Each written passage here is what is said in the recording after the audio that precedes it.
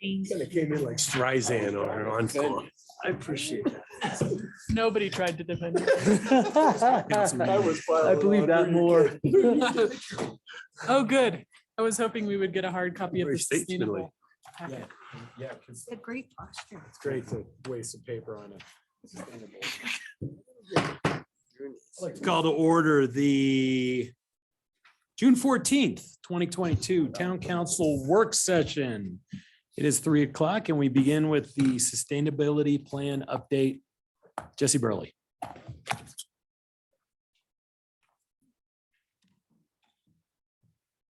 Drive. Okay. Thanks for coming back. Mayor, Council, thank you for your time today. I know we're trying to keep this on point, and so I will give a brief introduction here. The last time we were before you was the project kickoff on April 12th. It was before we had 2 new council members as part of this group. So first of all, welcome. And please, stop us at any point if you guys have questions along the way. But I want to just remind everybody that at the April 12th project kickoff, we were asked to come back and share our progress and our update with this body frequently and often. So here we are. You had a memo in your packet in May. We're giving a presentation today. You'll see us again in July, right after our second and final public open house. Since April 12th, we've been doing a lot of stakeholder outreach, interviews with subject matter experts. We've met with the Mountain Ideal Advisory Committee, the Green Team, various town departments, water, fleet, for example. We've met with law enforcement. We've met with housing just today, the Housing Committee today. And we have upcoming meetings with the Social Equity Commission, with BOSAC, childcare, the Restaurant Association, and a handful of others. So we've been doing a lot of work and we've heard, the good news is that what we've been hearing from the community is that they largely concur with some of the recommendations you guys had right out of the gate back in April. Deanna will talk a little bit more about those. And we are on the verge of launching our public community survey, which will be released in English and Spanish. We got some great advice from the Housing Committee today about how to do further outreach. And we'll be also talking with the Social Equity Commission about some of their recommendations for outreach as well. I understand, Mayor, you had some comments on the survey and we can certainly take those now if you want, or because we sort of skipped the survey portion of the presentation in interest of time. Yeah, they're just real quick. Sure. The first one, question number 2. It seems like advocacy and engagement are exactly the same. So even the descriptors are almost exactly the same. Clarify it. As we intended, advocacy is sort of a one-way street. It's the town telling people what they should do. Engagement is a two-way street where we're interacting with people kind of back and forth on these issues, and we can clarify that in the definition. Okay. And then on number 5, Uber and Lyft, I don't feel is sort of a green solution because still somebody driving a car to your house, and that's number 1. And then number 2, door-to-door transit. It's probably never going to happen here. So I don't know about almost saying that would really be an option. The town doesn't have the kind of money to do door-to-door bus service as much as I'd like that. So yeah, we can think about Think one about it. possible substitute is first mile, last mile solutions. Okay, great. That's all I had. Thank you. Thank And you. while we're on the Yeah. subject of survey, if anyone else has any comments of that, just let us know. And with that, I will like to reintroduce you all to the project team. This is Deanna Weber. She's principal with AECom, and Jerry Tignano with West Urb. And then also in the audience, we have Angela Fisher with Aspire Sustainability, and they together make up the team, and their teams have a very deep bench in this arena. And we really appreciate all the resources they've been able to bring to this project. So with that, I'll turn it over to them, and they're going to give a really high level overview of where we're at today and then leave it open for questions and discussion at the end. Thank you.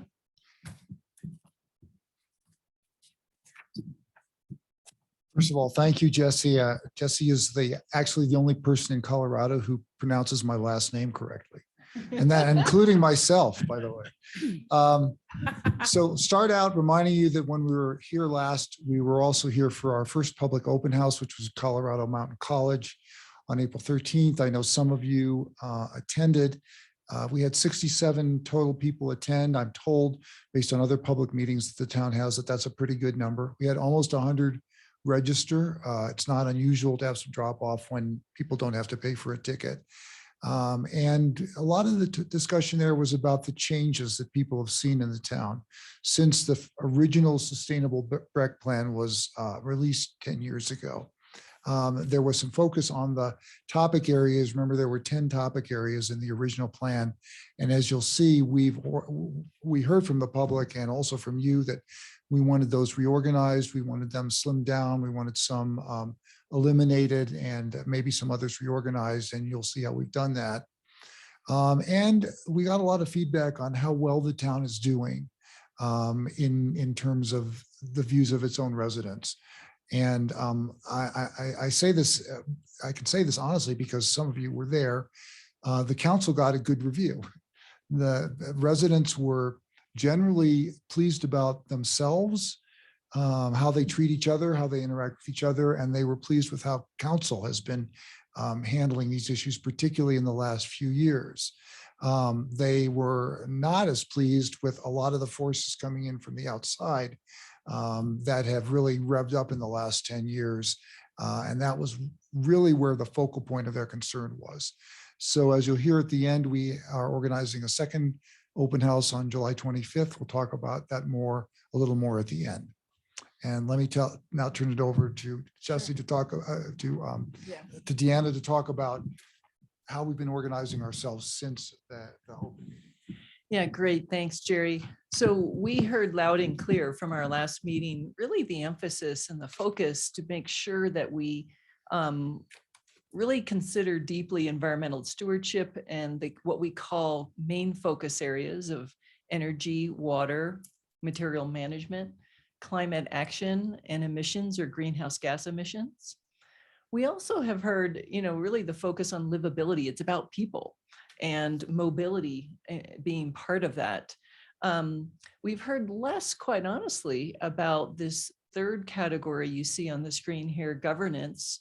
We heard a little bit from the community about equity, diversity, and inclusion, and even advocacy and interjurisdictional relations. So this is really very draft format, and it's quickly evolving. Even the feedback we received from our meeting this morning with the housing group, we're thinking that it's probably going to be migrating towards really environmental stewardship is one of the key pillars, right?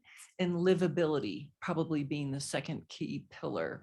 Governance may drop off the list here, but the idea is we have these main focus areas that I just highlighted, and then we have secondary focus areas. It's not that they're not important. Obviously, housing, childcare, et cetera, is really important. It's that, there's a lot of work already being done. There's different documents and different policies in place that our sustainability document would cross-reference those. We would look at co-benefits. We talked today with housing about net zero energy facilities and housing and the nexus and the co-benefits of those. So this is also what we heard from the general public at our public open house, not to have 10 topic areas all equally weighted the same, but really focus on those environmental stewardship and the people livability aspects of sustainability. So this is kind of the new structure or organization we'd love to hear your feedback on. Next, we also want to highlight just where we're headed. And there's a balance that we're trying to strike in terms of developing a draft document. You'll see some preliminary contents of that document in your packet that we'll talk about next. But where we're headed is preparing a draft document early enough in July to be able to get that out, put it on the web, have a QR code, and to make sure that people are able to see the draft document prior to our public workshop on July 25th, get feedback from folks on the draft document to be able to include it into the final document, which we're targeting for September for the conference with Mountain Towns. So here's just some of the key components of what that draft document might look like. On the next slide, we're going to highlight, and we don't expect you to read this all today. We're just orienting you to the structure and organization of the information. The final document, in fact, we had a great work session with Jesse and Teddy and group about being very graphic oriented, great charts, infographics, etc. So this is a lot of text here. We don't expect you to read it all, but what we want to orient you to is taking one topic area, in this case, energy. We also have energy, water, material management, mobility in your packet, and greenhouse gas emissions, but we have a goal area. For example, increase % of electricity from renewable sources. And then within that goal area, we have two key targets. The first one, by 2035, 100% renewable electricity community-wide. And that's cross-references back with your climate action plan for Summit County. And then the other key target, by 2025, 100% renewable electricity for municipal facilities. So that's coming up quickly. Within each of these, we have key performance indicators, how we're going to measure. We want to make sure we can track our progress. And then there's a whole series of key strategies. Just that first key strategy, promoting through public campaigns and incentives, on-site renewable energy generation, such as through solar photovoltaics, solar hot water, wind, or micro hydro. Promoting solarized summit programs, promoting community solar gardens if available, adopting and implementing renewable energy mitigation program. So there you just get an idea of the strategies that will be put in place under each of these key targets. So we can ultimately measure our progress and work towards essentially an implementation roadmap. So we can identify each strategy. And then we'll also talk about in the next slide in just a moment, what that looks like in terms of implementation. So we've got goal areas, and then we also have, as you can see at the bottom here, a stretch target. So by 2032, perhaps guidance to minimize diesel construction equipment. That's something that we know it's tough to do. And we're not there yet, but it's certainly something to be striving for. So we want to include some of those stretch goals to be looking beyond, because this is a 10-year plan after all. So this is just one example of many others strategies you can see in your packet, and we're happy to go through these with you. We know we have one-on-one meetings with all of you within the next 2 weeks, so we can talk about each of these strategies that you may have questions on. So if we go to the next slide, this talks about, when we look at town-wide electricity use from renewable sources, and then the town's electricity consumption, for example, the orange bar charts, where we're tracking from 2017 all the way up to 2019, our town electricity consumption is going up, but then we have a reduction down in 2020, essentially due to COVID, which is typical what we'll see on those trends. So we just talk, we bring this up to show that we've been tracking your data and having interviews with your subject matter experts and working closely with the town to understand what are the energy uses, how are we going to get there towards renewable energy so that the targets are aligned with essentially the data we've been analyzing. In the next slide, here's just an example of an implementation roadmap strategy that we'll be using. Really kind of this first key strategy we just talked about, really promoting on-site renewable energy generation. We're going to talk about what goal this addresses. And the categories on the far right is really, these are new areas that weren't in the prior Sustainable BREC plan, but we think is important for ultimately how this will be identified. This is in the last part of your packet, and it's only one page that we show this as an example. Each strategy we will be developing, really who's the responsible party, what's the time frame? Is it going to be short term, for example, 0 to 2 years, medium term 2 to 5 years, and long term 5 to 10 plus years? And then ultimately the town's cost to implement. So this slide that we're looking at is in the back of your packet, just as an example. So this again shows some of the strategies with regard to roadmap implementation. Great.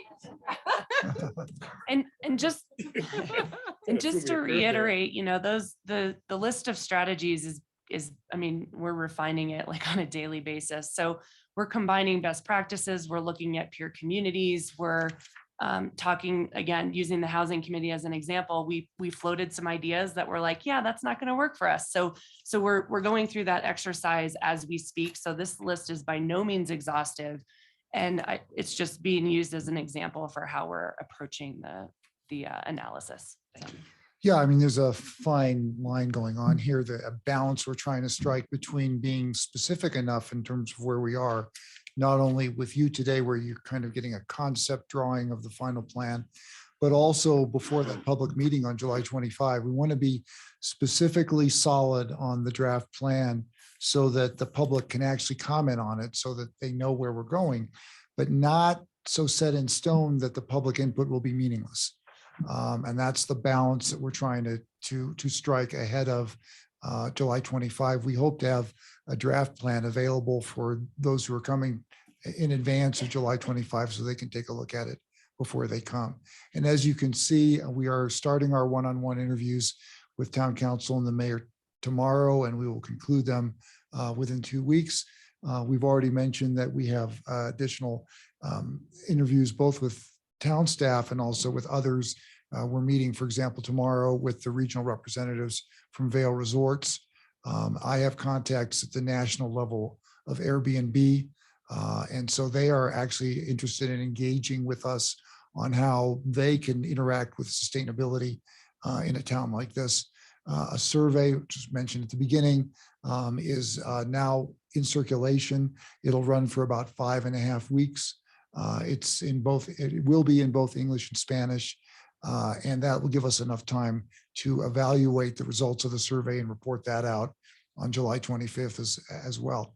We continue to refine the goals, targets, and strategies, as you've heard, and we hope to have that draft plan available by mid-July. Again, it is not the final plan, and there is still going to be plenty of room for chiseling and molding and so forth once we get your input on it, and also once we hear from the public, both through the survey and also through that public meeting. The July 25th meeting will be where the last one was, although the format will be different, 5:30 to 7:30. We're hoping to build on the 67 people we got last time. And who knows, maybe we could get up to 100. I would love that if we could. And then again, we target final plan development so that it's all done before the Mountain Town 2030 conference here at the end of September. Do you have another comment before I just that the public open house will be at the Colorado Mountain College again, like it was last time. Right. Not CCM. Sorry. Okay, sorry, I didn't That's notice right. that. A couple comments just to conclude, and then we can take your questions. We are also tracking recent developments in state legislation. The General Assembly just concluded its second session. There were a number of bills passed that could have an impact on the sustainability plan. I don't know if Jesse, if you want to go to the very last slide. These are the laws that the governor has signed that I think will impact on the sustainability work here in town of Breckenridge, including water conservation, infill, land, building code changes, transit, and so forth. So we want you to know that we are tracking those developments and hope to build them into the plan. And then a final comment, just because I heard as I'm coming in here that right after us, there's going to be a presentation about what's called pay as you throw. I don't know the content of that presentation. I've never met with the people who are going to be presenting, but I can tell you if it's helpful.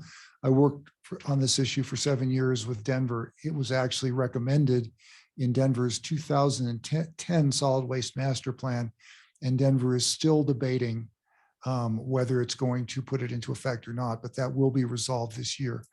I will tell you, having studied it extensively and how it works elsewhere, the one thing I know about pay as you throw is it always works. Everywhere that it's been instituted, it always works. It was instituted in Boulder. in Fort Collins and Loveland. They have by far the highest diversion rates in the state. They are well over twice the state average. They are twice Denver's average. And where it has been implemented, it typically increases the diversion percentage by about 20 percentage points.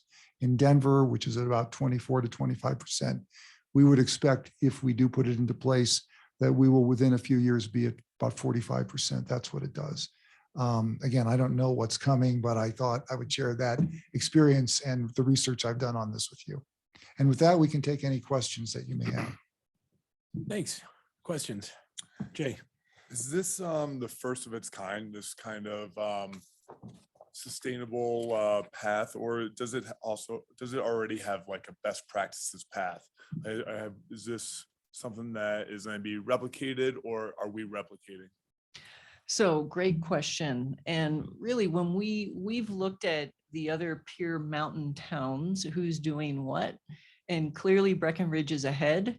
You will continue being ahead of the game with your update of the Sustainable Breck Plan being as comprehensive and also as specific as we're going to get. We're also going to be looking at key strategies, some cost effectiveness, you know, in terms of the cost benefit analysis, not for every strategy, but for a number of them. So, however, we as a group have completed sustainable management plans, sustainable action plans for a whole variety of clients across the country. So that's pretty typical practice. But I think for the size and the for your community, you're certainly leading the way in terms of how you're approaching it with the thoughtfulness and the comprehensive nature. And you are the ones who have the best practices. When we looked at the other mountain towns, you really are the leader. That said, and what you'll see in the plan is I like to focus not so much on best practices, the things that have worked in the past, but emerging promising practices, because this plan looks out 10 years. And so that's also, and you will see some of these in the plans, things that are just surfacing now. We can't call them best practices because they haven't been around long enough to know if they really work, but they are promising. And we are putting some of those in there so that the town will be able to maintain its leadership role going forward. Thank you. Other questions? As far as 100%, the goal of 100% renewable on municipal, you know, community-wide and our own buildings by 25 and community-wide by 35. Can we do that without Excel? I mean, how doesn't Excel have to come to the table to make that happen? And how can we seduce them? Yeah, great. I'll start, and I'm sure Jesse has some comments. So we've been interviewing, you know, subject matter experts, and in our energy interview, Excel is at the table with us. So you're absolutely partnered with Excel in this, and it works both ways in terms of they need us and we need them, right? And I think some of the stuff that we've done to date, you know, we have an existing work plan with Excel Energy. We often, where it makes sense, give letters of support for their proposals before the PUC. We've also stood up and I wouldn't say full on opposed, but suggested alternative pathways for them. So we've also said, wait, this isn't going to get us far enough. But as Deanna said, you know, they were part of the stakeholder interview process that we've already done here. We continue to maintain that relationship and meet quarterly, if not more often than that. So we are still very active partners with Excel Energy. We have 3 years for municipal buildings. And if Excel is not moving at the pace that we would like it to, then the other alternative is solar gardens, right? Is there any other Yeah, I mean, mechanism? we have a lot of strategies, and right now, you know, our Solarized Summit program is doing solar for individual residences and small businesses, solar garden opportunities. There is a question that we're analyzing right now within this exercise is related to the renewable energy certificate. So really, we're at about 63 with some new pivot energy solar gardens that are coming online right now. We're actually exceeding that in terms of kilowatt hours produced, but we don't have the renewable energy certificates for every single one of those kilowatt hours. So there's a little bit of Catch up. back into counting, if you will. And we're trying to rectify what that looks like. But, you know, we're pretty close, and half of that energy is coming from Excel's grid and how clean and green that they've become over the last couple of years. God, Just curious, at like the 30,000 foot view, where do we fall short compared to other mountain towns? Like, what are the kind of key areas there? Yeah, you know, there are very few areas where you do fall short. When I looked at the other towns, I feel that you have reported more data to your public in the last 10 years than all of the other 7 combined. So you're definitely not falling short in openness, which may be why during that public meeting, the public was so complimentary of the council and what you've been doing with your town government here. I'm trying to think if there's a particular example where another town may be substantially ahead of you. Aspen is probably further ahead in renewable electricity, although they have much greater access to hydro than you do. That's why I never would compare Denver to Seattle, because Seattle has hydro and Denver really doesn't. So they're ahead of you, but you also have to keep in mind why they are ahead of you, because they may have some advantages that you don't have. You know, Breckenridge is a recognized leader. It's not perfect. That's why we're doing this plan, to get you closer or better with everything that's coming down the road. But you can really hold your heads up high compared to those other towns. And I think we are going to be releasing that study to the members of the council, so you can see how we rated people. You know, we see a lot of other towns that they will set goals and then they don't report as to how they're making progress, or they don't update their plans for a long time, or they say they get a newspaper article that says this town has the most ambitious greenhouse gas reduction of any mountain town, but they haven't actually reported their actual reduction since 2016. So that's what we're seeing elsewhere. We're not seeing that in Breckenridge. I would just add quickly, one space might be in the advocacy arena. You know, you see peer communities that have, you know, maybe they've hired a lobbyist specifically on climate, or they're part of organizations that do that kind of work. We are members of Colorado Communities for Climate Action, so we do have an outlet for that, and we're active participants there. But I think there are some communities that take that a step further, and that's a space where we have an opportunity to grow. We also see in other communities, Aspen being one of them, you know, just has more staff dedicated towards sustainability and resilience and climate. So when we share our matrix of the comparison among towns, you'll see what staff resources are in place with communities that quite honestly aren't doing as much as you all are. Thank you. other questions? I do Kelly? have one.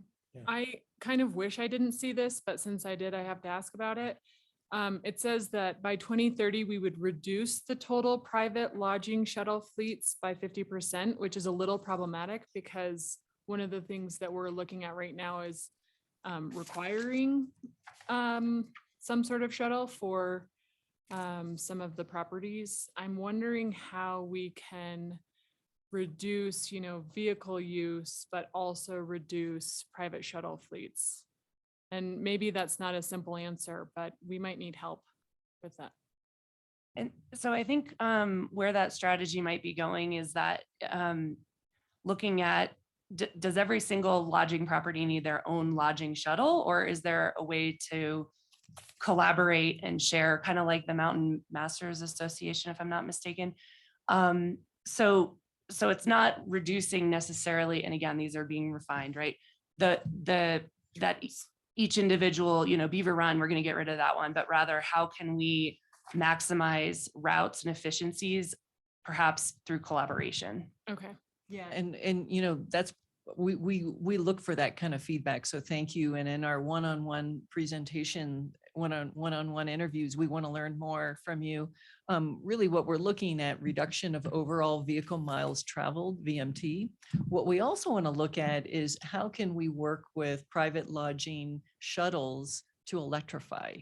how can we start to get to, cleaner, greener mobility? That makes sense. So that's part of it, but we definitely want to hear more about mobility. It is really exciting after having 2 interviews with your town fleet staff and your mobility team.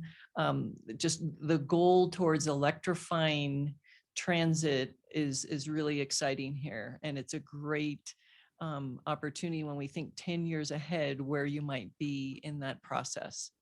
So thank you. Thank you.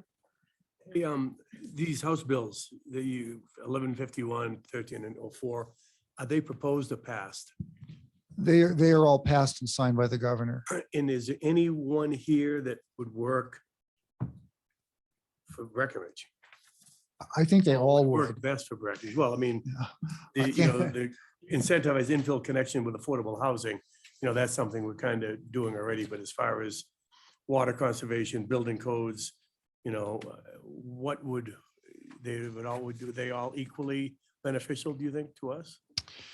The one that I think could have the greatest potential is the last one, the grants for electric school buses, e-bikes, and industrial energy efficiency. I mean, you have to wait until the regulations are enacted by the agencies that have been entrusted with these laws. But of these 5, I would probably single that one out. Xeriscaping is a very interesting issue right now. There will be incentives. My wife and I changed our lawn to Xeriscaping 10 years ago. Unfortunately, the bill does not provide retroactive payments, so we're not going to get it. But that is important. And Aurora is now debating an ordinance that will greatly restrict the use of grass or natural grass for landscaping golf courses. So this is a real emerging issue. But my sense is the last one with the grants, and particularly because part of that, the electric school buses, is backed up by a new federal grant program also for electric school buses. And while the town doesn't control the schools, the town influences the schools and talks to the schools. And so you'll see in our strategies, there will be one strategy for the town's own buses and another strategy for how the town works with other fleets in the area, like the shuttles and the school and the resorts and so forth, to get everyone dancing to the same tune. Excellent. Other questions? Great. Thank you. Great. See you tomorrow. Time for, okay, great. Excellent. Awesome. That's exactly what I was Great. hoping for. Thank And the you. one-on-one Thank you. meetings, will there be snacks? Oh.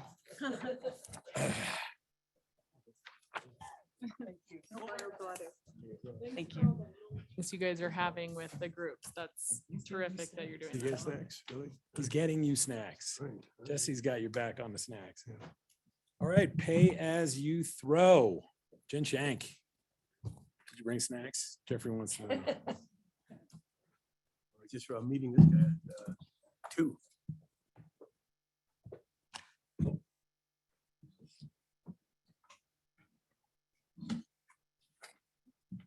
Sure. All right, yep, I'm gonna kick us off. And again, knowing that want to be concise, I will turn it quickly over to our folks here.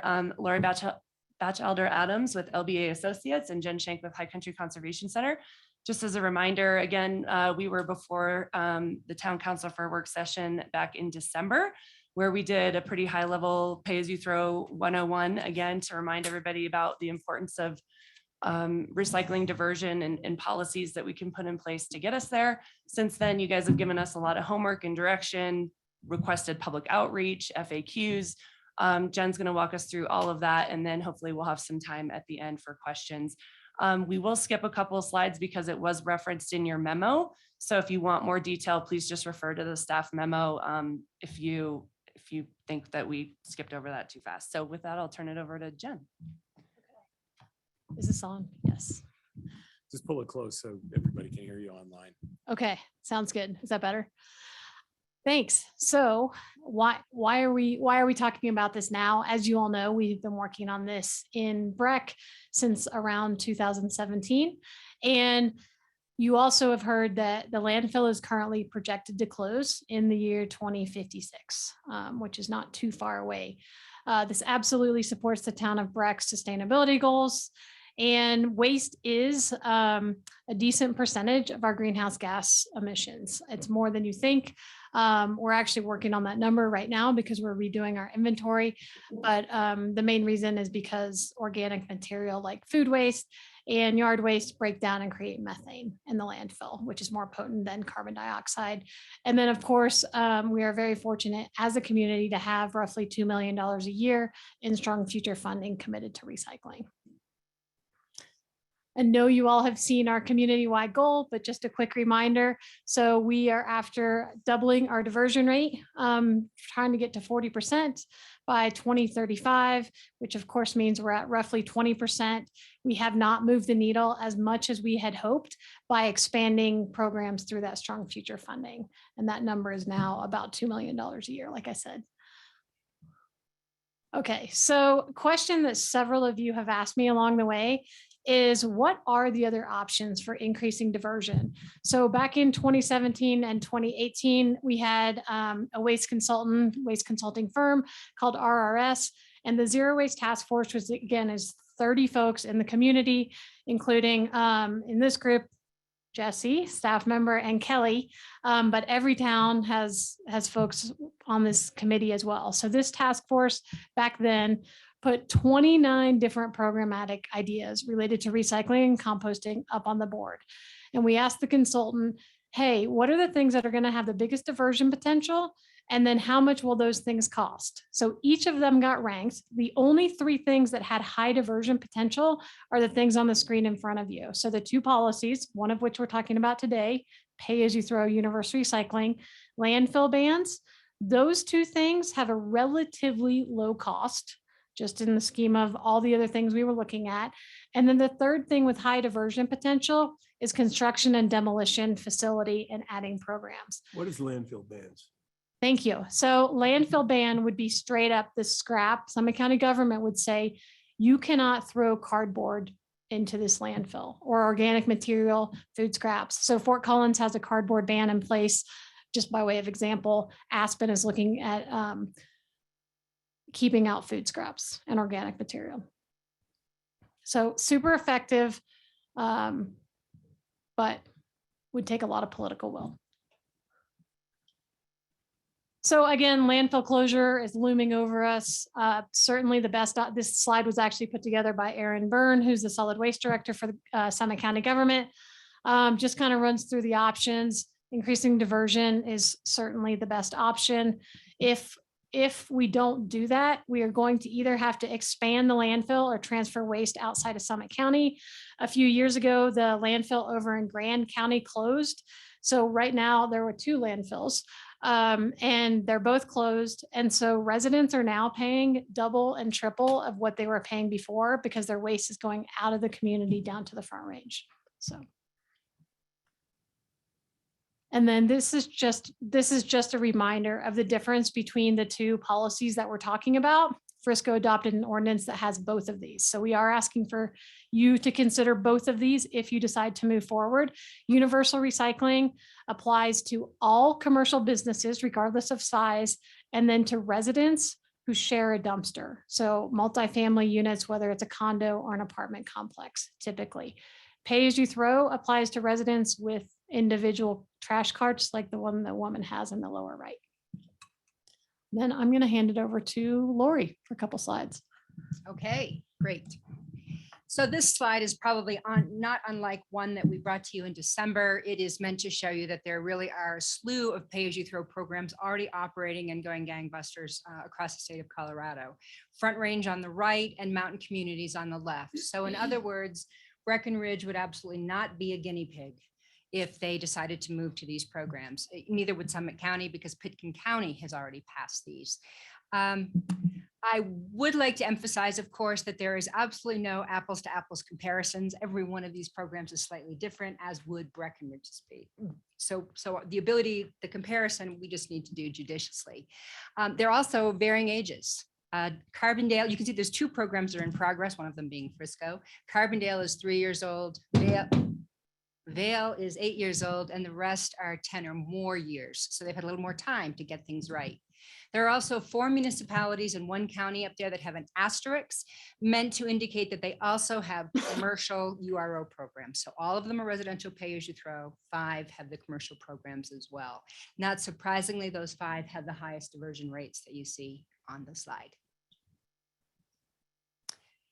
But the question still gets asked, and rightly so, does this pay-as-you-throw business, does it really work? Is it really going to do the 20 percentage points that we just talked about? And the tricky thing about answering this question, just like it is your questions about costs, is it's hard for us to be specific and to bring you a lot of information. And I'd like to just take a second to substantiate that by reminding all of us that historically in Colorado, solid waste management has been left to the private sector.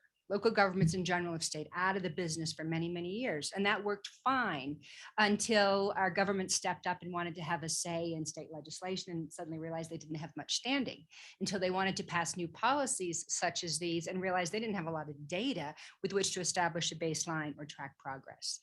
So this is some of the best information we do have.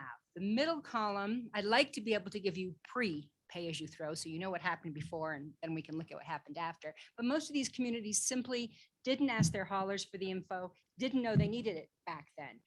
But what we do have under the early pay-as-you-throw column are diversion rates that were measured within the first year of pay-as-you-throw implementation. So before diversion really got started.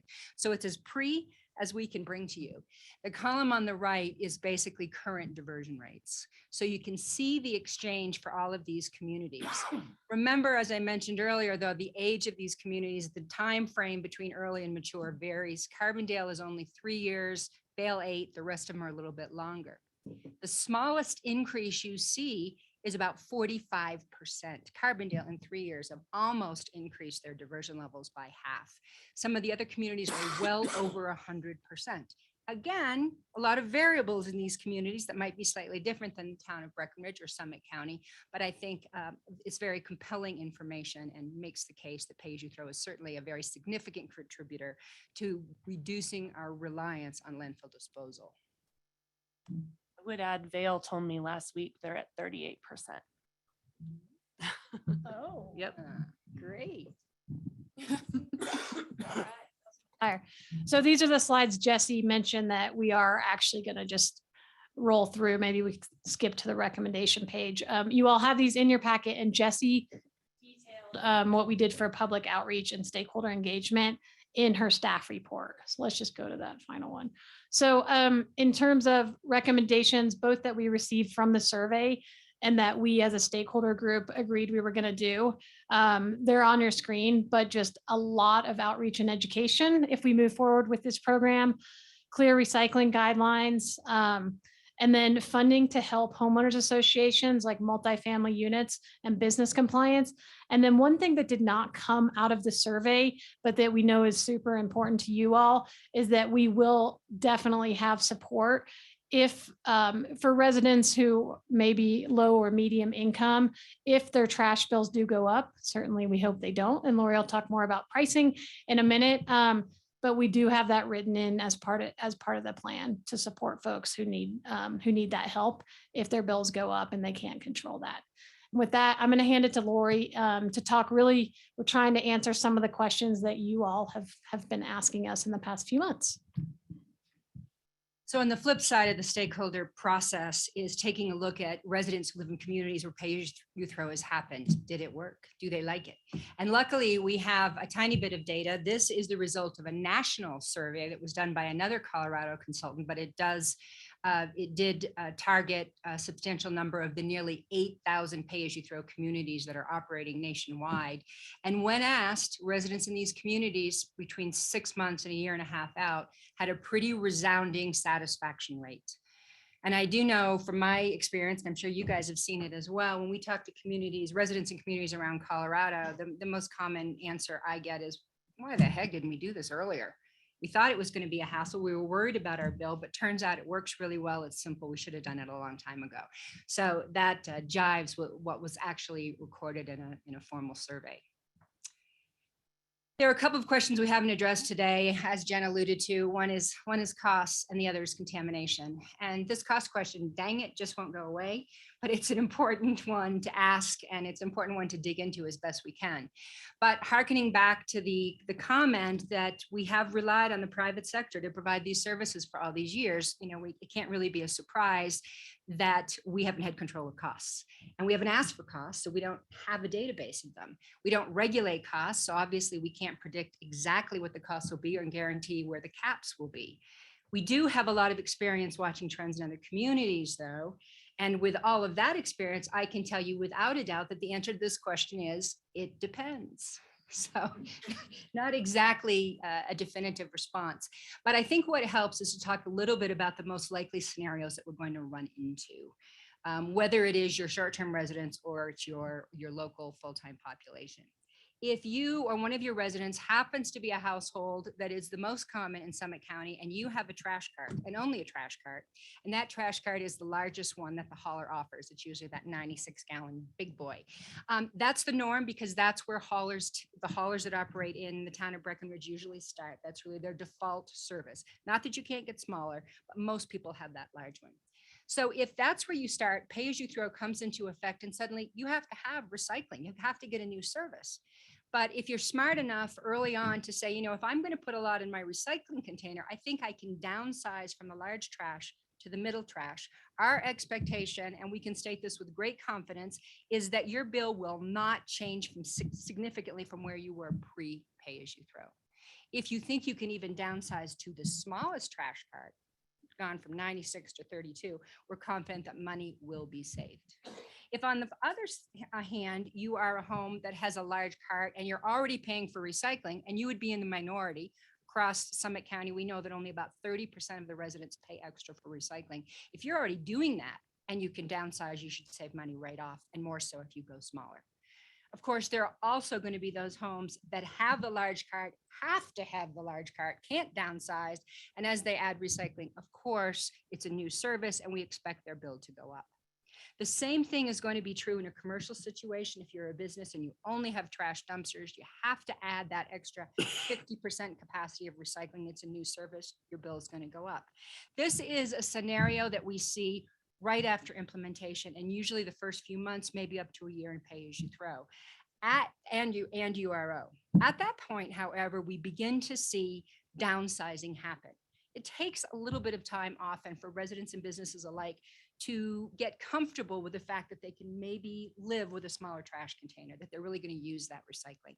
And we begin to see the shift. It happens slowly, but as we track cart size numbers, we see them go down. And so we may begin to see a reduction in pricing in both sectors at the year point or so. And I would add to that, that certainly part of the public education and outreach program that your staff and HC3 will be doing is to remind people all the time that they have that choice and that at any time they can downsize. We would also expect ordinance language to require haulers to be getting that information in front of their customers at least annually, so that people are thinking about their pricing, their options, their choice, and the ability to downsize. And we do have some information. Carbondale, as I mentioned before, is a baby program, although fairly mature at 3 years. And because they are so new, they actually have some hard data. And what we know about Carbondale is when they put pay as you throw into place in early 2019, and they established their pricing, their medium carts, that's the middle guy, the 64-gallon cart with recycling, was set so that price was the same as what customers paid for the large cart before pay as you throw. So just as I explained. And that sounds great. They also had the small, in fact, in Carbondale, they had an extra small. But the question was, what's the public going to do with that? We put that out there. What will they choose? 3 years out, 91% have picked small, medium or smaller. In fact, about half, 45% of the community have picked medium and about 45% have picked small or extra small. So this also means that over 90% of their residents are paying the same or less. And remember, at the same time, their diversion level is increased by almost 50%. So all indicators for Carbondale are going in the right direction. Again, I would be remiss if I didn't say, Carbondale isn't necessarily Breckenridge. They have a lot of HOAs in Carbondale, but not as many short-term rentals. So it's highly expected that the number might be a little bit lower in Breckenridge, but still, it's an indicator for us and something that we can use to inform where we think we're going. I also get asked the question, is this going to be fair? Is this pricing going to be fair? Is the service going to be fair? Is it going to be equitable? And I always chuckle because the reality is where you are now is what is not fair, right? If most folks are with that 96-gallon cart and you're a small household that doesn't have a lot of trash because either you don't generate it or you recycle and compost, and you don't fill that large cart every week, you are paying exactly the same price as the neighbor down the street who fills and overflows it, because overflowing is legitimate in the current system. So what's happening is you as a small household are heavily subsidizing other folks. That's not equitable. Pay as you throw turns that on its ear by having multiple cart sizes and tiered pricing. It's much more of a utility-based program. You can opt for whatever service level you need and you pay the corresponding price. Trash less, pay less. This, by the way, before you go quick, Jesse, is a graphic that we borrowed from Pitkin County. They have decided that a really aggressive and comprehensive outreach program has done everything that they wanted it to do to increase their participation, decrease their diversion, and help with contamination. And this is one of their cartoon graphics that's worked really well. And we fully expect that the program here will be equally as successful. So let's just move to contamination. Pitkin County, since we're on that theme, is successful in keeping their contamination rate fairly low. It is usually in the mid-teens. I've seen it single digits. It's a true statement, though, that Summit County's number is quite a bit higher than that right now. It is also a true statement that most single stream recycling programs have very high contamination levels. It's the nature of the beast. It's just, you've got that big cart, you can put anything in it, overflow trash, little wish recycling. We see a lot of contamination, at least in communities that don't have aggressive public education and outreach. That current rate is not really acceptable to HC3 staff, county staff, your own staff. And the goal is to take advantage of rolling out new policy when you have the public's attention and get some incredible messaging out there that's consistent countywide, comprehensive, and fairly intense in the beginning. And the expectation is that the intensity may be reduced, but that this messaging, this getting in front of people will continue through the life of the program.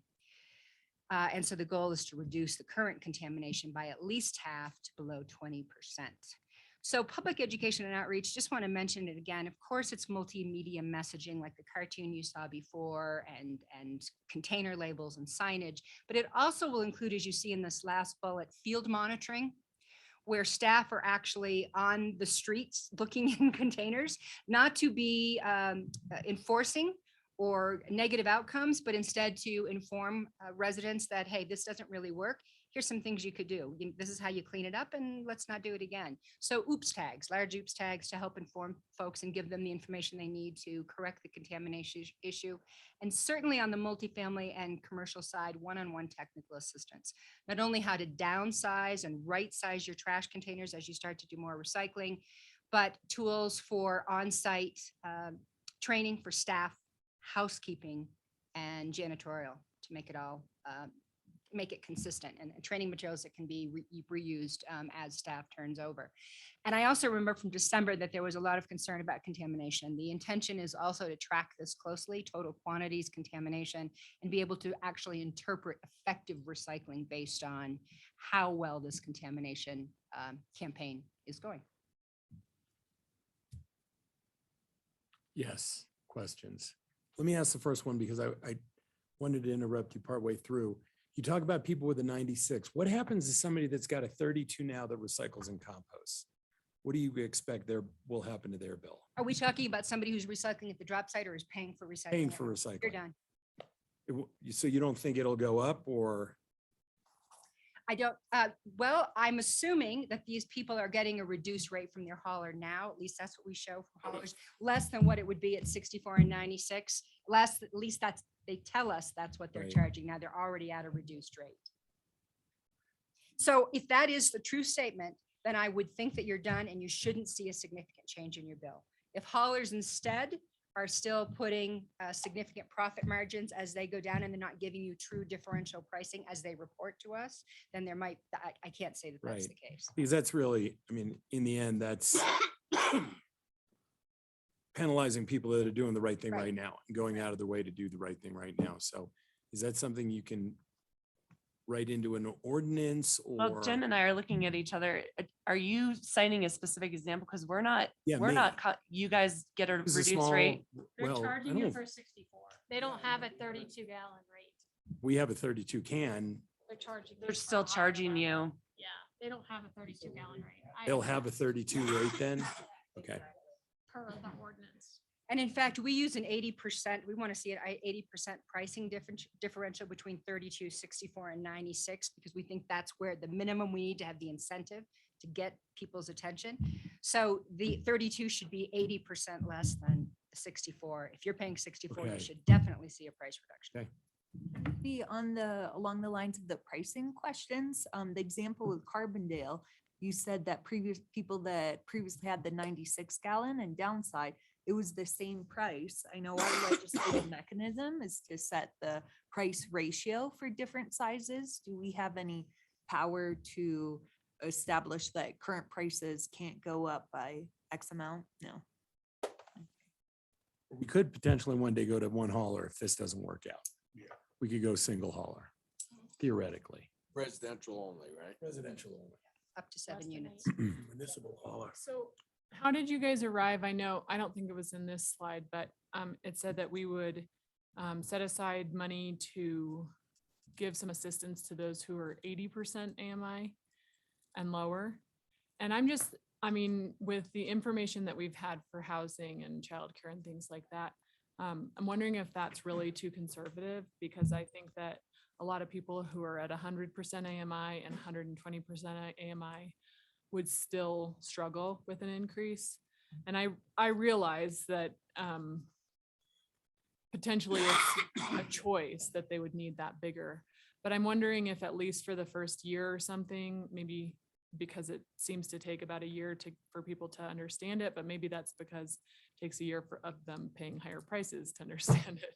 But I'm wondering if 80% is the right number, or if we should look into that a So little. there was no targeted analysis as to why we came up with that number, simply that we felt like that it was a tolerable threshold. That is a policy decision. And so that would be a portion of the ordinance that is, if you feel like 100% needs to get there, we do the math on how many households we think that is, and we make a proposal. So we did not arrive at that for any specific reason, except to say that it was a starting point. Okay. Yep. And we needed to back out the math and figure out what that might cost. That's good information. What is the average price for He does.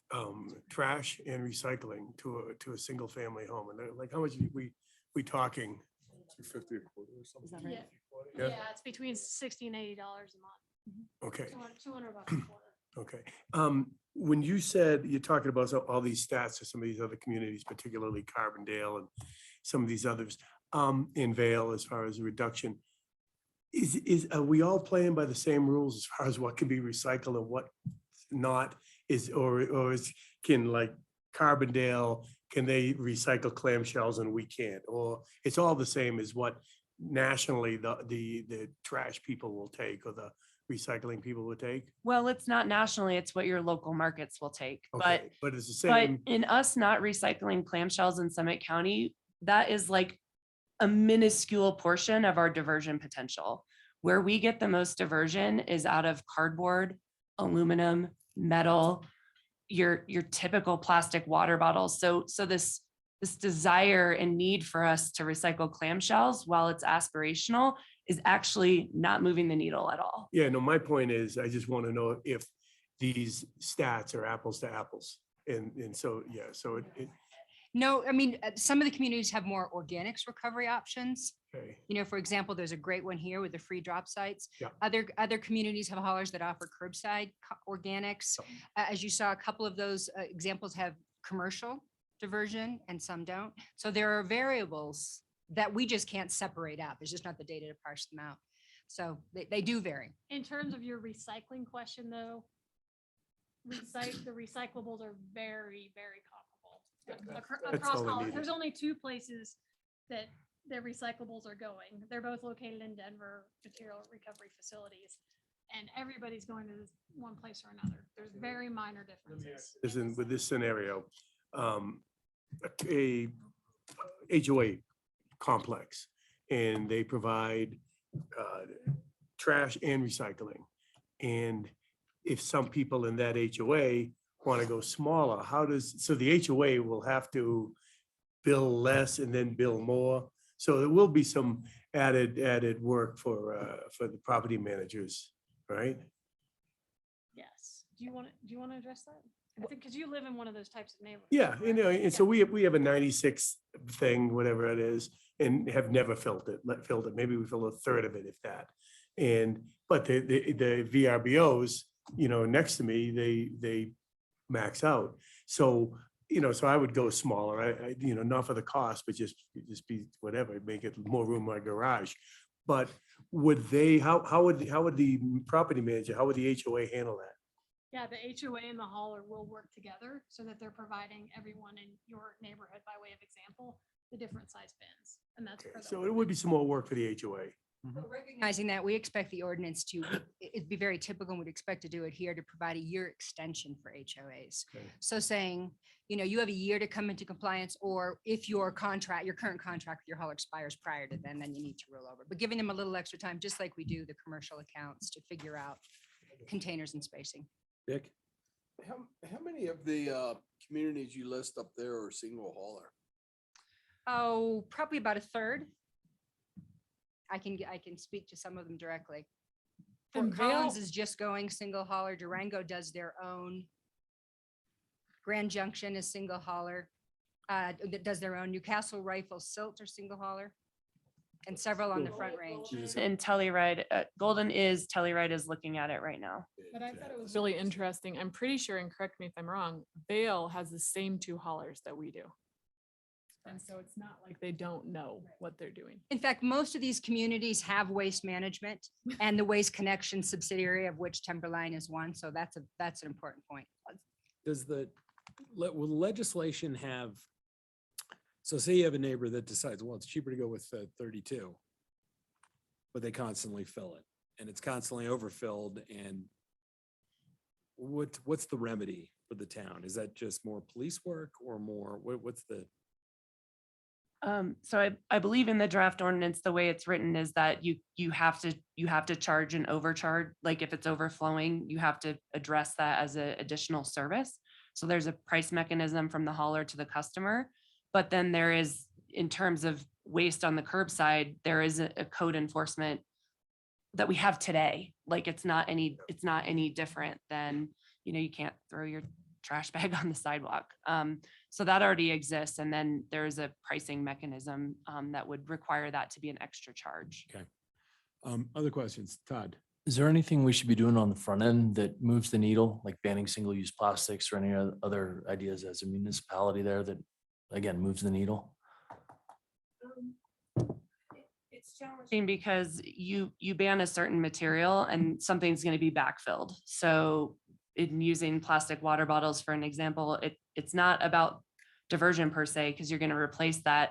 I'll just use the example that the mayor and I have been talking about, aluminum, water in aluminum cans. It's better. No, it's better. It's 100% recyclable as long as it makes it into the system.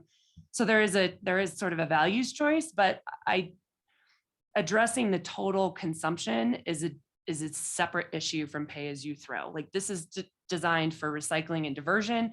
Addressing total consumption is a different strategy. And we might see some of that in our sustainable Breck plan. And one other follow-up question there, looked like Boulder was at like 53%, and then Lafayette grew from like 9 to 32% or something like that, had the most growth. What are those two municipalities doing differently? First of all, Boulder's program is over 3 decades old. Okay. They have URO. They have an open hauler system, but effectively there's one hauler that operates there. So they are able to do many things with the help of that hauler in terms of outreach and education. Lafayette is a single hauler system. They don't have a commercial URO. They're doing it strictly on the residential side. So Great. those would be the biggest differences. Can I add one thing to that? I think I've seen a huge reduction in my trash through composting. And now that Coin Valley is Coin Valley Road is closed. I've noticed that composting is a much bigger pain in the butt because it's like a special trip out there. So I was wondering if this does move forward, if over the next year we could plan some additional composting sites. I know we've talked about if there's potential for glass sites. I feel like composting would be a little more forgiving because it's really just a trash and it's not loud and there's really no, hopefully we could just put them in more strategic locations so that people are aware of it, so that it's more convenient. Because I feel like if people started making baby steps towards that now, they would see a little more success that first year if we move forward with this. Which, well, yes. Other questions? Do you know anything about toss box? Is it some sort of private dumpster or something? What is it? Yes, it's specific to trash. Yes. How would that fit in? Is that something? Would not. I don't Okay. think it really would. That's one where we're like, wait and see. How successful is it? Oh, Because we're worried about illegal dumping. okay. It's just another dumpster out there that's not screened perhaps, and it's easy to, we're gonna monitor it and see how it goes in other communities. Keystone, I think, is the nearest one that's implemented it so far. Okay. We Jay? do have a self-haul exemption though. So if somebody wanted to do they were self-hauling, they didn't have curbside service, whether it's that or go to the landfill, that's out there. Jay? I was, you had me with the fact that it always works. Like that was great. But I was just curious, like, at what point with the additional recycling, I've just heard these stories of glass specifically, that the cost to recycle it is just so above what it should be, that it's just cheaper to put in the landfill. At what point do we get to that where to bring it down to Denver, whether it's fuel prices, whether it's how much the two places in Denver is charging, that glass or whatever it is, isn't worth recycling? And how do we mitigate that? So I can't speak directly to the cost to recycle versus the cost to landfill. One of the reasons why we as a nation have a landfilling culture is because we have an abundance of land and it's cheap to landfill. But the importance of recycling is more on the virgin material, the energy cost, the energy savings, and the greenhouse gas savings in diverting. So I can say with a pretty high level of confidence, I don't think it's true that recycling costs exponentially more than landfilling, but in terms of all the co-benefits of recycling, it's by far better from an energy and a resource perspective to recycle and reuse that material. Right. And then have other communities that we see up on the screen, have they had that conversation with those concierge collectors and how that works? And with those little mini trucks and how that plays into our Yeah, I'll let landscape. Jen speak to that. They have been stakeholders throughout this process. So you're referring to like the VIP and the valet services. Yeah. Right. So I think the question was how that's handled in other communities. I think you all know that there are some concerns with one of those concierge services that operates in Summit County. But there's another brand new company called Garbage Gurus who is offering recycling and even separate glass collection for residents. And then Lori, sorry, we're passing down, but Lori has talked extensively to similar businesses in Pitkin County.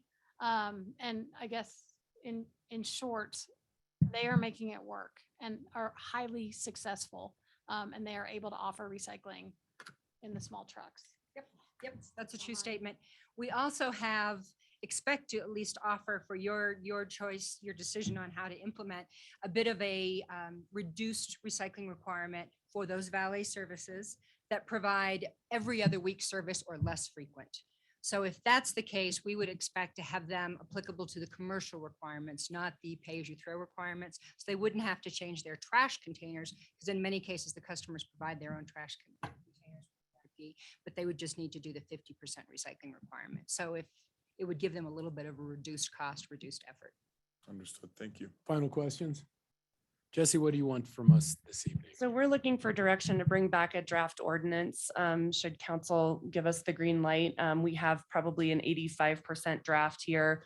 What we would need to include is some of the implementation and assistance that we just talked about with regard to the 80% AMI. But that can be a discussion we have, as part of the review of the draft ordinance. So there's some policy questions left out there, but Todd?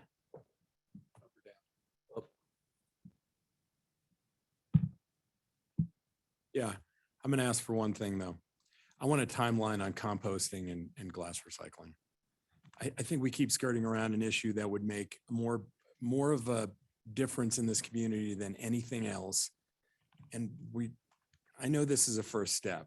I get it, but I think there's some big deals that we could handle. We need to start talking about when that's going to come, and it can't be 10 years from now. It needs to be. clarifying question, when you say glass, what are you referring to? Are you talking about our enclosures specifically or getting glass back in the single stream, which is not part of our jurisdiction? Definitely our stuff. Okay. Definitely our stuff and definitely composting for our stuff. Okay. But I would like to see if at some point we can move the others along. I mean, composting is great to take it to a composting facility. It would work a lot better if the hauler would pick it up. And if that means going to a single hauler because somebody says they'll do it like some roll-offs, then I'm okay having those discussions. Okay. Thank you. All right? Great. Is that good? Thank you for your Thank you. time. Thank you so much. What's the deal with all the green shirts? You guys did. Yeah, where are our green shirts? Where's all those All right, green we are shirts? behind. Jen, We got a lot Thanks of for all stuff the tonight. work that you guys. Thanks, Jen. Thank you, Jen. We have planning commission decisions for the 7th of June. Does anybody have anything they want to talk about this evening? I have one comment, Yeah.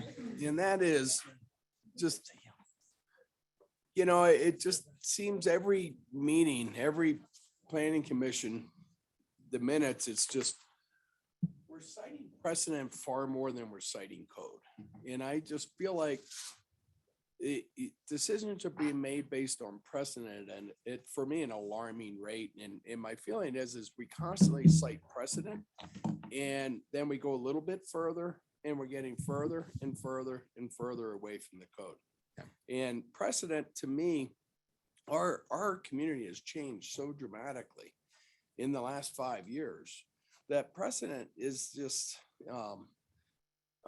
it doesn't hold all the time. And it just feels like every one of these, the slightest bit controversial decision falls back on precedent over and over and over. Well, and to that point, Dick, Very troubling. I did want to ask about the retaining wall. And is it a 4-foot retaining wall or not? It is not 4 feet. That are 4 feet and others that are taller. Yeah. So 4 to 6 feet. So why did the planning commission vote against the -2 points on that retaining wall?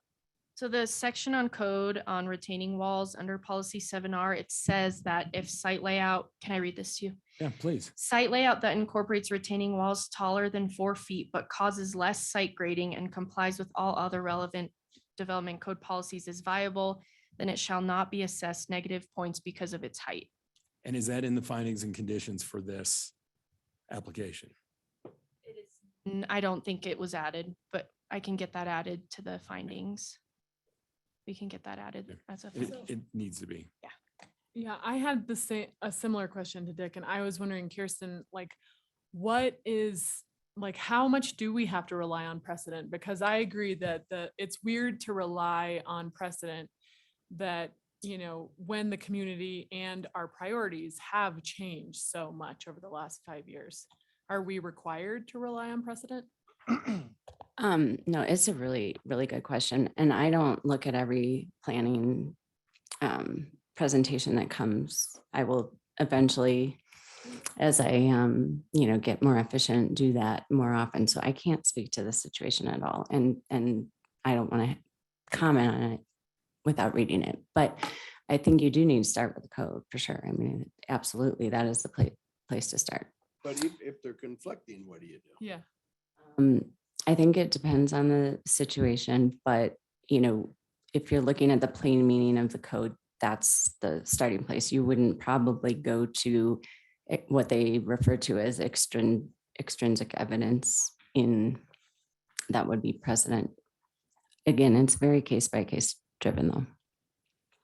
Seems like if they're starting to rely too much on precedent, there needs to be a code change. That's what I would, that's my point. I It's mean- like, if we're always relying on precedent and the precedent doesn't align with the code, then we should be changing the code. Right. Can I give us a quick background of Please. this one? Please. And these recent ones Too were, far. yeah, these recent ones where we've been looking at sites disturbance related to driveways in particular. It's hard even to line up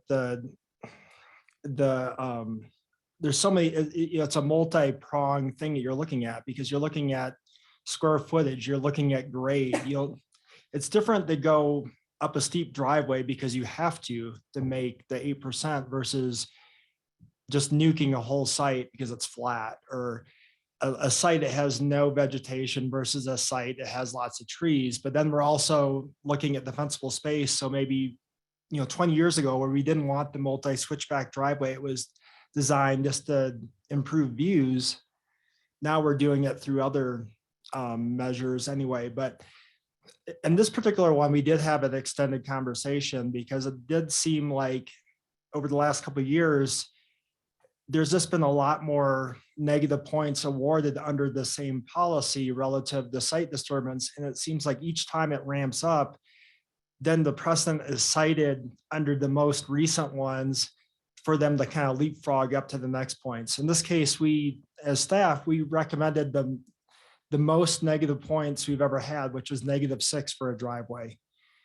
And it seems like in a lot of cases, whenever we've been recommending negative points, there's been a couple of planning commissioners that think like, well, maybe we should go up one more. And we push back a little bit because when you look back, comparing it to build out records going back to 2008, we've had approximately 600 single family homes built since then. We've had 26 instances where driveways have gotten negative points for site disturbance, but 16 of those have happened in the last 3.5 years. And there's been some assumption that we're getting to more difficult lots, which there are in some cases, but in a lot like this where 90% of the other ones along that are big and steep were developed really in the early 90s to late 2000s. So we were just trying to emphasize that we appreciate and we're recommending negative points, but also respecting it, -6 or particularly -8 points for one category under a single family home is a lot of points as well. And we're trying to be balanced in terms of, awarding points when they should be awarded under the code, which is a judgment call of the planning commission, but also, not just overwhelming a single family home where it's really under one category that's getting more points than we would for a much larger development, looking in kind of the priorities of the community. But Chris, don't you think we've had kind of like point inflation to a certain point where, right now we can do three positive points for EV chargers. We can do 2 to 4 positive points for HERS ratings. We can do another 2 points easily for landscaping.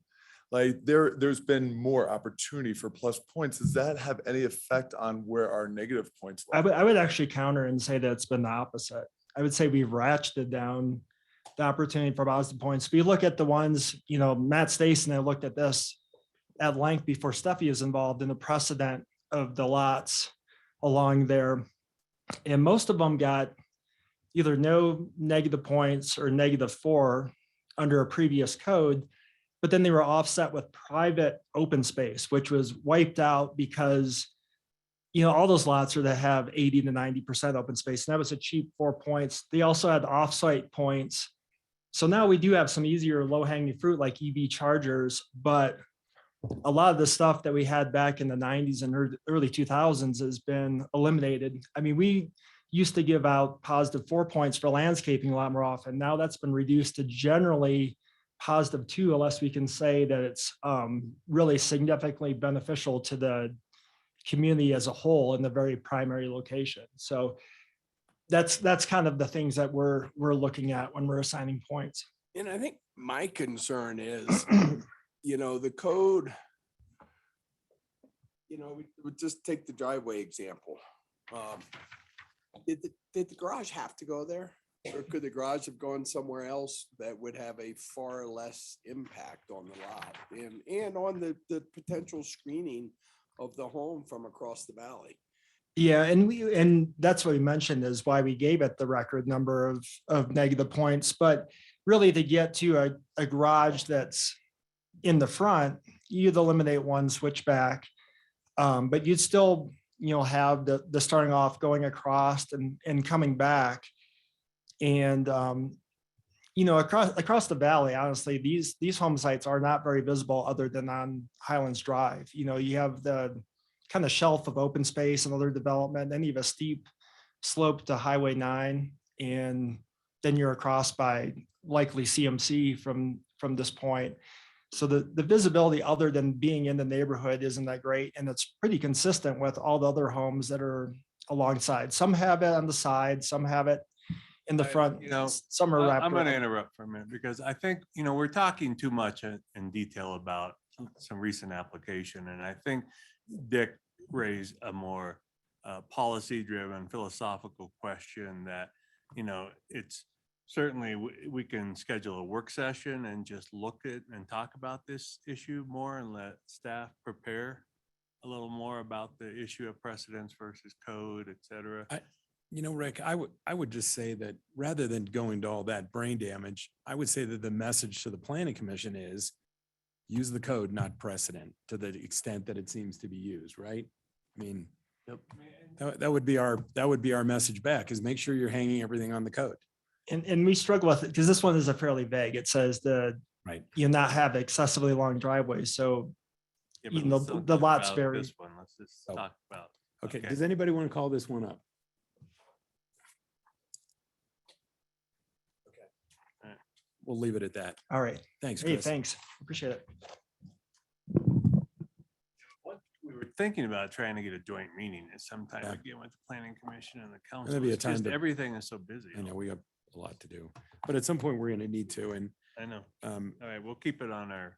Rick and I were actually talking about maybe going back to a full day work session at some point where we go somewhere and maybe we can bring some of the boards and commissions in and chat.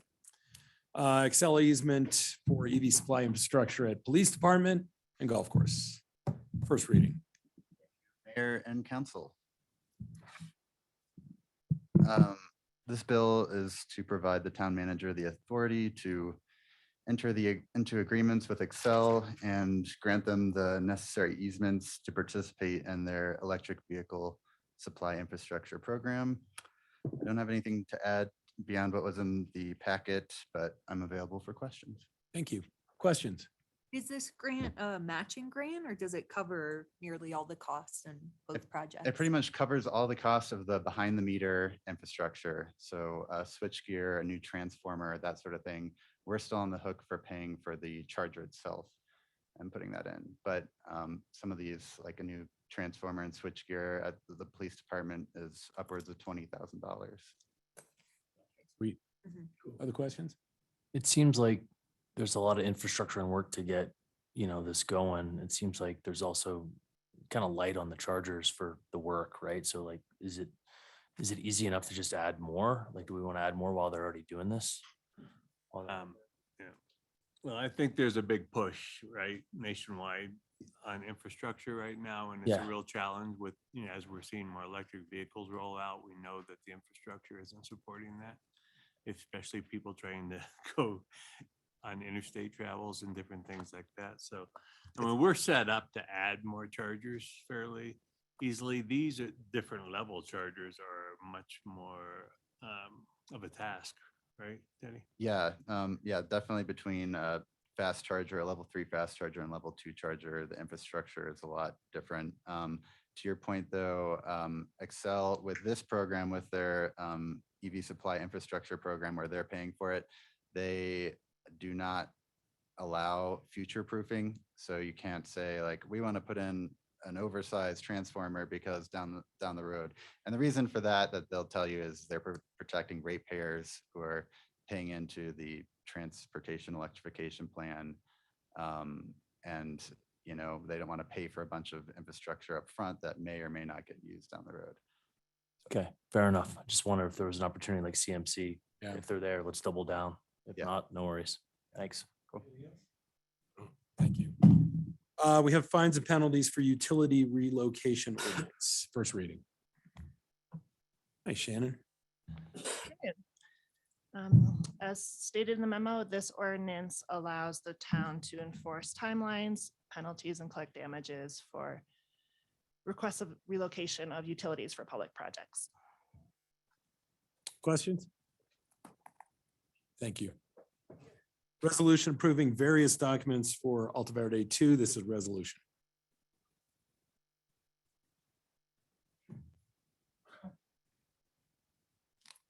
Good afternoon. So this is, as it says, a resolution that would approve or authorize the town to execute a variety of documents that are going to be necessary for the financial closing of Alta Verde 2. We recommend approval of the resolution. You should note that within the resolution, we gave ourselves some flexibility if we need to make minor changes to these documents prior to closing, because as we get ready for that closing on the 19th of July, things may change in terms of interest rates slightly or something like that, require some edits. We also gave ourselves flexibility if there's some document that we didn't know a lender would require to allow the execution of that document as well, as long as it's necessary for the closing to happen and consistent with the deal points on this project. So if you have any questions on any of those documents, Kirsten's here to answer them. Otherwise, we recommend approval of the resolution. Questions? All right, thank you. Managers report, we have public projects updates.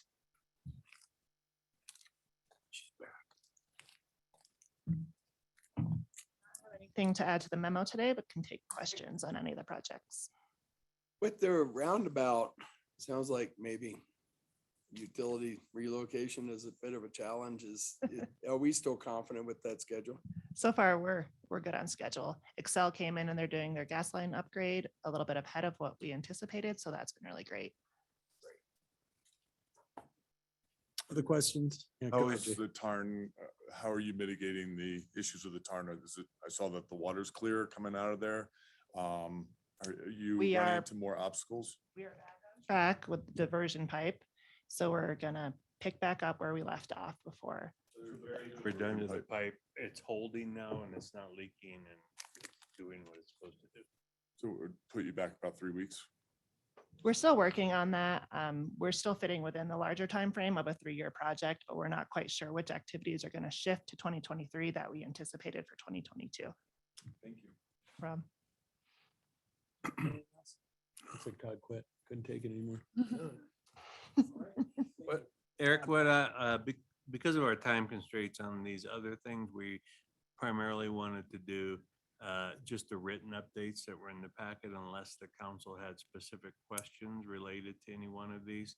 I know Ann's memo was pretty inclusive on the open space, but we wanted to make sure that council was aware of the closures that will be occurring this fall with the work that Excel needs to do.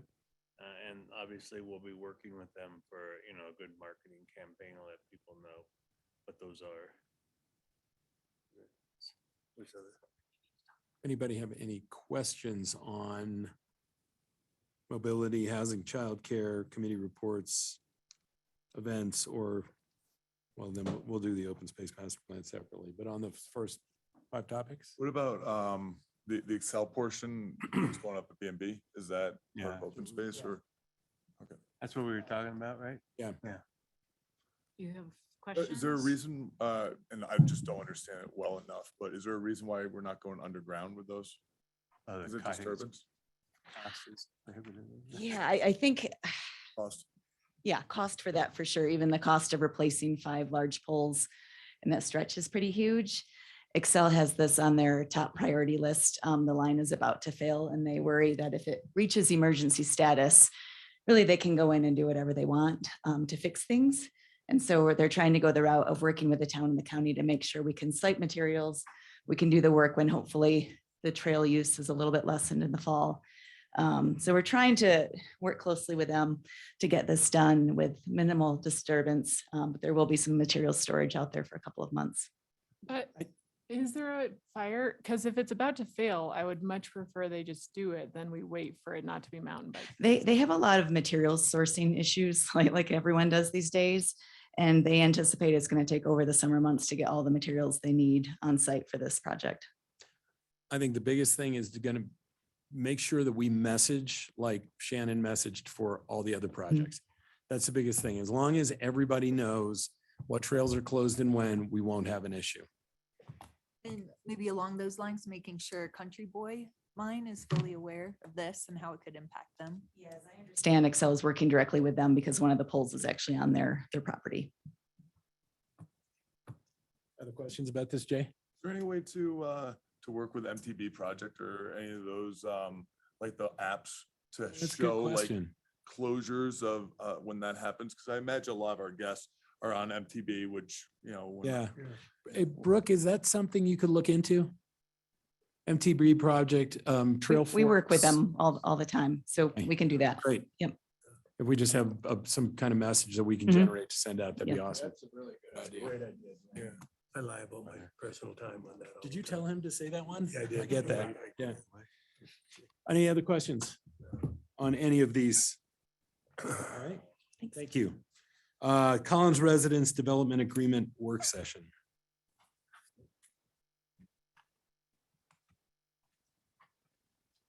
All right, well, good afternoon again. In the interest of time, I'll be happy to take any questions unless you'd like me to run through the development agreement proposal, but it's essentially a 2-year additional opportunity for workforce housing, I guess, to continue the people that currently live there in exchange for just extending the vesting of the development permit 2 years, and with the noted code changes in the staff report. I have a Mayor serious and problem council, with this. I just let you know that particular address does not have an STR license, so it really cannot be, Benefit Kind road. of makes it a no-brainer. can be used. Even aside from that, this was a really important policy that we tried to put in place with connectors.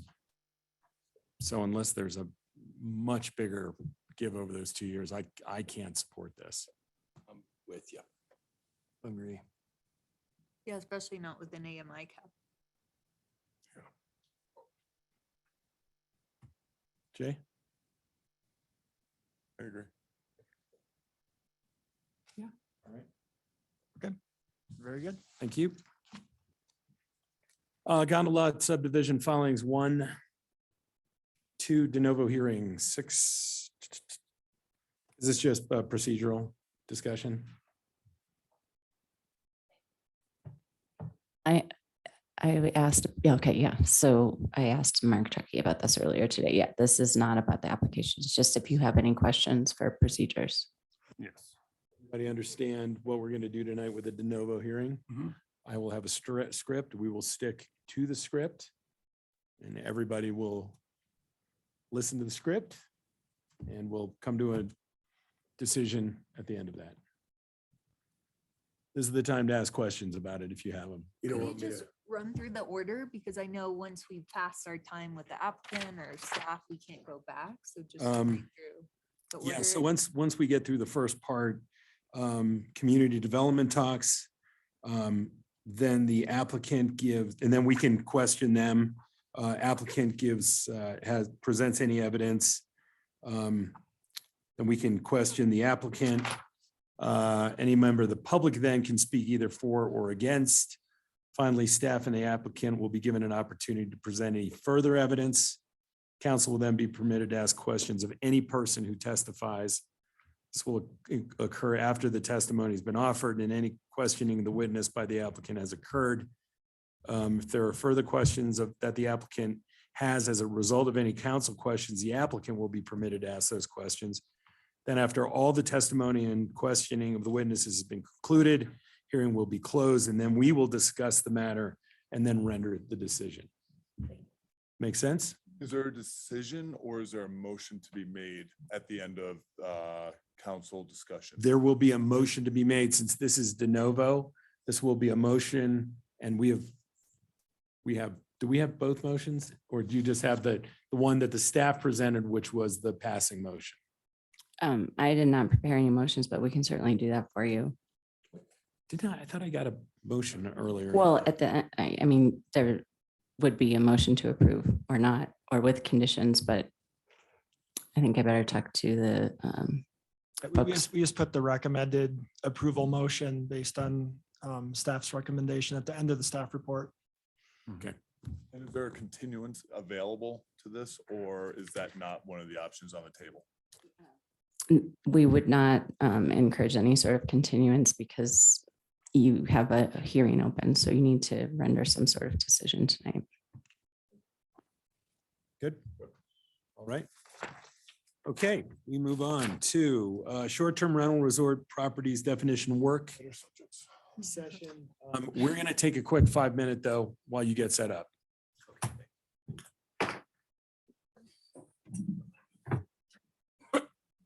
Sorry, I mean, I would have told you to stay.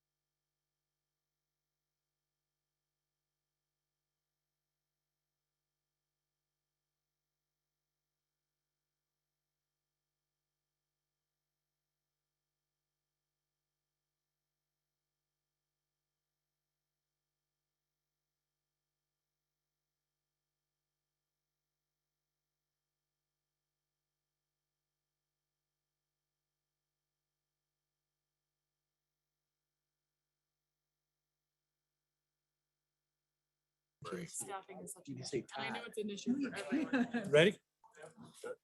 Good chance to quit talking. We're going to reconvene with a discussion on short-term rental resort properties definition. Mark? Thanks, Eric. So at the last meeting, a couple of things came out of it. Council was interested in staff crafting a resort properties definition for those larger developments, multifamily developments that provide a number of amenities, et cetera. We'll get into that in a minute. And then the other suggestion was coming up with some actual criteria for defining zone 1, zone 2, zone 3 based on the land use districts. And so that portion of it, because of our busy schedule tonight, we're going to push off on into talking about the zones and the criteria until the June 28th meeting. But we would like to talk about the resort properties definition this evening. So Sarah's done a ton of work on this, and I am going to, at this point, kind of turn over to Sarah to take you through this. Good evening, Mayor and Council. Okay, so we developed the definition on your second page of our memo, and I will get to that shortly to go over each point. But I want to remind everybody why these properties were exempt in the first place, and that was because it was felt that these larger resort properties could internally resolve guest and facility issues on site without involving town resources such as the short-term rental hotline or calling Town of Breckenridge PD for non-emergency issues. So you'll see in the definition, a lot of those elements from the exempt definition are still retained, but they've been updated and hopefully with some more modern technology in mind. So just moving to the definition. So these are multi-unit accommodation properties with separate ownership where guests have access to numerous on-site amenities and their operations are similar to a resort hotel. So again, points 1, 2, and 3 are really borrowed from that original exempt definition. We're recommending to keep the 24-hour on-site front desk which is monitored by a person on site. The 24-hour phone line, we've changed the wording around so it's more modern. You don't need to have a phone system in each unit now, but a monitored phone line that someone on site can respond to is important because we all have cell phones. We don't need a phone in our room. And then the third one is the 24-hour private security, and we've retained the element of the private security staff member can't be the same staff member as the front desk. So moving on, points 4, 6, and 7, housekeeping, laundry services, a shuttle, and enclosed garage parking. Those were all elements that staff felt, when you visit a resort, those are just things that are expected to be available to guests. And so the big one is number 5, where we're requiring a minimum of 15,000 square feet of developed amenity, conference, or commercial space. And so we've broken this down into the 3 different sections, amenity, conference, and commercial, laid out what we would consider to be amenity space. We're not saying open space or lawn. This needs to be a developed amenity area to count towards the 15,000 square feet. And then of course, conference space is defined as well in there. And then we're making a caveat that if your property is separated into different parcels, because this is really common where the lodging accommodations are not on the same technical property parcel as maybe amenity space that's available to guests. We're saying if those are connected by pedestrian space, but not impeded by a public right of way, then that would still count towards your 15,000 square feet. We're not saying that for commercial because we don't want maybe a property adjacent to Main Street to be able to claim commercial space that's adjacent to their property that's unaffiliated. So that's sort of the rationale of how we developed this. And you can kind of read, there are a few properties that maybe would meet the 15,000 square feet amenity space that are not currently considered exempt, but they don't meet a lot of the other points of the definition. And then I did have a specific question before we get into questions and comments on the definition. This is something that came up since the memo was published. But should resort properties be able to share amenity spaces with one another? on parcels that are not under their ownership. We have examples of this throughout town where condominium properties all pay into like an HOA pool and they share a common pool. But singly, they would not have the amount of amenity space to qualify for the 15,000 square feet. So a question that we have for staff, for council, and we're happy to take comments and questions on the definition as proposed now. Thanks. Okay, questions first. Is there a way to write into this that you have to have the 24-hour on-site front desk, but it can't be developed from getting rid of a unit? Yeah, like a management unit or a long-term rental unit. Because that was one of the things that we heard people over and over saying about becoming exempt is like, okay, we'll just get rid of our on-site manager unit and we'll put in a front desk. And so I'm looking for a way to ensure that that's not gonna occur. Yeah, I mean, we could write that in. Do you think that's enforceable or? Well, I think we write that in for any of the amenities. If somebody is trying to reach the amenity thresholds by eliminating a long-term rental unit on property, that should be prohibited in my opinion. Yeah, if we can. Well, that's one of the reasons we went to added the 15,000. While it might be easy to create a front desk or something that way, it's not easy to create 15,000 square feet of on-site. To me, developed that's amenities. truly what sets them aside as a resort property as well. Yeah, I mean, my concern is that that Crystal Peak would not meet this. I mean, when you look at a resort property, I mean, you think they fit the bill, but they were developed, right, as sharing amenities with, was it Crystal Peak that wouldn't? Crystal Peak shares amenities with One Skill Or Place. Ski Hill, but they're, the only thing that connects them is the gondola. And I want to emphasize the numbers that we have right now were self-reported by each of these properties. So like those could change if they were like close on their measurement and they want to go back and refine. But as I believe, I'm not certain this is hearsay, but I've heard they've converted a lot of their, some of their, either convention space, meeting space or amenity space into offices to replace the admin building. Oh, maybe. Yeah. Pardon me? Yeah, I don't know that. Yeah. Okay. I mean, that'd be something to look into, but I don't want to incent that kind of stuff. Right. I mean, I don't feel a need to try to write something that's gonna bring the whole group in from before. To me, I think it's a legitimate resort space. It's a legitimate different category because it stands on its own feet as a different category. And if there's a property or two that doesn't make the cut, it's unfortunate, but that's the way it is, in my opinion. I don't find the front desk that important personally. I think today's, that business is gonna find ways to work around that. I would think through technology and with with staffing challenges and stuff. Phone system. Are we going into comments? I'm sorry.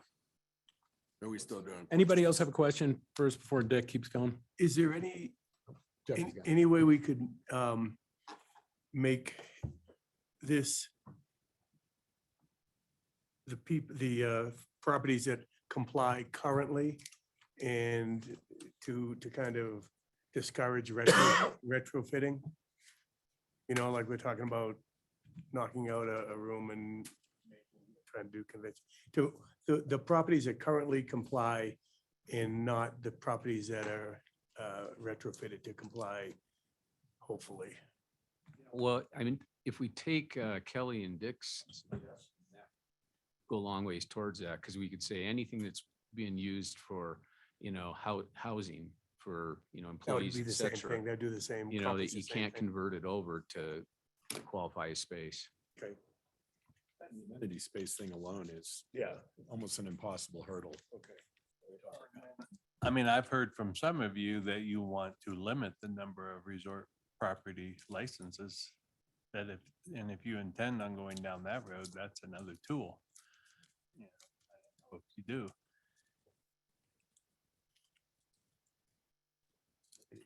I don't know. I'm trying to calculate this out in my head. Okay, Dick, go ahead.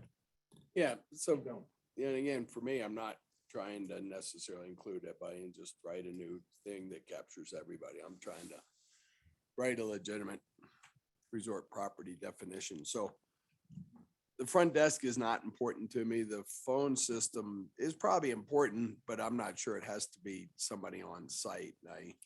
They're probably going to dispatch somebody else anyway. So if they're on site or off site, it's irrelevant to me.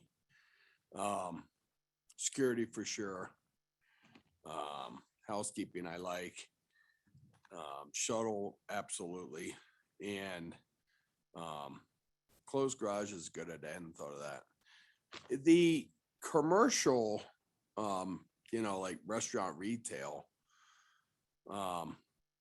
to me, that muddies it significantly. I guess I envision just a pure sum of amenities and conference to hit the 15,000 foot threshold. But when we start getting into restaurants and retail, I think we're gonna open a big can of worms personally. Todd? Yeah, I agree with what you're saying there, Dick, on the phone line and the front desk. I agree with you on the security. I think the one I'm struggling with is what you brought up, Rick, where Crystal Peak to me is the perfect example of where we want resort property, like lift access, gondola into town, walk out to the ski area, you park the car and you're resorting. So I think I'm comfortable with a lower overall minimum square footage because Crystal Peak should be on that list in my opinion. Like the shared shuttle service, I think that's important. Feel super strongly about the laundry being on site. But yeah, we're making progress. So that's what I got. Kelly, you want to go? I guess I really fall in line with Todd, except for the part about lowering the square feet. I do think that Crystal Peak is a good, it's connected by the gondola. And so I'm not really clear how to get this to work. I don't feel comfortable really with the reduction of square footage because I don't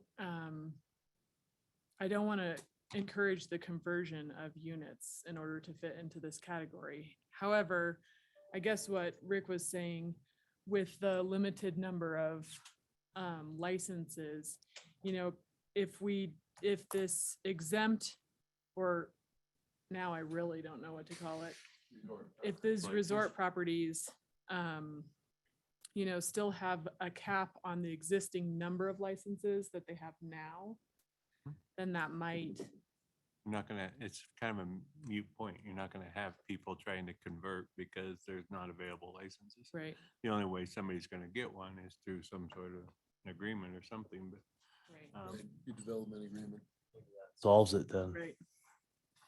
I mean, we know that currently that there are 17, there's 16 exempt properties as we classify them today, which totals, whatever, 16 to 18 is total that we have. Yeah.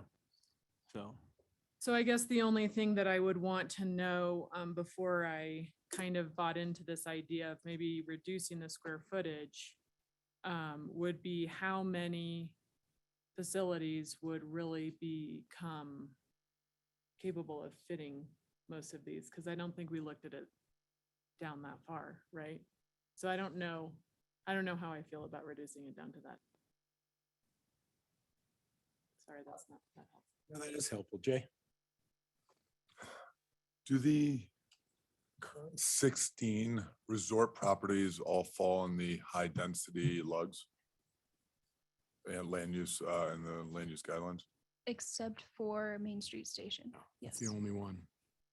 Because, the thing that I've heard over and over and over again is that we're picking winners and losers. And that how many times I was told that the Main Street station units are flipping and they keep going higher while some of the other units around town are stagnant or decreasing. And I go back to, if we went with the lugs, we wouldn't need all this language. It'd be one line saying, if you're in the land use guidelines, then you get STR. If you're not, you don't. And that work's already been done. And I know that has cons, and that there are properties that we may lose ground, for a while, but it just seems all this language, when you have a dam, when you have a river and you build the dam, the water finds all the other ways through. And that's my biggest concern with this is there's 90 ways through. We can't, I don't believe that it is legitimate for us to believe that we can make this ironclad where nothing's going to come through. And in that case, we'd be rewarding the people that are able to maneuver around it. That's where I'm at right now. Carol? And I sympathize with that. I think staff, the definition put together, it did a great job, but it is, it's not a cut and dry issue. And some of the language where you can poke hole through the 24-hour security, the phone line, like how does that truly separate it from other properties when we've seen examples of that not truly being the case? I think really point number 5, the minimum square footage, where I would have some flexibility on it, that truly defines, I think, a resort property. There's these other amenities that maybe attract business when we want it outside of peak times. It's been designed as a resort property. The shuttle service too, I think, is important. But I'm having a hard time with the language, with the definition, and it's hard to separate just these resort properties versus all properties and not look at the zones too. I know the zones is a different conversation, but I think we need to have them at the same time. And as I'm hearing Jay talk, I'm thinking about, like, in addition to the tools that we have, the lugs, is there a possibility that if a property falls within X feet of a lift, like that's where an exception could possibly be made for allowing a higher percentage of short-term rentals. So I'm kind of with Jay, where I'm working through how resort property fits within the larger conversation. From the get-go, I thought a good thing to look at was how far properties is from a ski run or a lift, and come up with some number. But in general, I think we're gonna just hand wring and look at all this and kind of what if it, and I kind of go with Jay as far as like leaning towards the lugs and living with the results. So the reason I think we need a separate definition of this type of use, whatever you're gonna classify in this definition as you get it, is the saturation of STRs in these are so much greater than anywhere else. If you pull these out of the lugs, Overlay District 1 has way less than 80%. It's down in the 70s for saturation. And these are in 90%. So there is no land use district, no category in town that is as intense for short-term rental usage as these are. That's why I think they operate separately. And to Sarah's point, they do handle stuff without using town resources. They have security. They have a way that if, the guy next to you is being too loud, you call the front desk. I think those are very important differences, as opposed to calling a property manager that then will call the resident and fix it or not. They do operate totally different for the most part. I know that there are, everybody always throws out the one off or the couple off that, well, they rent through different properties or not. But I think this is at least worth taking an attempt I feel like there's something missing from this list, though. I feel like there's something else that these all share in common, and I don't know what it is. And I've been thinking about it for a couple days, but I know, and I don't know if we just say, look, out of the 7, you have to meet 6 to get around the I don't know if that's an opportunity. I'd like to see what those square footage numbers are without restaurant and retail, if that. You can see that. Have a, Which graph is that on? Did I just look right over there? Eric, maybe that within 50 feet, have a lift within 50 feet of the property line or something. How many people? It'd have to be a lift. It couldn't be a run because that'd be, all of 4 o'clock. But that, we'd need to see some analysis on that, but I mean, that's a big one. maybe that's the 8th thing. May even talk, because it couldn't even be across the street. It's got to be basically running to the property almost. Yeah, it would have to be a terminal, not a lift. Yeah. Right. The Yeah, bottom right. terminal Right. Load. I think it's worth having the discussion though,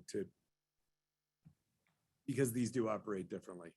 There's a column for amenity and conference space that doesn't include commercial. Oh, yeah, man. I'm sorry. No, that's okay. It's not highlighted, so. No, it's totally easy to read and right there, it is right there in front of me and I totally didn't even, I'm sorry.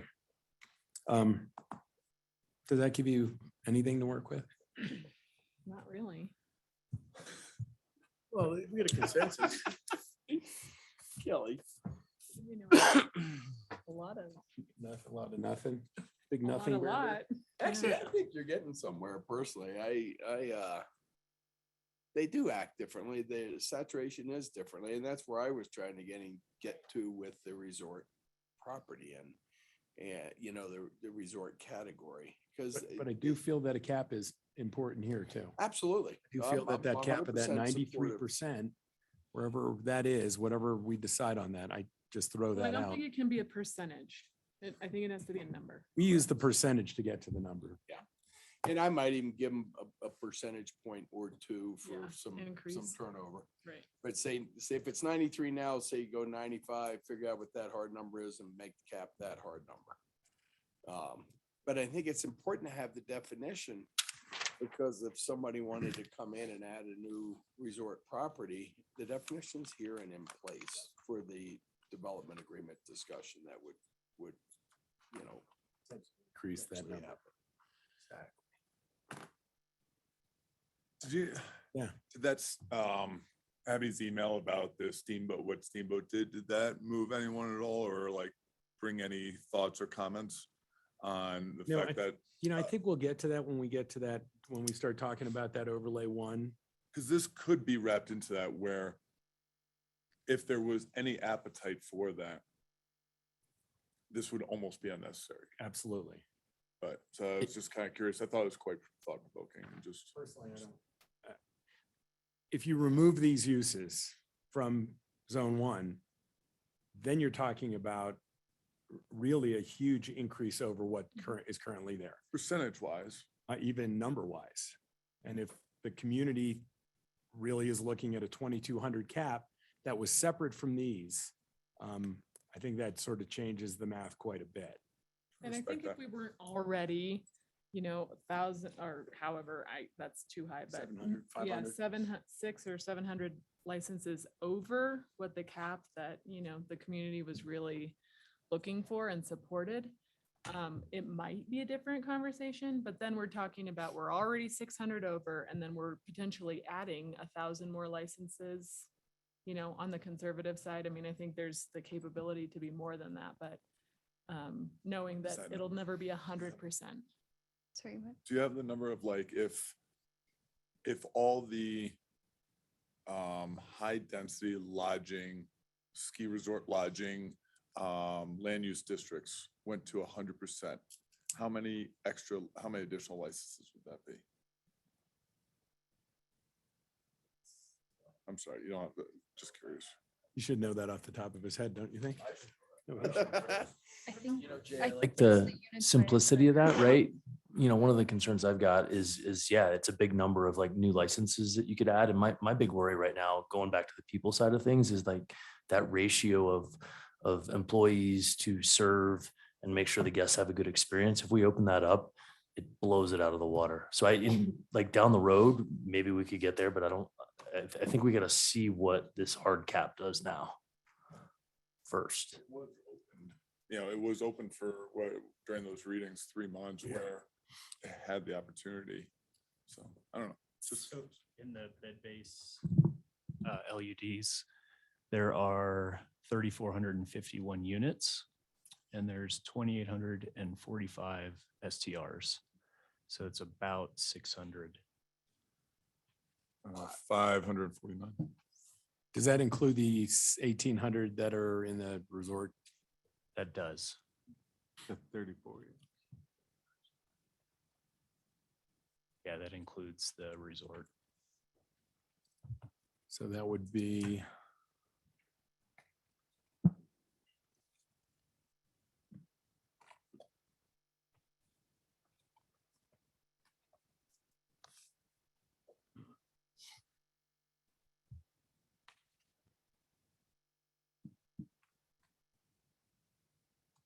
Right.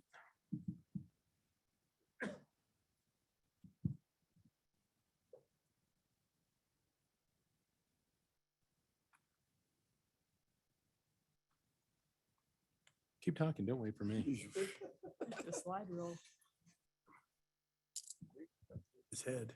Yeah, it's actually 485 licenses if you take out the resort would be available. Yeah, so worst case scenario.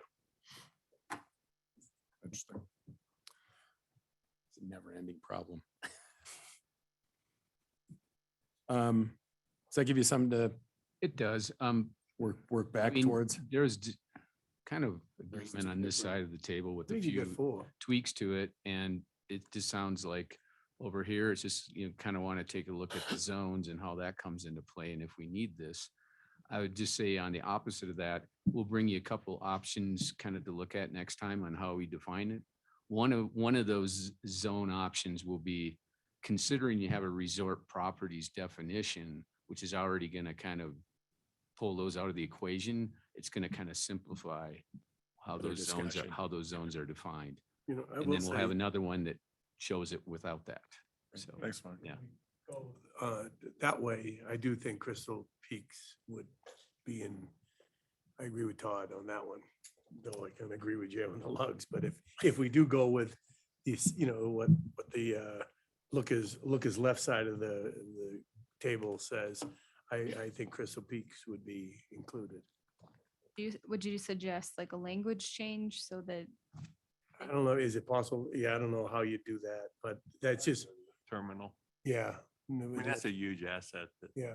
So look, and we can look at some maps and just see if there are any unintended consequences there, but that's the thought. I think the lift terminal along with one of you guys suggested, 6 out of 7, something like that. So that they still meet almost all the other criteria. You either got to have 15,000 square feet of amenity or a lift terminal. Yeah, So that's what I was gonna say. It's gotta be one of those two. yeah. I kind of like that, adding it to what we've got. Enough to start working on? Great. Thanks. All right. County-wide wildfire mitigation update. Forest Service, red, white, and blue. Schroeder. Really? Huh. In the front row.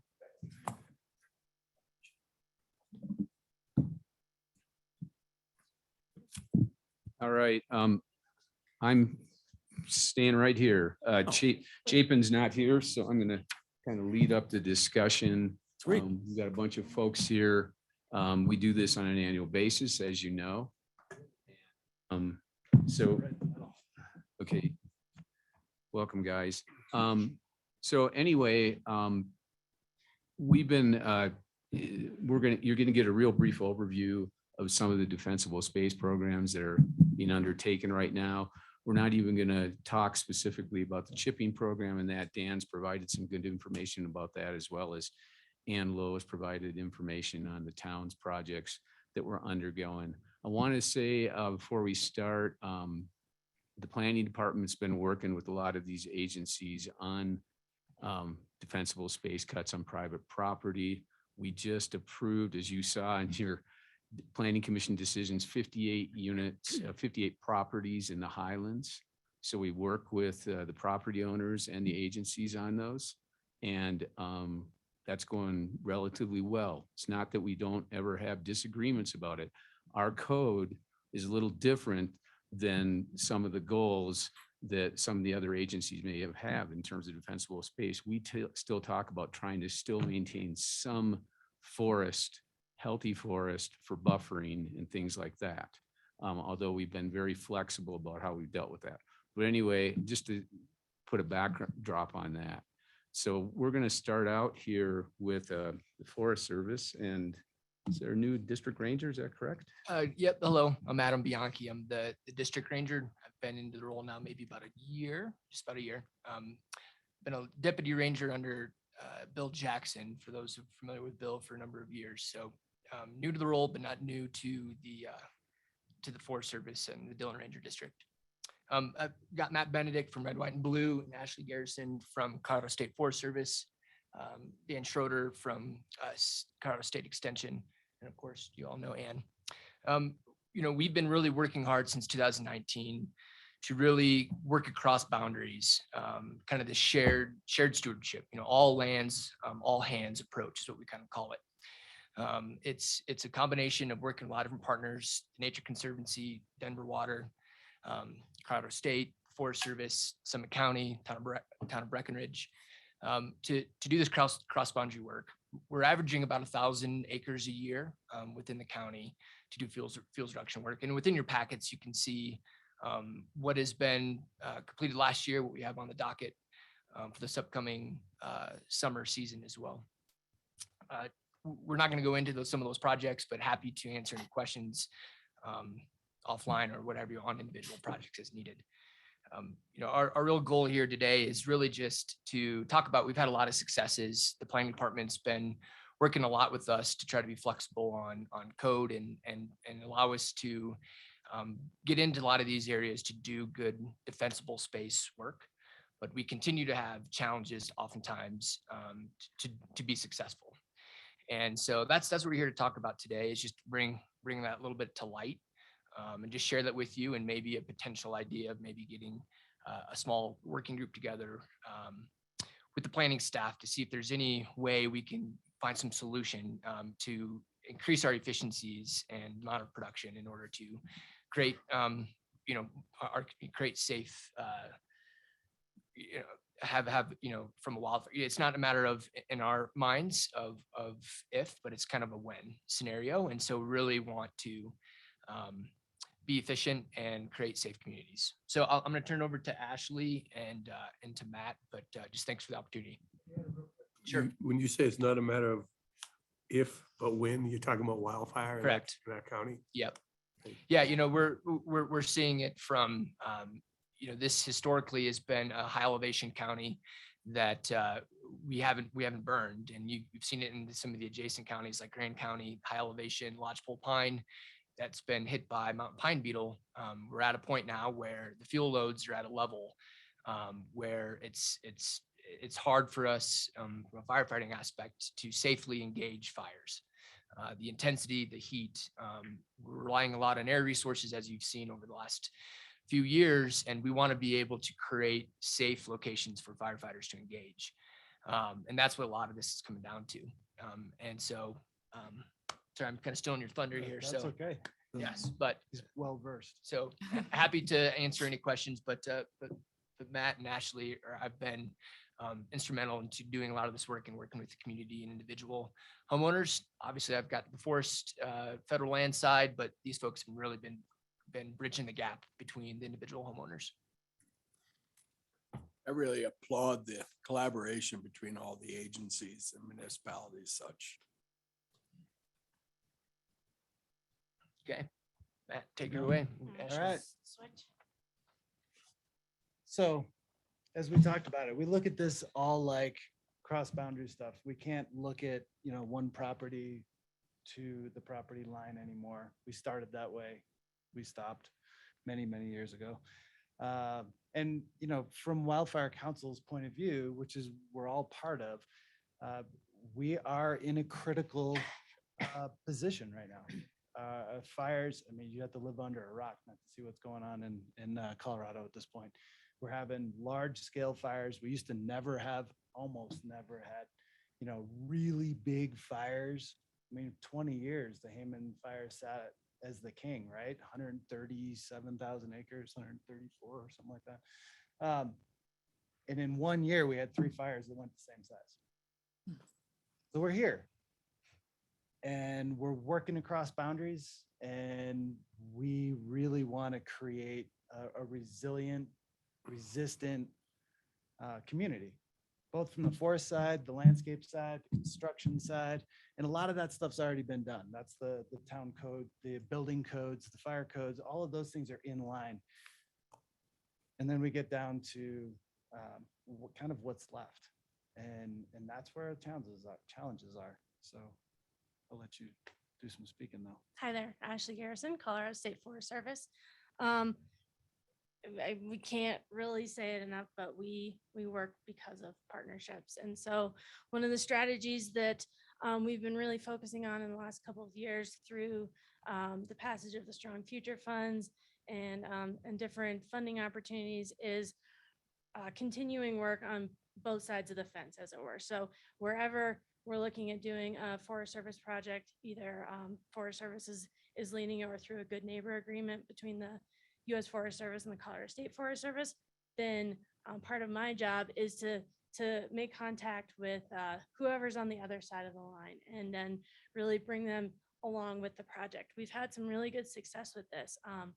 Very supportive landowners that have granted us access across their private property that we've been able to combine treatments so that we have a really more holistic approach to what the end treatment is. And we'll have a lot less of these straight lines, the end, you know, where the line on the map is, but the forest doesn't change. So you'll see we've been able to really implement a lot of these cross-boundary projects with cooperation with our private landowners, as well as the town and the county. And you know, one of the things that we're looking at trying to do is really get that infill of defensible space. So that's kind of like what this project in the Highlands is trying to accomplish, is getting everyone's defensible space linked so that when the fire does happen, that now there's not as much of a difference from one property to the next, starting that chain reaction of having a, you know, urban conflagration, because that's what it turns into once houses start burning. One of the other things really quickly that I want to just bring up to your attention that didn't make it into the packet is that we are going to be doing a lot of pile burning on non-federal lands coming up. And so we've done that with Summit County over in the Mesa Cortina outside of Silverthorne.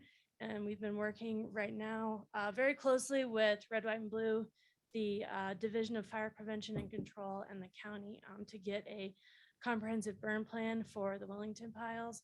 And so that we're working through that process right now, and we'll be as that moves forward, we'll be bringing it in front of you guys and doing a lot of messaging around that. And then you can see in the Peabody project and in the Airport Road project, we're also going to be doing some slash piles there. So that's going to be a part of the portfolio of doing fuels reduction treatments. And we think it's really important. But you know, there are trade-offs obviously with pile burning. What are they? What are the trade-offs? Smoke. Oh, Smoke in the air. Yeah. okay. So Couple of you Drew's were house. on council, you two, were on council many years ago when we first started doing some of these, you know, in-town projects, mostly around the Highlands, Summit Estates, Golden Horseshoe area. And, you know, we had long discussions about the impact of smoke and whatnot. We've now gotten pretty used to it. Many of you guys have probably noticed we've been burning around the town for a while. Well, these projects are coming back in, and we're going to be in and around town for a while, many years probably, doing this. So we'll be in front of you guys many times.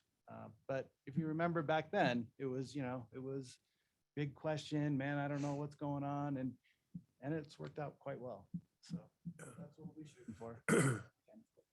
I can take it back Well, over to you. Yeah, sure. So We gonna burn during the summer? No. Okay, good. was that too quick? No, that's No, the right we answer. really don't want, no. You know, from a fuels point of view, there might possibly be a window during the middle of monsoon season for something like that. The risk is just. Yeah. That nobody wants to go there. And yeah, so I mean, honestly, the ideal situation for us to burn in is in front of a snowstorm, Sure. big rainstorm, you know, big spring event. Spring events are a little harder to predict, I guess. The fall events that we love to burn in front of, they're usually turbulent and they're windy, and hopefully snow comes right behind them. And that's the happy place. Yes, it's springtime is where we really focus, right? That's our best opportunity. Where we can predict, you know, what we're seeing from snow levels. We've got good snow on the ground oftentimes that we can work with, and it's really spring. Fall, we may have a little bit of window, but we really shoot springtime to get as much as done possible. Great. So are those piles that are up on Prospect and Gold Run, are those all ready to go now? Have they dried enough? So we let them cure for at least a year before they're ready to burn. We need to get at least 80% consumption.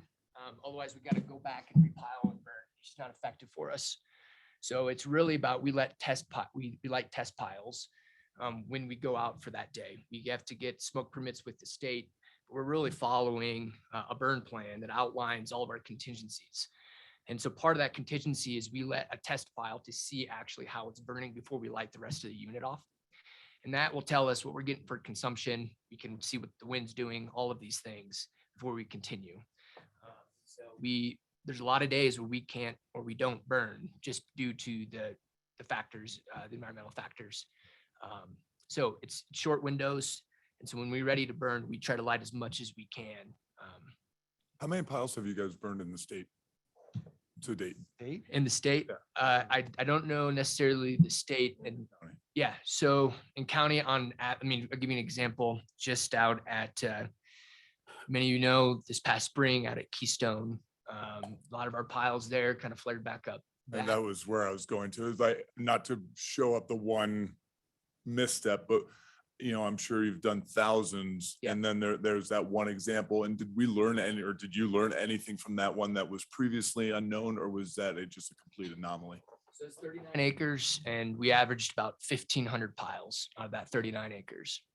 And that's pretty typical what we'll see across all of our, so I don't know the breakdown of that offhand. So, and so we've been burning pretty, since about 2010, I would say, really kind of towards the end of the Mount Pine beetle epidemic, we've been trying to burn more heavily because the value of the lodgepole pine is not there for us to haul it off.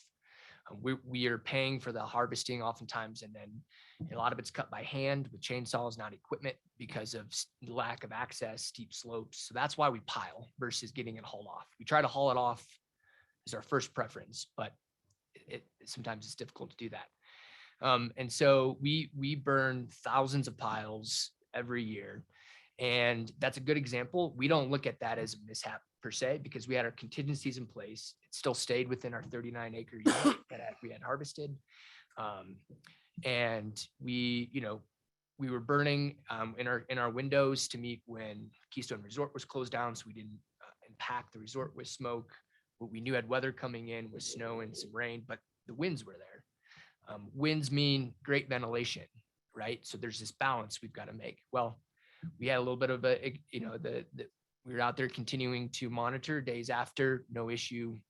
Winds kind of picked it back up. But we had enough resources and things that we continued to monitor and keep it in that 39 acres. So to say what we learned, I mean, I think that it's just that, we are always, wildfire and prescribed fire are, it's difficult for us. We try to predict things in weather, but we never know. We just got to put our contingencies in place, and we feel that we've got the skill sets and the resources to really continue to do good work across the county. I just want to make it clear that the piles that I'm talking about are not on Forest Service land. So Adam will certainly be a partner with the folks that are completing the burn, but this is on either town specifically owned open space or joint town and county owned open space.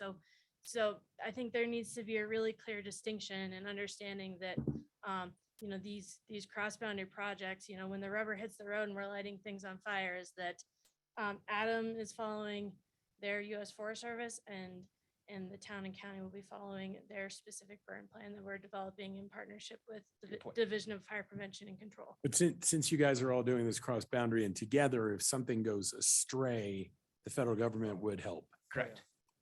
Adam in particular will be out there.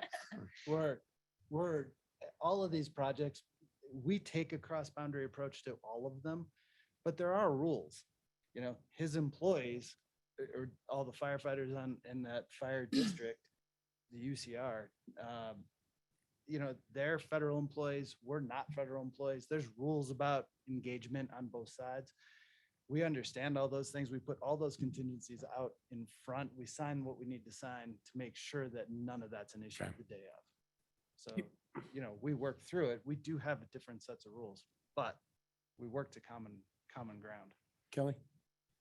Captain Benedict, are there areas in town, it sounds like the Highlands is a priority sort of infill, and probably we can help maybe with some communications, and where else in the town boundaries that you either, everywhere? Okay.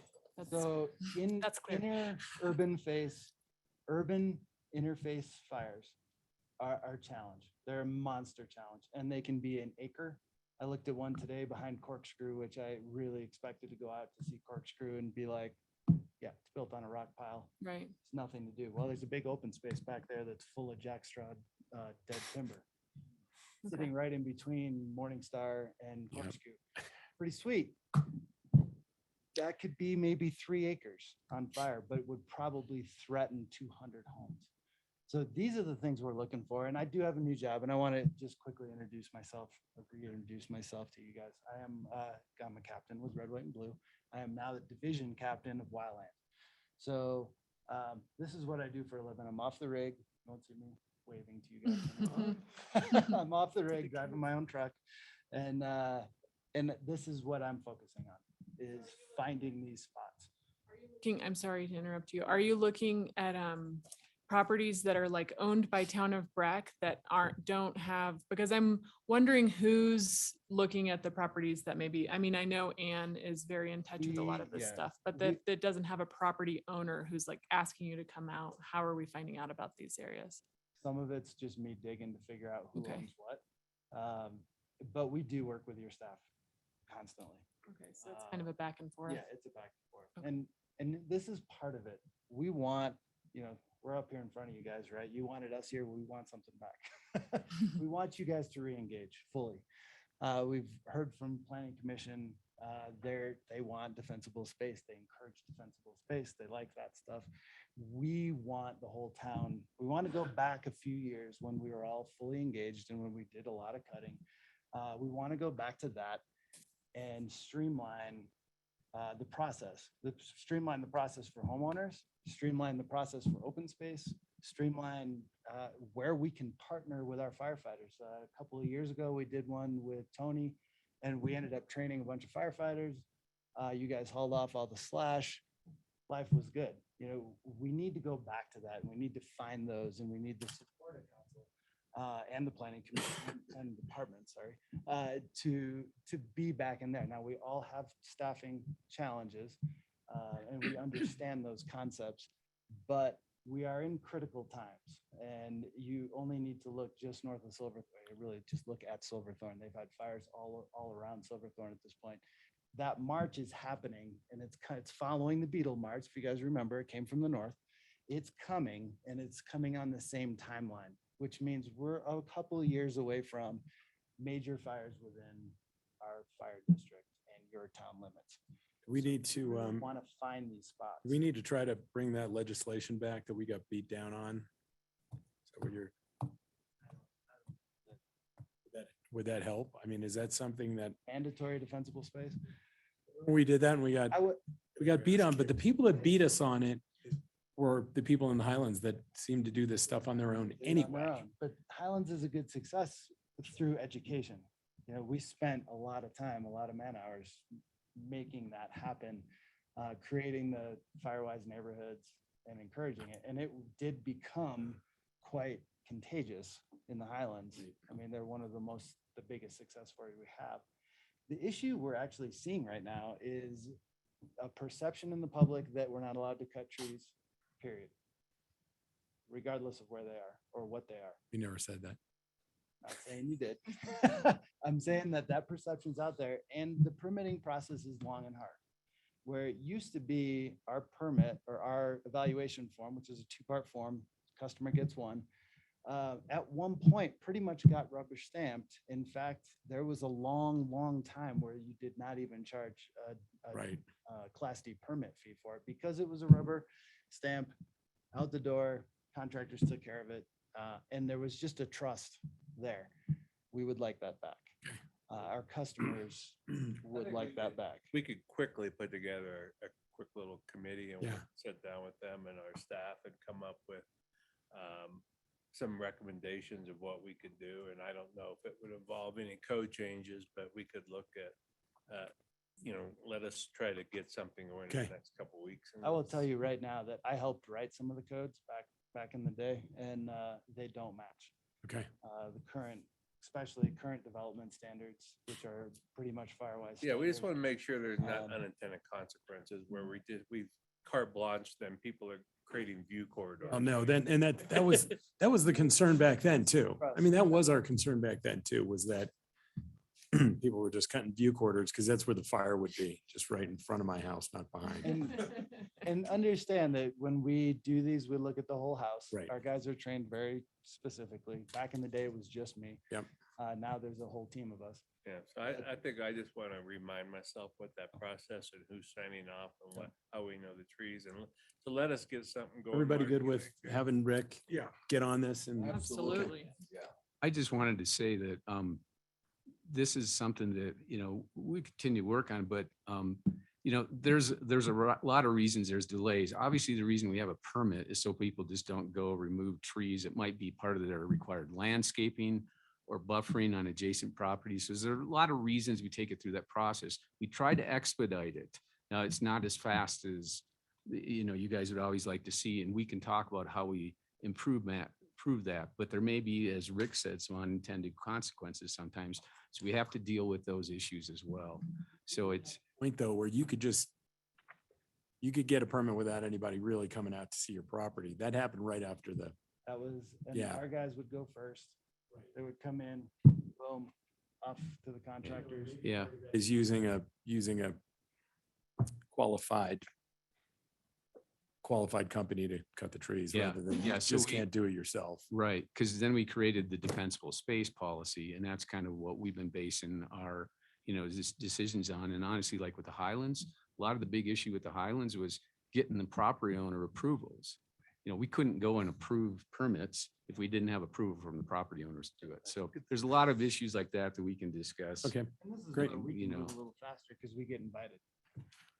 And I'll just jump in there. It's and nice. Log truck traffic. I would like to haul it off more than I want to pile and burn it, right? And I know truck traffic through towns can be tough, but that's another piece I'd love to understand and work with the planning department to make that a more streamlined and easier and more cost effective for us as well.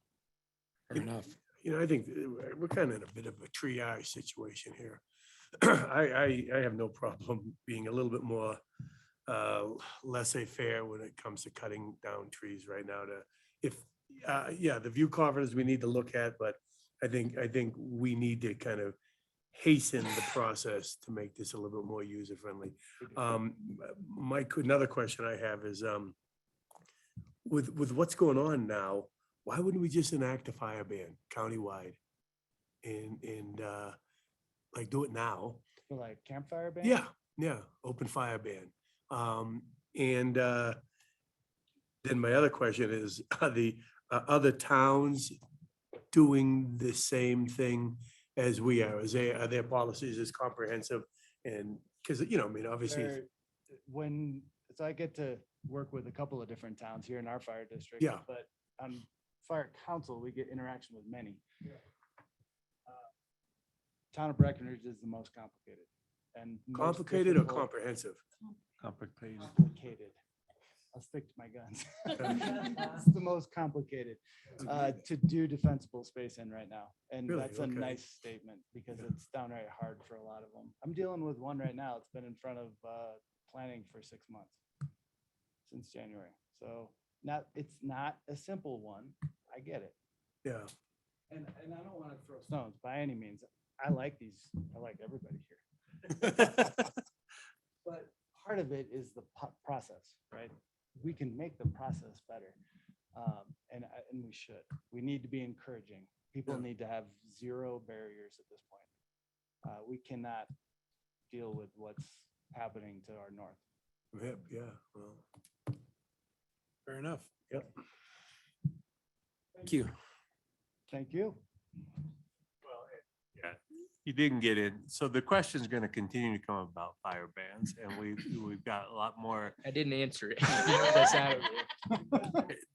This question happens all the time, and it comes from elected officials in every part of the county that are addressing, why aren't we in a ban and why aren't we this? And I can tell you that our chief meets on a weekly basis with the sheriff, and the sheriff sits at these meetings with all these people, and they have some very strict criteria that they look at. And while you want to say, why don't we just do this? It just doesn't meet that criteria. And they feel they just feel it's very important to follow the science on that. So Couldn't agree more. And in the past, Chief Keating said that there was a ranger, like a roaming ranger, who was looking for campfires, and he thought that that was a pretty effective tool. Are we doing that again? I saw there was data in the packet about what they've gotten in the past. We do. So we've got a prevention officer that's out doing that, as well as a crew that we call our front country rangers. That crew actually is funded through the 1A Mill Levy Strong Futures Fund. Okay. And so they are out there every day, just talking to folks, educating them, putting out campfires as needed, and just having a presence. They're all red carded, certified, so they'll have the ability to, if they come upon a little incident, to handle it with what they have on their trucks and things. So that is continued. We've been doing that now for the last couple of years. It's been pretty successful and a good community engagement for a lot of visitors who don't understand Right. when we are in restrictions or not, or what the rules are. So it's just a front facing crew, and that's their only job. And you have adequate crew members for that? Do you feel? Yeah, so we like everywhere, we're kind of struggling to continue to employ some of those positions in housing and other things, but we've got a crew of, I think it's 5 this year that are just out doing that. Is there a number that people could call if they? Report a fire? That's not 911. So that seems like overkill. So there's the non-emergency. Just the non-emergency line, yep. dispatch, that's the one to call? Yep, Okay. and you could always call individual, whether that's red, white, and blue, Summit Fire, or the Dillon Ranger District Okay. Office. All of those will get us there. I ratted someone out last summer when I was skiing on Boris Pass at night, and I called 668-8600. and Yeah. They were there. There's a lot of people camping already. I mean, it is Amazing. Yeah. crazy how many people are camping. Lots of calls. Yeah. Good. Well, that's okay. Yeah, and a lot of we're a not, lot of it- yeah, sorry. A lot of it's from just uneducated. I see fire, there shouldn't be fire. Yeah. That's not the case. We do need, as you said, we need to follow the science on this. And right now, there aren't any restrictions. The campfire permits are all in place. That's been in place now for a couple of years. That's successful. There's a lot of education that goes with that as well. But, you know. Yeah, I mean, I think the challenge a little bit of just going into restrictions is that, you know, I'm just one ranger district on the White River National Forest. It's 2.3 million acres from here all the way to Rifle, right? And within that, there's all kinds of different counties, and we try to every Tuesday morning, basically the Western Slope gets on a giant phone call together with all the sheriffs, and we try to stay together and talk about who's going into restrictions and who isn't. So there's a collaboration so that, because what we've seen over the years is people don't understand jurisdictions, whether county, towns, forest, BLM, you name it. So that's our first thing, is trying to get onto the same page. I often will break away from the rest of the White River National Forest and go in restrictions in with the county. the towns have their own right to do that as well. And so Rick has been and been involved in some of those meetings as well, but we try to stay together because it's too confusing for the community if we all go our separate ways. So that's sort of, to say it's complicated is kind of an understanding sometimes on the jurisdictions. I heard the Arizona fire was someone lighting their toilet paper. Yeah. Before or after? I don't know. I Is that a read it. thing? Yeah, yeah, that's what they said. Sometimes you can't make it up. Thank you. Thanks for everything you guys do too. Really, we do appreciate it. Make sure you change your battery and your smoke detectors. Okay, And clean them. yeah. They supposed to say that to you? All right, McCain Rec Path discussion. Orange. Yeah. I'm good. Thanks. Did you eat yours or did you? Yeah, it's really good. Do it. Hello. Well, we staff are seeking your direction on a proposed rec path loop on the McCain property and wanted to just give you a couple of quick updates from our Open Space and Trails Open House last month, where we gathered some public feedback on this particular project. By way of very quick background, back in 2000, when we were purchasing this property, Open Space paid for a third of the property, acquired a third of the land. And last year, about this time, council recommended that Open Space pick up an additional 15 acres and reimburse the town for that. We did complete that transfer of funds by the end of the year and added 15 acres of open space to the McCain property.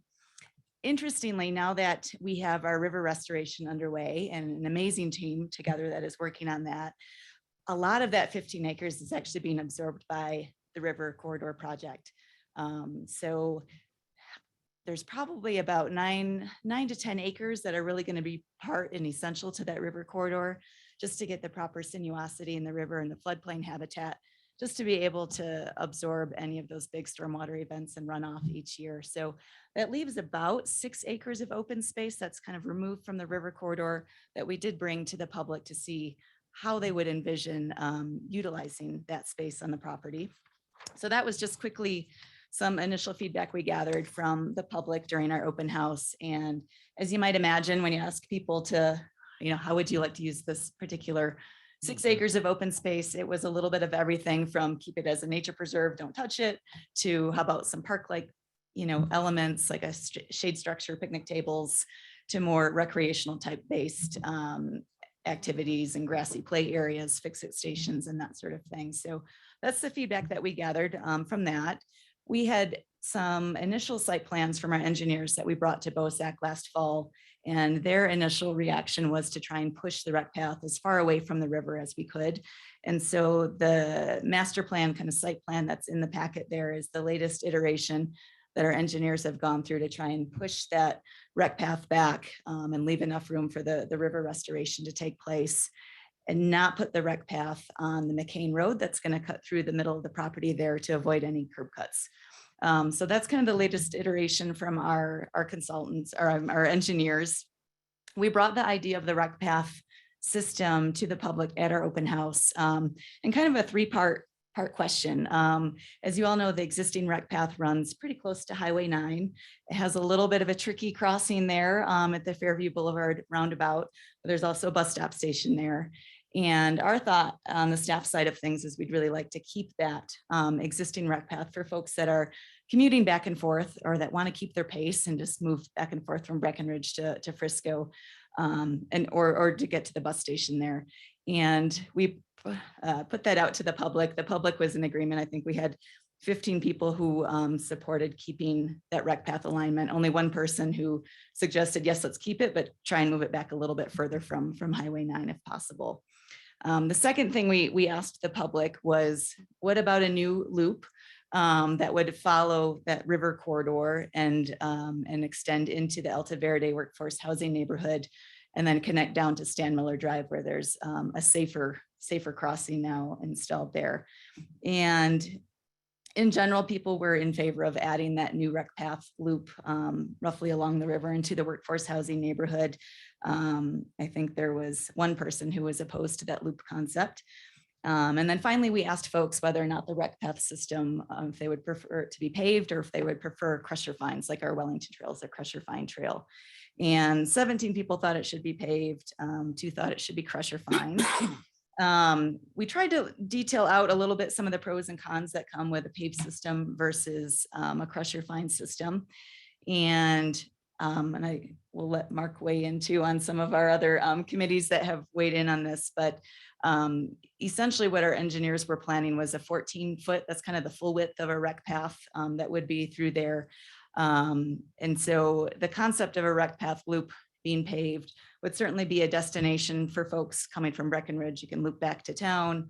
It's a great amenity for the folks that live there in workforce housing, especially knowing that the Stan Miller property to the north of that is going to be developed someday.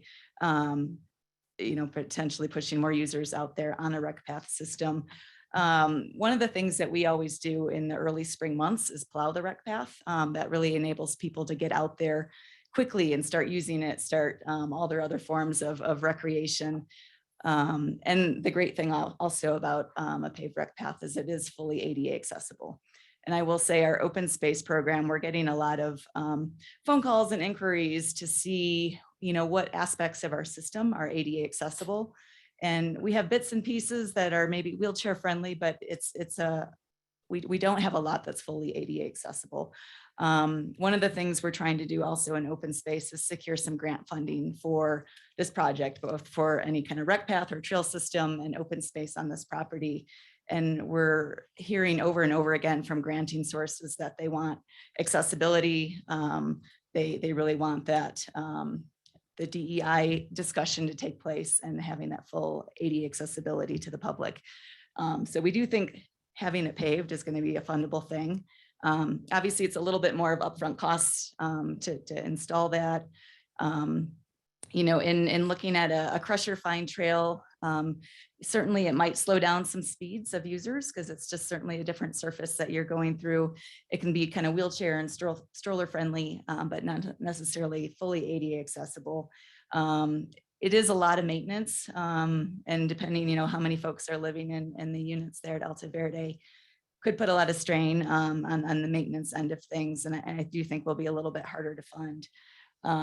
So, and then Mark, if I can put you on the spot, I know that Gorman as well as the Housing Committee weighed in on this concept as well. I think the housing committee really largely deferred to the council on this in terms of that's really a bigger issue than just the housing, recognizing that the one obvious benefit with 250 units going back here between Alta Verde 1 and 2 is there's going to be a lot of people that have the opportunity to use this as a commuter route in the summertime. So, and then Gorman, Kimball Krangle weighed in terms of all the projects she's done. She hasn't seen any real conflicts in terms of between the residents and issues with nearby rec paths and that. And she strongly suggested that we include this as amenity for those, that would help with Alta Verde residents. When we did the master plan back in, how many master plans have we done now, Eric? But back in 2015, we came up with this idea of this alternative path. And the whole idea, kind of like Ann said before, was let's still direct the speedsters, the road bikers and that along the highway. They want to get from point A to point B. But there should be another route to go through this property and to, at a slower speed, get to enjoy being near the river and actually a much better, aesthetic experience than right along the highway there. So that's just a little more background. Where would we, how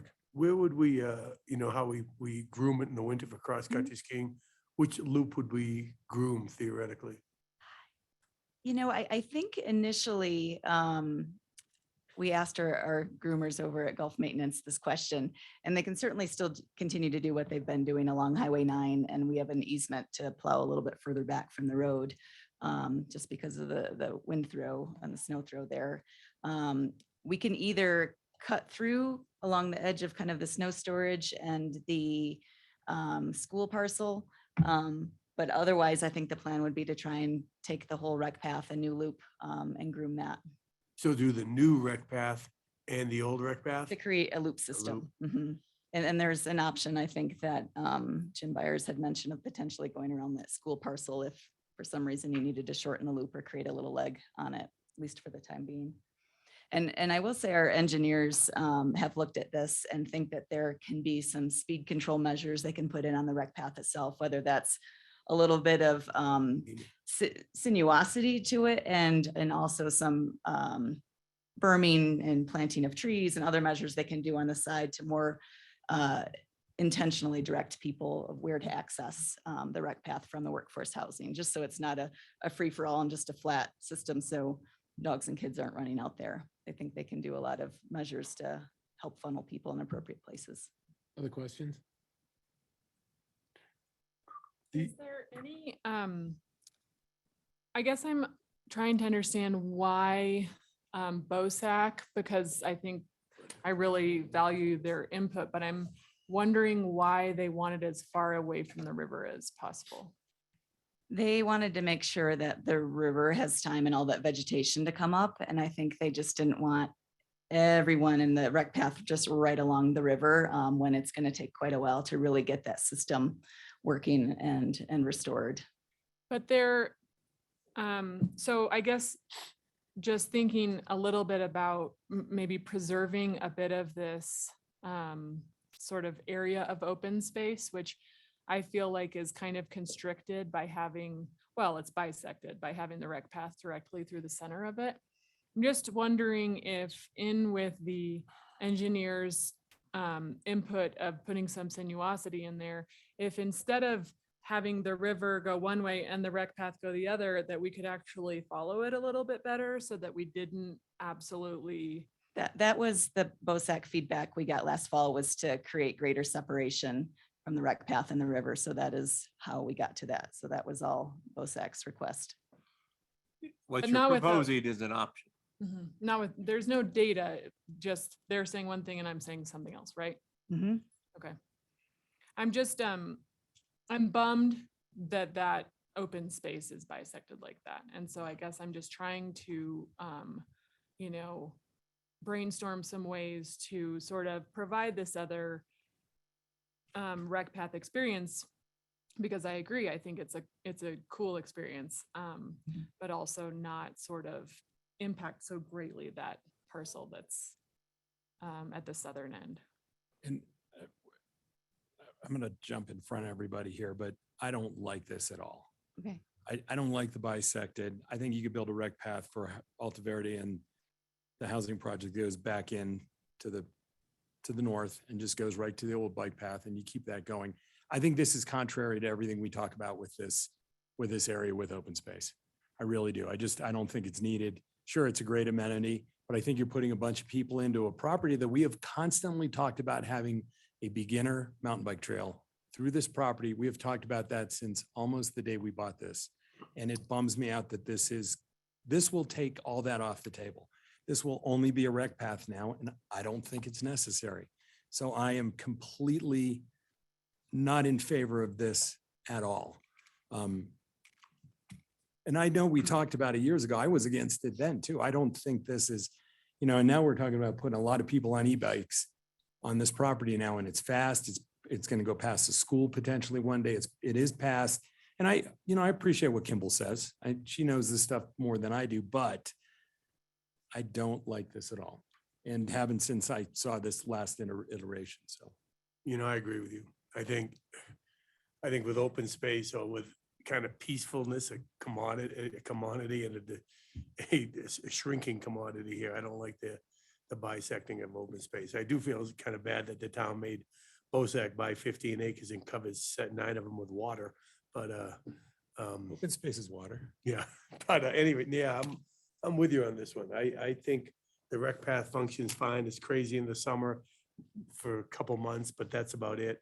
If we want to put more money into the rec path, kind of as far as chicanes or something to slow it down or to make it more aesthetic, I can see that. But as far as building a whole another one this close to one that's existing, I'm not into it.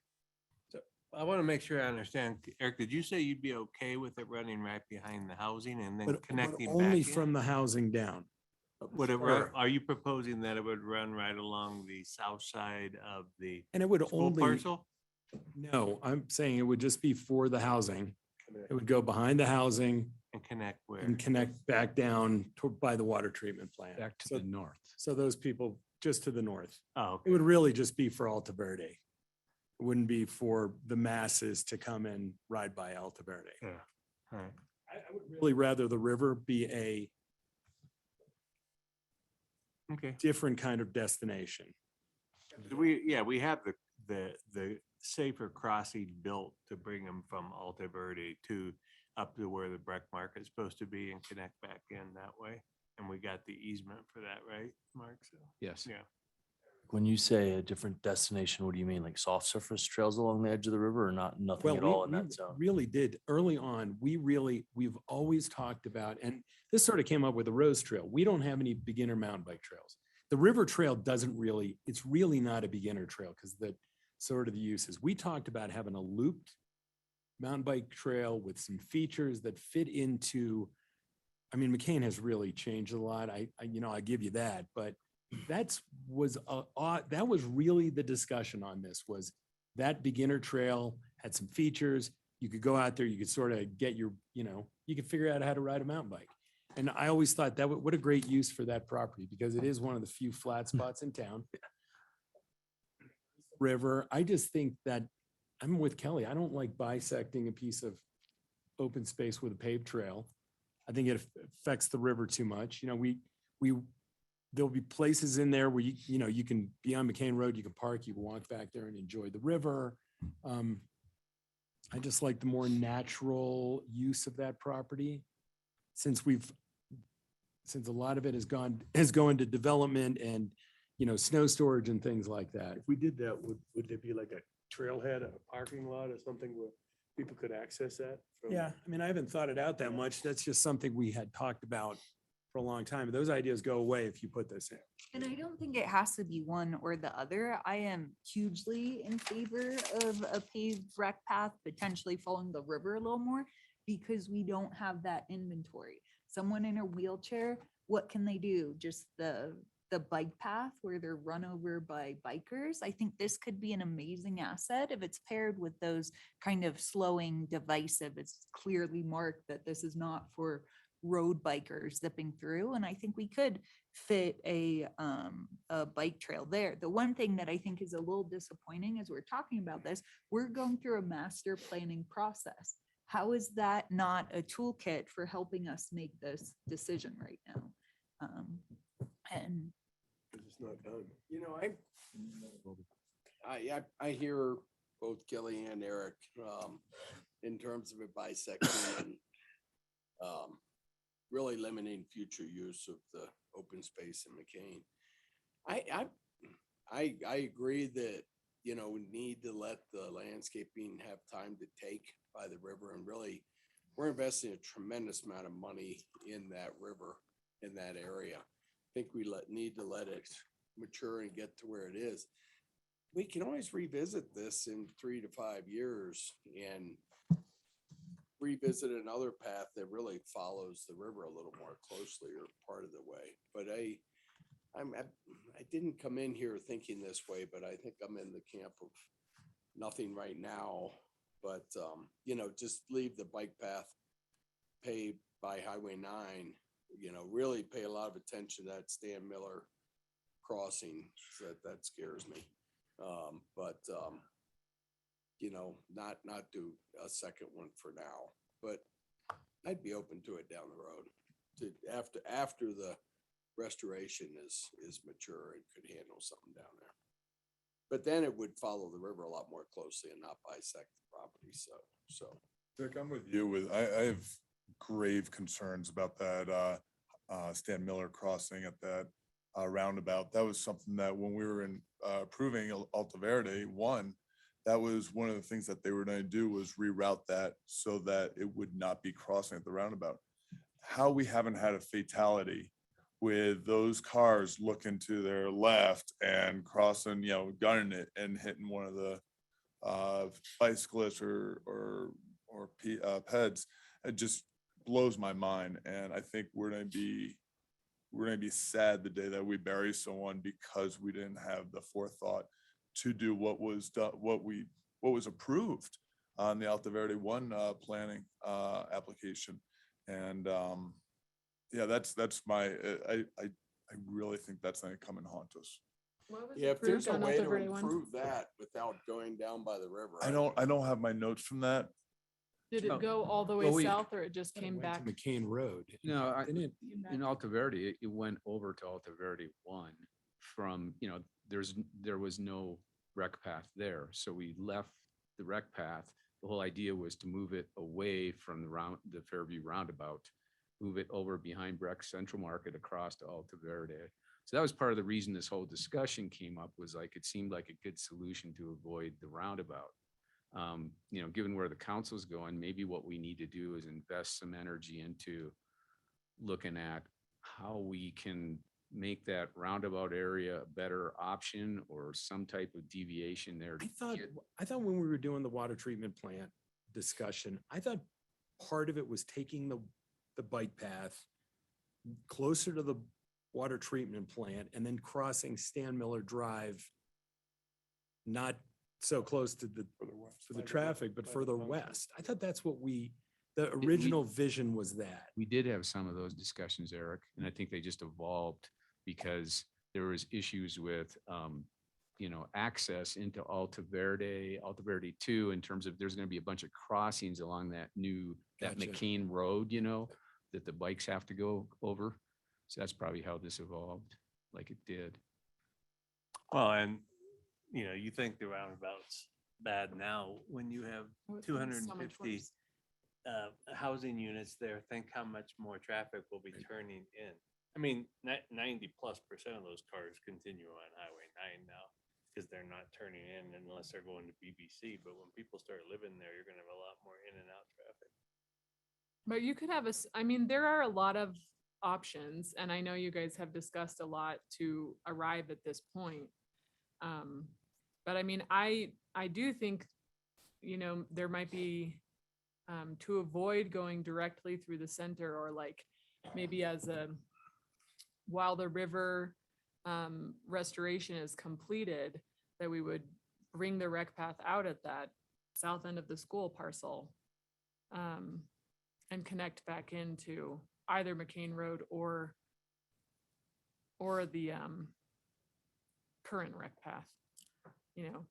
Feels like there is an option there. I mean, sort of to Jay's point, if you're not going to get rid of the existing rec path, you're going to have an accident anyway.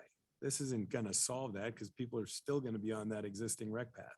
If that's where you're trying to send the fast traffic, we're going to need no matter whether this gets built or not, we're going to need an answer for that crossing because that part of the rec path isn't going away. So we need to figure something out. Yeah, we need to do a little more work on that crossing, I think. Especially when you load up Alta Verde 1 and 2, Begley's new stuff, like, totally agree. Like, that's got to get better there at Stan Miller. One of the things I keep looking at, I'm going to come at this a little bit differently. Was riding down there this weekend, and that open space parcel along Highway 9 where the existing rec path is, it's a wide track there. And I worry about the lack of trail miles per person that folks in Alta Verde 1 and 2 are going to have access to. So I'd love to see, with that wide parcel along Highway 9 where the existing rec path is, maybe some soft surface stuff in there just to, it's some dredge rock to try and just make sure folks have options, whether it's to run or walk their dog or whatever it is. Totally agree on not bisecting that open space parcel. I like the idea actually of a beginner mountain bike stuff. I think that's something that would be super cool and neat and valuable, and it is the one flat spot. I keep coming back to the river as this incredible amenity that I'd love to see us invest. I love that we're investing in the money to move it. I'd love to see us investing more to make it kind of part of who we are and what we experience. So I really like the idea of, I lived in Boston, DC, Tokyo, and Seattle, where there's these green belts that have a paved portion and then also some soft surface. That it is where you go to get away. And kind of to Jeffrey's point about, it's a place to just, get outside and get away. And so I'd love to see that right along the river path there, whether it's in, right away or in 3 years. I'm flexible there, but man, it's going to be such a spectacular part of river. I'd love to see us invest money there to make sure people can experience that, whether they're in a wheelchair or walking the dog or on their bike. And yeah, the trail miles per person in that zone, whether it's bringing soft surface through the solar garden, doubling up in that track where the existing path is, and just getting really creative with and maybe it's a 40-foot buffer near the river that's got a mix of things just to give people options I think we got to be right up against the river. That's my 2 cents. That confusing enough for you? No, it's good ideas. We've touched on everything. Pave anything for a while. That's what But I'm hearing. sounds like we'd paid to the housing projects. Yeah, from the Yeah. north. Yeah. Come back, just to. I mean, the amount of money that we'd spend on this rec path, if we do some improvements to the roundabout, try to make the roundabout safer or I don't something. know what, we have to be careful what, I mean, it's a state roundabout. Yeah. We're trying to determine, I mean, we don't even have jurisdiction, I don't believe there. I think we're talking about doing Pulling it away. a different, I think it's moving the path like we had talked about where remember we talked about that. We talked that- about we talked coming about up that, somewhere. Because and- that tank was going to be an icon. We talked about having bathrooms at one point and a water station, and then you could cross Stan Miller Drive at a place that's away from the highway. There was a crossing. Yeah, But the bike path doesn't go to it. well, yeah. Right? Some of us, yeah. I mean, the fact that all of a sudden we decided to keep the current path is a little bit different. Okay. And I mean, I think we thought we were replacing the past. Some people, we were working and that was a new one and then keeping both. And so, yeah, I don't know. Can you go under there? Is it crazy expensive? Only 10 mil? It is expensive. And the reason we're not just following McCain Road with the rec path is because there'd be too many curb cuts. I don't really understand that. Why would there be? Driveways there. Well, eventually when the school gets developed, there's going to be, goodness knows, crossings in there. The snow storage and parking on the north side, just south of the school parcel. However, folks are accessing the commercial district, depending which side of the road that you would put the rec path on. And there's a little There's- debate, yeah. Kelly, on which is really more dangerous, right? The families riding along the edge of the road through there or Right. one crossing you doing at the roundabout. I don't know. Some people rather take their chances at the roundabout. Good. On the east side, because there's no. Well, have a look at it. Thank you.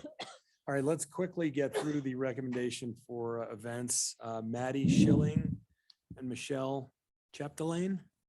I don't have anything to add to the memo, except that Michelle is here. And so I just wanted to give her an Great. opportunity to say hello and for you guys to See who she is. meet her. Awesome. And for her to be able to say, how do you say your name correctly? Chapdelaine, you're Okay. doing a very good job. Great.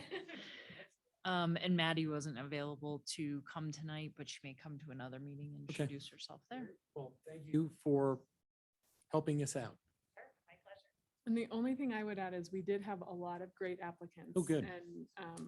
And the interviews were terrific. And we thank everybody who, took the time because it was a lot of people.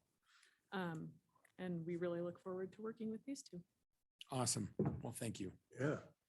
Okay, we are going to go out of work session. And now I'm going to call to order. We need to have a minute to change up any recording or anything. Update my password all of a sudden on Granicus. Granicus. Granicus loves to do Did this to me that. last time too. I don't. Like, oh. during While you're doing that, I'll just let you all know that D Weiser is on. We didn't want to haul him all the way down here, but if there are questions, he's advising the authority and he's on. It's actually worked earlier. Why? Oh, you got it?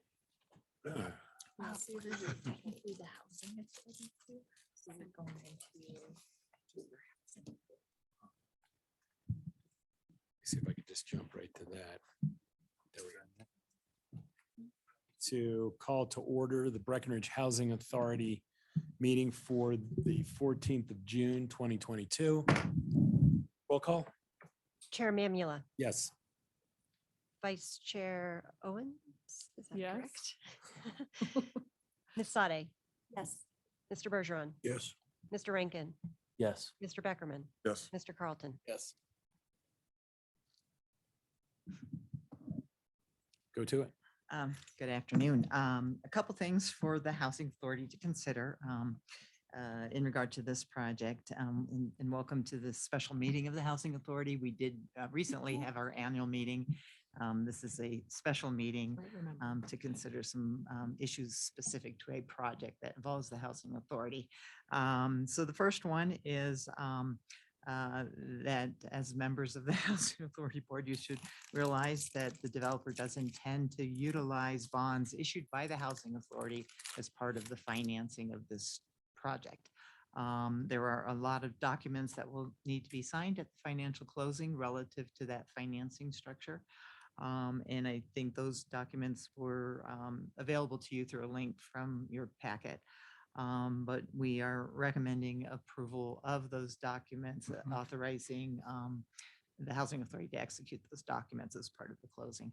The second thing that the Housing Authority Board should be aware of is that the Housing Authority will have partial interest, a very, very small interest in the ownership structure.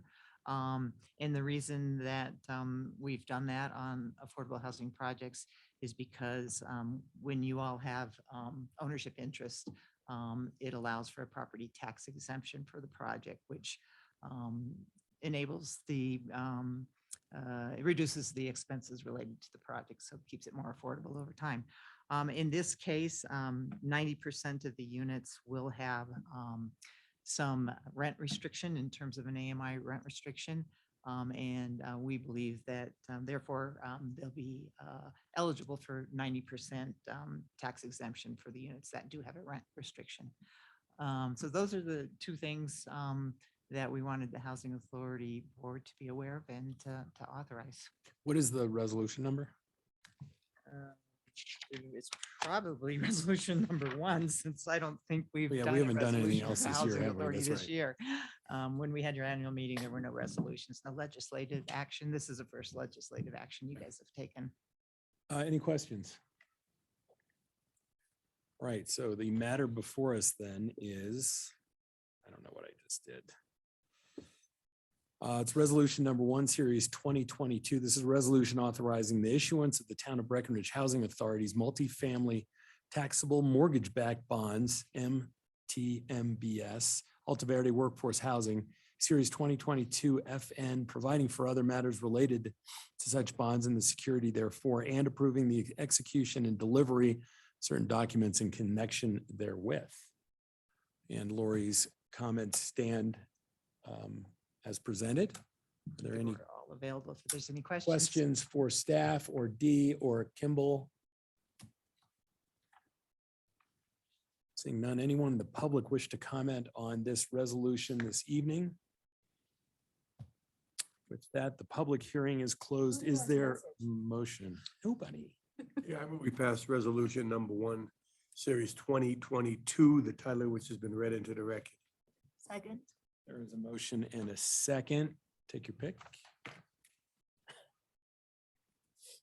Any further discussion? Roll call. Vice Chair Owens, Yes. Ms. Sade, Yes. Mr. Bergeron, Yes. Mr. Rankin, Yes. Mr. Beckerman, Yeah. Mr. Carlton, Yes. Chair Mamula. Yes. Anything else? Thank you. Any other matters of business for the Breckenridge Housing Authority this evening? And with that, thanks, Dee. Thanks, Kimball. We are adjourned until 7 o'clock when the regular meeting begins.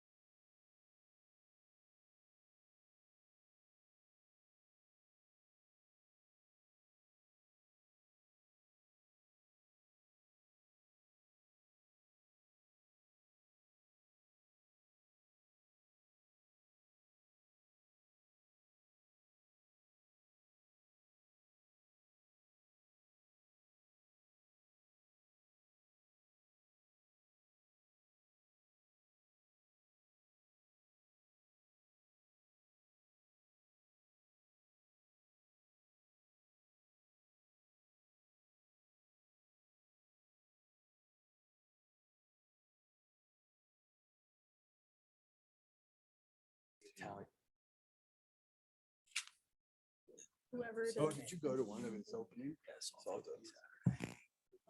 Buy you your own, nice one. Super nice one. It's a weird thing to just have as a regular human. I would carry this around with me if Helen would let me. Yeah. I give you power. I would gavel people on the street. Hey, you, No, pick she that trash up. Does it help you when you're talking to your teenage son? No, he wouldn't listen. On a call to order, the Tuesday, June 14th, 2022 Town Council regular meeting for the town of Breckenridge. It is 7 PM. Roll call, please. Ms. Sade, Here. Ms. Owens, Here. Mr. Bergeron, Here. Mr. Rankin, Here. Mr. Carlton, Here. Mayor Mamula. Yes. Approval of the minutes for May 24th, 2022. Anybody have any corrections, changes? Anything? Nope, minutes stand as presented. Agenda rec. Any changes? All right. Agenda stands as approved. We now have communications to council. These are citizens' comments, non-agenda items only, please. 3-minute time limit. There's a podium. If you want to make a comment tonight, stand up, give us your name, and you got 3 minutes to tell us what you think. Mr. DePeters, I know you're waiting in line.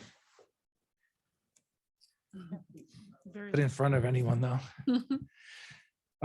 Thank you, Mayor and Town Council. I appreciate the time to be talking about the NRO this year.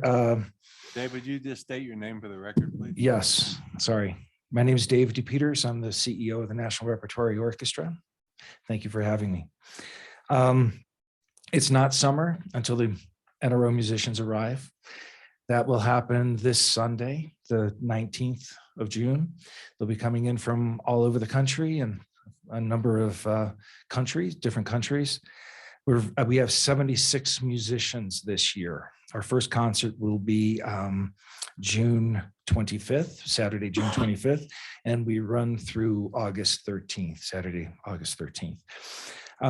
This year we have 76 musicians. We also have 20 paid and unpaid staff, support staff that are also coming in from around the country. They've actually already arrived and they're starting to set up the Riverwalk Center and our housing and everything. We'll get to that in just a second.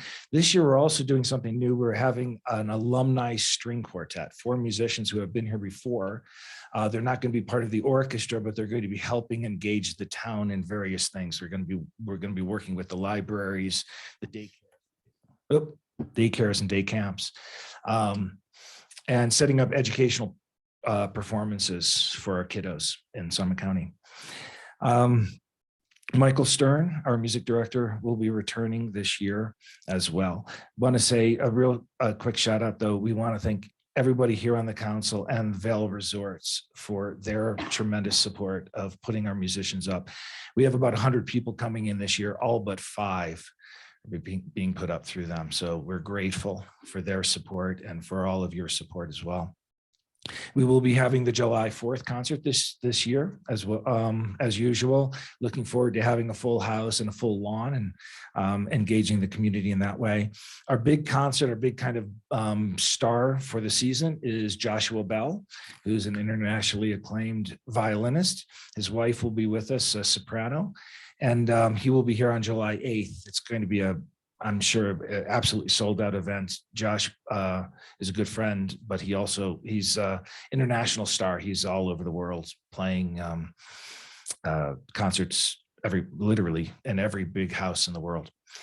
We're partnering with Breck Film to present West Side Story at the Riverwalk Center, which is the new Spielberg showing of it. Leonard Bernstein, who I had the pleasure of working with, his daughter is coming in to do a little Q&A about the movie, because she worked on the movie. And of course, she has some stories about her father, who wrote the music to West Side Story. So she'll be coming in. That's July 27th. We're looking forward to that. We have a number of kids programs this year, a free concert at the Riverwalk Center on July 12th. Like I said, we're going to be working with the Keystone Science School and a number of daycares and day camps. And the other thing I want to make sure you know before I get off is we're also partnering with Breck Create to help them run the BIFA Festival this year. They're doing obviously the visual arts and the popular music and things, but we've come on board to support the classical music portion of that. So since our staff is already here, we will be co-presenting all of the classical music. Some of our musicians are going to be sticking around, as well as some of their musicians to put on the concerts. And Steve Schick has got a great lineup there as well. So we're looking forward to a number of different partnerships and working with the town in a lot of ways to make the town active and engaged and having a great time this summer. So thank you. Thank you, Dave. Any questions for Dave? Yeah, I got one. I see like the violinist and a soprano and a vocalist, but then you get Jamie Bernstein, she's a speaker. What does a speaker do? You just talked about that. She speaks what? So what we're doing, we've got a concert. Yeah, We're yeah, going to West play Side the Story, music I from get West you. Side Story the night before at the Yeah. Dillon Amphitheater. She's going to talk a little bit about that. And then the next night at the Riverwalk Center, we're actually going to show the movie. And then she's going to talk Oh, I thought talk she's like a about that storyteller. engagement. I get you. Okay. I didn't make the connection. be in here? Yeah. I think- Cool. Okay. Thanks, Thanks. Dave. Thank you. Anyone else from the public wish to speak this evening? Yes, sir.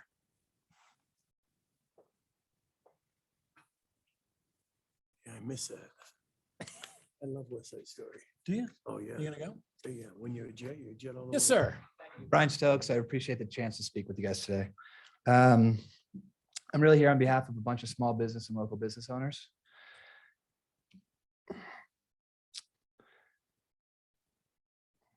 Majority of us small business, local business owners have just come through a recession or a pandemic. We're now entering a recession. We've got highest inflation in 40 years, and we've got an employee shortage. While we are incredibly grateful for all the support we've gotten from town council, the mayor, throughout this pandemic, we wouldn't have made it without you guys, but it doesn't mean it was easy. And we're here really to request that you revisit and allow us to continue to use sandwich boards. We're supporters of town character. We think we're ambassadors of the town character. We think that the experience we provide locally to both locals and to visitors is genuine, it's authentic. We want to keep doing that.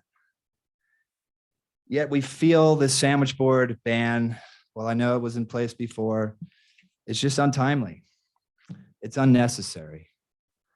The results of the pandemic are not in the rearview mirror. They're present, we deal with them, and we have dealt with them. So while I could list a number of reasons for this ask, the bottom line, guys, is it's a win-win. Local businesses win, town gets increased revenue, the visitors get an authentic experience, and they get to see the talent of our local character.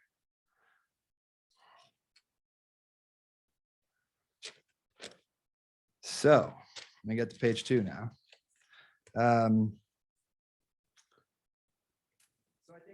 Look, we're aware of your concerns with sandwich boards. We know they can be left out. We know they can be a hazard for snow removal.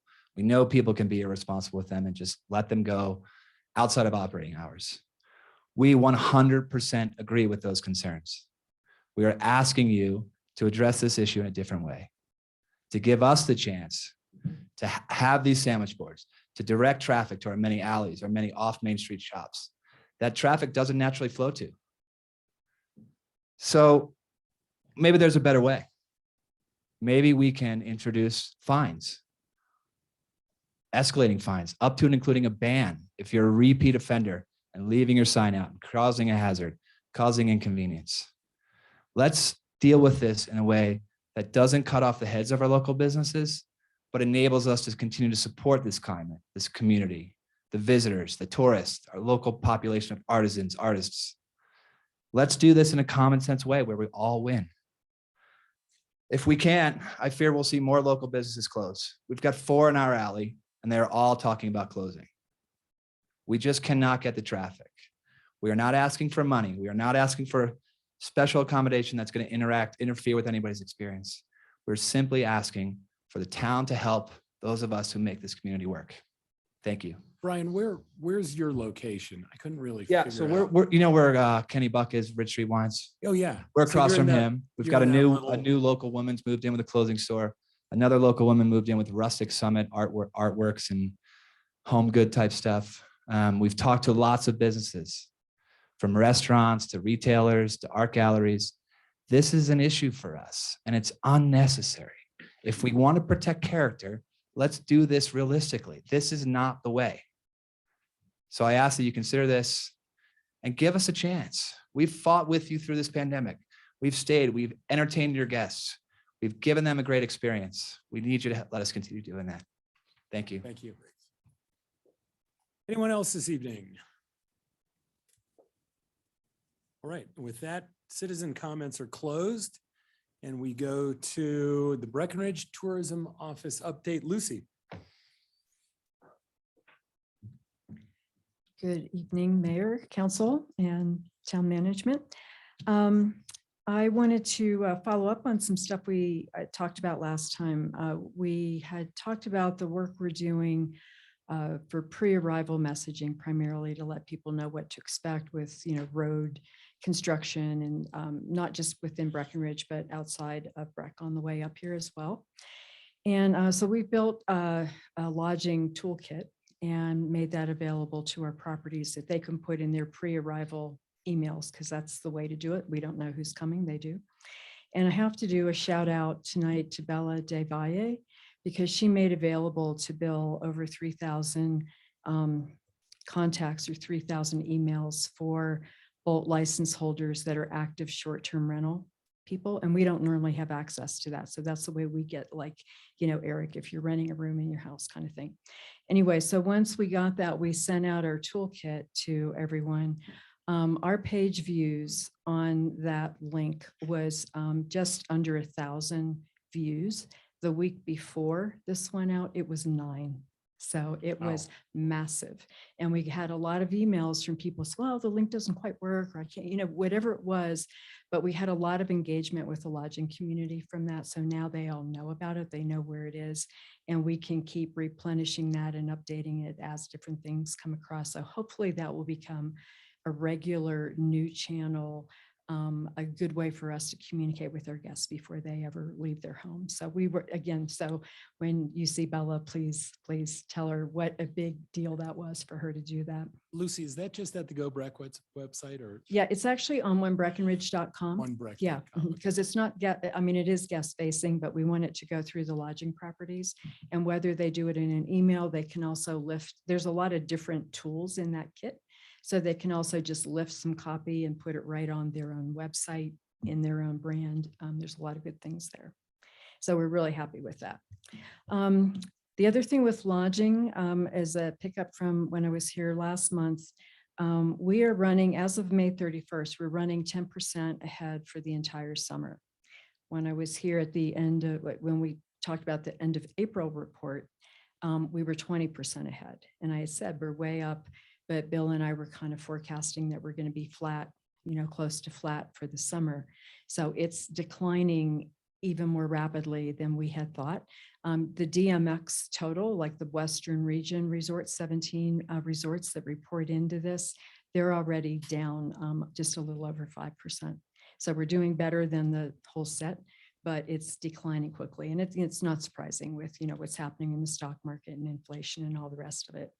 So I think part of the reason that we are still holding okay is because our group business came back and we've got some big wins, the Colorado Municipal League in June, and then Case is coming in July, and you can see those blips on the chart. But so 10% ahead.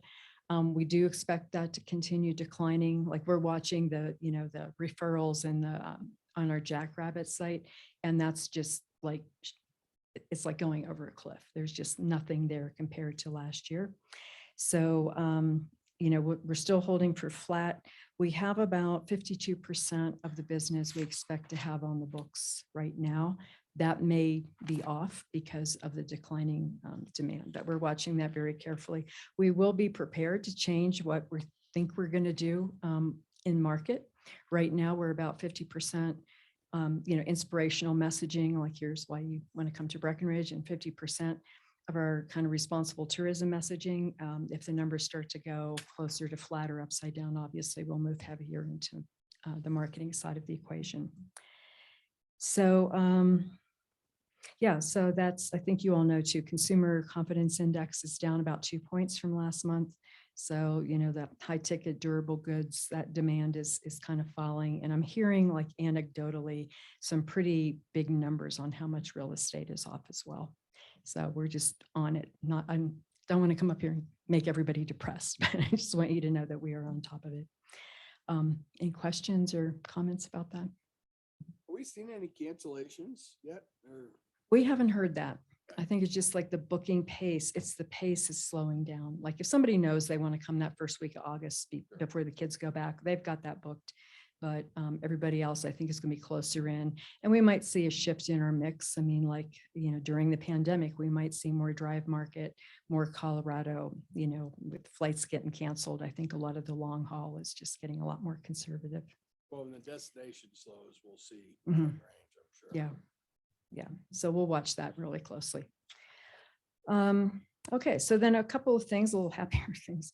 Bike to Work Day is June 22nd. We'll be set up in the Riverwalk there with breakfast. Amaje's taking care of all of that.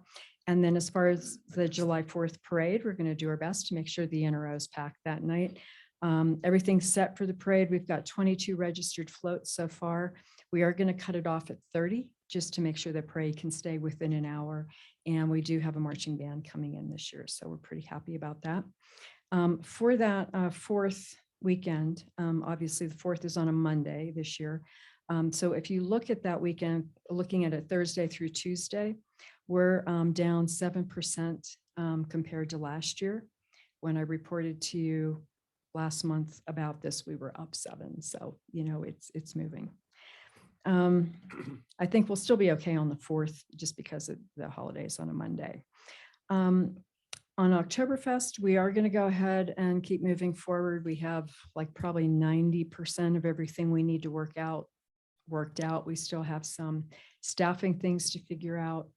And we're going to buy a whole lot of tables this year, like to the tune of about $60,000 worth of tables that we will then be able to amortize. So if you guys need tables for the town party or something, we'll have them. So I think it's important that we go forward. We know that it's not going to be exactly like it was pre-pandemic. We've got new partners. We can't get all the same things. But I think it's an opportunity to, clean slate and see what can go away. What do we really want to protect? We're going to work on try to get rid of cash. I don't want cash for tickets and steins just because of the safety, the risk factor there. Vendors can still take cash if they want. We're going to start doing some work to see what can we do to move more people to Sunday and Friday. It's tough because you can't cordon things off, but we'll work on that. And we will put together a group, like a task force, a community task force, that'll just maybe meet 2 or 3 times to talk about what can we do to make it feel more local? Like we saw that in the resident survey, that comment is like you do events for the tourists and it's not for locals. And we're kind of baffled by that a little bit. And so like what we want to understand, what is that? And, you know, what can we do to help that? And the suggestions we've had so far is free beer, but you know, we think there's probably some things beyond that. So yeah, so we'll get that going. And we will be working with Breck Brewery on this. So that's, you know, Todd's been great and Maj's been all over it. So it's all good. Then the last thing I have is our annual meeting is in here on Thursday, 8:30 in the morning. And I know you all have the information, but for the audience, Tim Wolf, who's the director of the Colorado Tourism Office, he's actually in town tonight. He loves Breckenridge, so he's going to be here for 3 days. But he will be our keynote speaker on Thursday. And we'll have about 100 people, which is a normal audience for us. About 72 are going to be virtual, and I think the balance will be here in the room with us. Questions, comments? How's the vendor profile looking for Oktoberfest? I know that was an issue last year. Yeah, there were a number of them, like the big ones, the ones that always have the massive line in front. That initially, when we asked them about coming, they said they were already booked in Denver because there's like 3 Oktoberfest that same weekend in the Front Range, big ones. And once we got more firmed up, a couple of them switched to come to our event because I think that the event is so strong, you know, and it's a good for them. So we will have plenty of food. I mean, if we didn't have enough food vendors out there, then that would be a massive concern for me. That's right up there with staffing, but I think we'll solve for staffing. Yeah. Anything else? Lucy, Thank thank you. you, as usual. Thursday's the BTOs. What time's the morning meeting start? 8:30. 8:30, and we'll have breakfast at a light breakfast at 8. And what time does Bike to Work start? They'll be there early. Early? I gotta go do a thing at CML, so I want to get breakfast first on my way over. I'll let you know exactly when. You Okay. All right, we move on to continued business. We have no second readings this evening. We do have a couple of first readings. The first is Council Bill number 19, Series 2022. This is an ordinance authorizing the granting of easements to Public Service Company of Colorado for the installation of electric vehicle charging infrastructure. Hi there, Mayor and Council. Teddy didn't need to stick around for this one, so I told him that we would cover it. But basically, Public Works is looking to accommodate EV charging stations, and in order to do so, the charter requires that we grant by ordinance an easement to Excel to be in these locations. So if you have any questions, please let me know. All right, any questions for staff? Anyone in the public wish to comment on this first reading? No, public hearing is closed. Is there a motion? Yes, on first reading, I charge we pass Council Bill number 19, Series 2022. The title which has been read into the record. Second. There's a motion and a second. Any discussion? Roll call, please. Ms. Sade? Yes. Mr. Rankin? Yes. Ms. Owens? Yes. Mr. Carlton? Yes. Mr. Bergeron? Yes. Mr. Beckerman? Mayor Mamula? Yes. We have the first reading of Council Bill number 20, Series 2022. This is an ordinance adopting timeline for notice and relocation of facilities in connection therewith, adopting fines and penalties for failure to comply. Mayor and council, you have before you an ordinance that would allow the town to enforce penalties and damages when a utility company doesn't relocate their utilities in a manner that is timely and causes the town delays in our public projects. And as you know, we have many construction projects going on this summer. And so it made us aware of the fact that we didn't have an ordinance in place to ensure that we could address these issues when they come up. And I'm happy to answer any questions. Thank you, Shannon. Questions? Have any come up so far? Or this is kind of a They did, repetitive? yeah, we did have a couple of issues, and that's what caused us to move forward with the ordinance. Anything else? No, anyone in the public wish to comment on this first reading? Public hearing is closed. Is there a motion? On first reading, I move we pass Council Bill number 20, Series 2022, the title which has been read into the record. There's a motion and a second. Any further discussion? Roll call, please, Helen. Ms. Owens, Yes. Mr. Rankin, Yes. Ms. Sade, Yes. Mr. Bergeron, Yes. Mr. Beckerman, Yes. Mr. Carlton, Yes. Mayor Mamula. Yes. We have one resolution tonight. That's resolution number 13, series 2022. It's a resolution approving certain documents in connection with Alta Verde Apartments. Lori.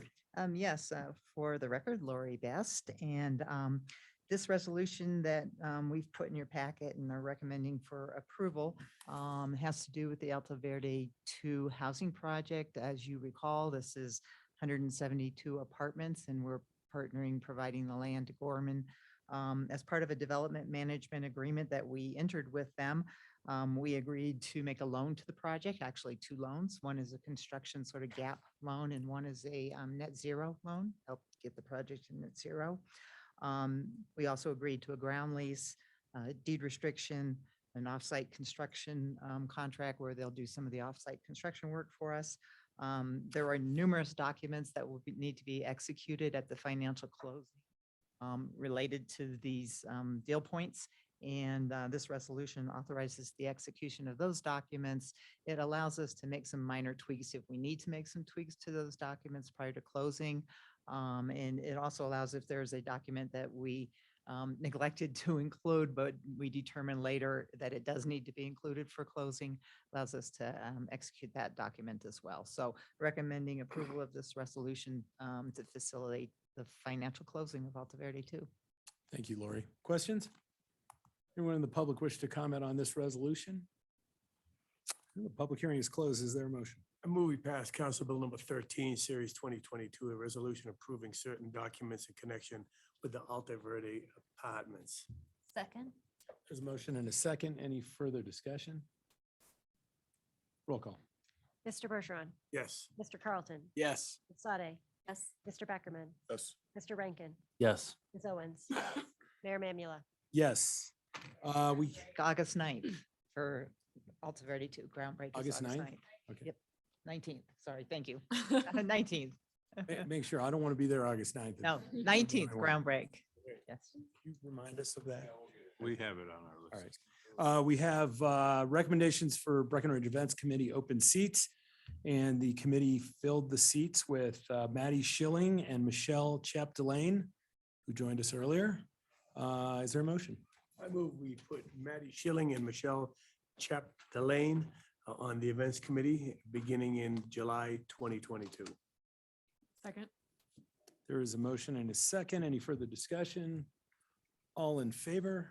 Aye. All opposed? Any opposed? All right. Motion carries.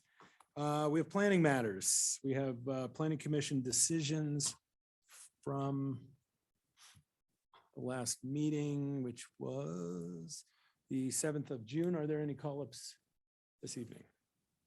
Yep, planning commission matters stand as presented, or decisions stand as presented. We moved to the gondola lot subdivision de novo hearing. Set up, let me get some water.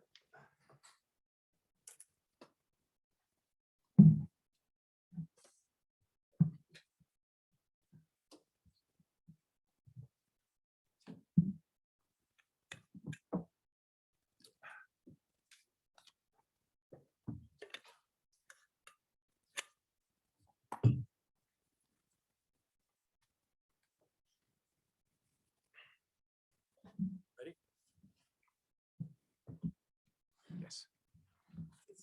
Hearing with respect to Class A subdivision permit application PL 2022-0118.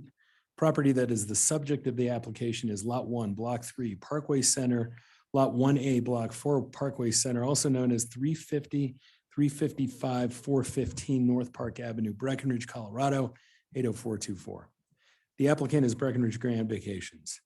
Applicant seeks a Class A subdivision permit to subdivide 2 lots totaling 17.88 acres of the above described property, all of them more specifically described in the application and supporting documentation.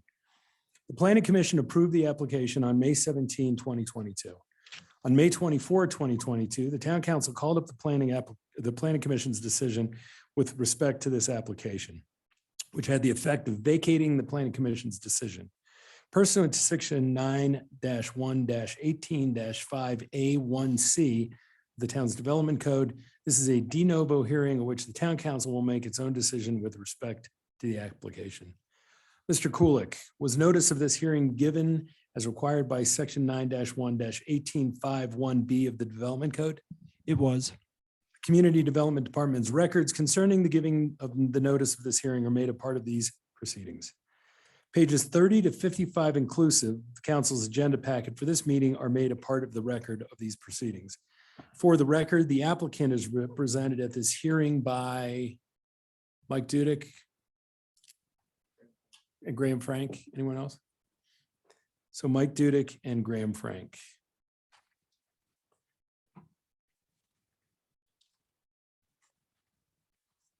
The following general procedures will be followed by the council in connection with this hearing. First, Mark Truckee and Chris Kulik of the town's Department of Community Development will introduce the application. The applicant will then be given an opportunity to question Mr. Truckee and Mr. Kulik about their testimony or records. Next, the applicant will be given an opportunity to present any evidence that it may wish to offer in support of the application. This may involve the calling of witnesses or the introduction of documentary evidence. Questioning of the applicant's witnesses by counsel will be permitted. Then any member of the public who wants to speak either in favor of or in opposition to the application will be permitted to do so. Questioning of the public witnesses by the applicant and counsel will also be permitted. Finally, staff and the applicant will be given an opportunity to present any further evidence that they desire to offer. Members of the council will be permitted to ask questions of any person who testifies. This will occur after the testimony has been offered and any questioning of the witness by the applicant has occurred. If there are further questions that the applicant has as a result of any of council's questions, the applicant will be permitted to ask those questions. After all the testimony and the questioning of the witnesses has been concluded, the hearing will be closed. It will then be time for the council to discuss this matter and to render its decision. For the record, I want to state that the town attorney, Kirsten Crawford, will not be involved in the presentation of any evidence in this matter and will remain available to advise the town council. We are making a record of this hearing. It will be necessary for a person who testifies to come to the podium, identify himself or herself for the record, and speak slowly and clearly so that the recorder can pick up the testimony. Are there any questions about the procedures to be followed? It's now time for Mr. Truckee and Mr. Kulik to introduce the application. Thank you, Mayor. Before you is a subdivision proposal. As you are aware and you saw earlier this year, master plan was approved by the council for the North Gondola and Gold Rush lots. This proposal here would subdivide those properties, most of that property, the South Gold Rush lot along with the North Gondola lot will be subdivided into 3 lots each. So in the picture you see right in front of you there, that's the South Gold Rush lot. It would be subdivided into 3 lots. Lot 1 being where the duplex development that was identified in the master plan is. Lot 2 being a residual parcel that would be remain in, I guess, the hands of Vail. Vail already owns this area. And lot 3 over here being the wetlands parcel that was required as part of the master plan to be dedicated to the town, 4 acres worth. Then further to the south, or excuse me, to the east, we have the North Gondola lot. Once again, we have 3 lots here, lot 4 being where the mixed use buildings 1 and 2, along with townhomes, are proposed to be located. Then once again, splitting that off with a parcel in the middle that would be retained by Vail and would include their existing gondola, the Breck Connect gondola there, along with a park area and the new gondola terminal for the gondola that would come over from the parking structure on the North Gold Rush lot. And finally, lot 6 is essentially the area that is in an easement to the town for the transit center and the bus turnarounds and all that right now. So the North Gold Rush lot is not included in this. It's already been separately subdivided off, so it's not included in this application. So I'm going to go over just a couple things related to this, and then I'm going to have Chris take you through a few more details. But this was, as you know, approved through a master plan. Really, a master plan serves as more specific zoning on a property than our land use guidelines. So it provides us the opportunity to go beyond just a land use district that has very general guidance to do a very specific look at the land use on a piece of property. And we have numerous examples of where we've done that through the community. Now, in the historic district, obviously we've got a grid pattern there. And so we just had standard rectangular type of subdivisions that occur there, many of them that were done 140 years ago. So, and that pattern continues to this day. However, when we move out of the historic district, we move into an area where we have more, we start working with the land itself, and in some cases with environmental constraints, things like that. So at issue, and one of the reasons this was brought up for call up was because of provisions in our code, in our subdivision standards that talk about to the extent possible to maintain straight lines, right angles, and avoid irregular shapes when subdividing property. In the case here, what the lines that you see that were drawn, this is an overview here that shows the master plans in green, and the faint red lines behind it are the proposed subdivisions. And really what the lines are doing is replicating the guidance that was already provided in the master plan. Maybe Chris, if you go up Can to you blow that up yeah, a little bit? just so we can see it a little more.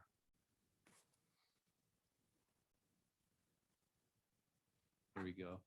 Yeah, let's go up to and maybe go up to well, that's fine. We can start here.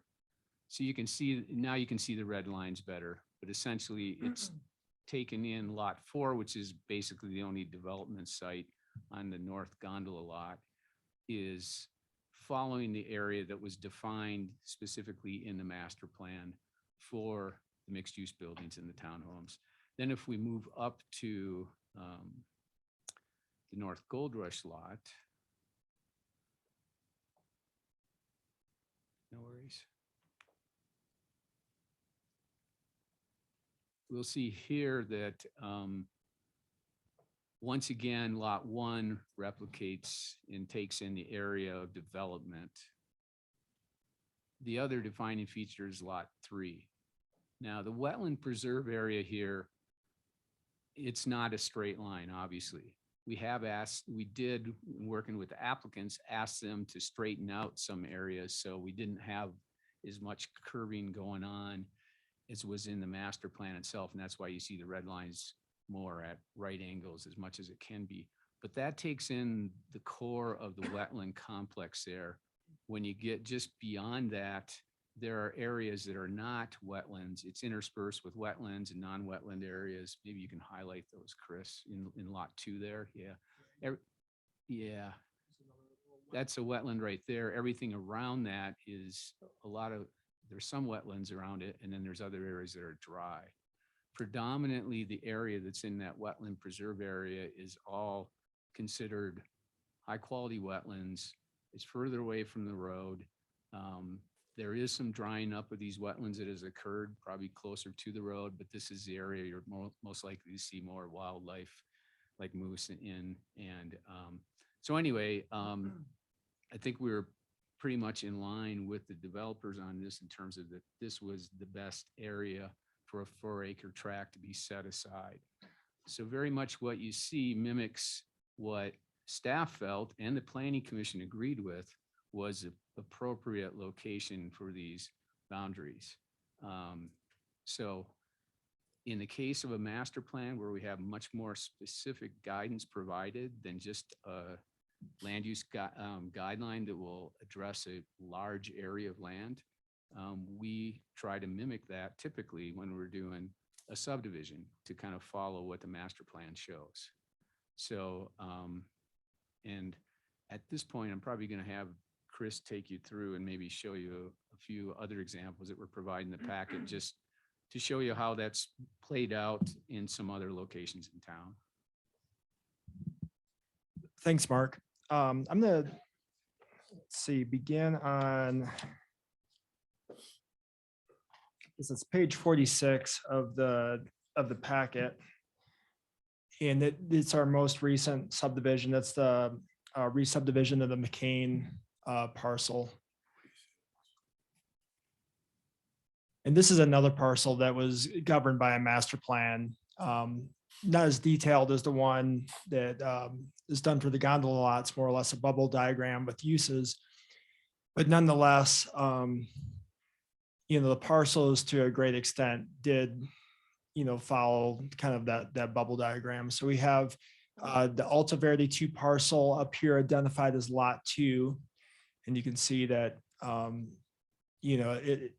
the shape is not exactly a plain geometric shape or has 90-degree angles. There's also track D2, which will be you'll be seeing shortly with the FERC town project application that will occupy the southern portion. And again, does not have right angles, is not a plain geometric shape, largely because of how we wanted to have the circulation for the bus through the P here, as well as the remnant parcel lot 3.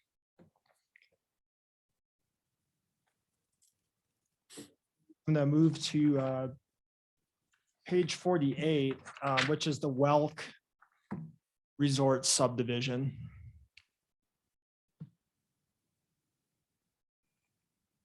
And this one did not, was not subdivided per a master plan, but still you can see that the property lines were manipulated. It's obvious that here on, apologize without glasses on, I'm having trouble with identifying the lot, but you can see that the lot 3, the curve here is essentially done to meet setbacks with what was anticipated to be a building form, which was never developed over here. Over to the north, near the conference center, again, they, kind of divided the line, I think based on what their need was for the 2 properties versus putting in a straight lot. This parcel in general was just a kind of a, at some point was previously subdivided during the Braddock subdivision, which also was a odd shaped lot. Moving up to Peak 7.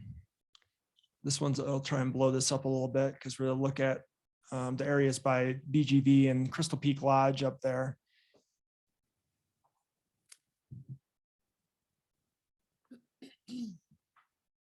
Or excuse me, this is the Peak 8 subdivision.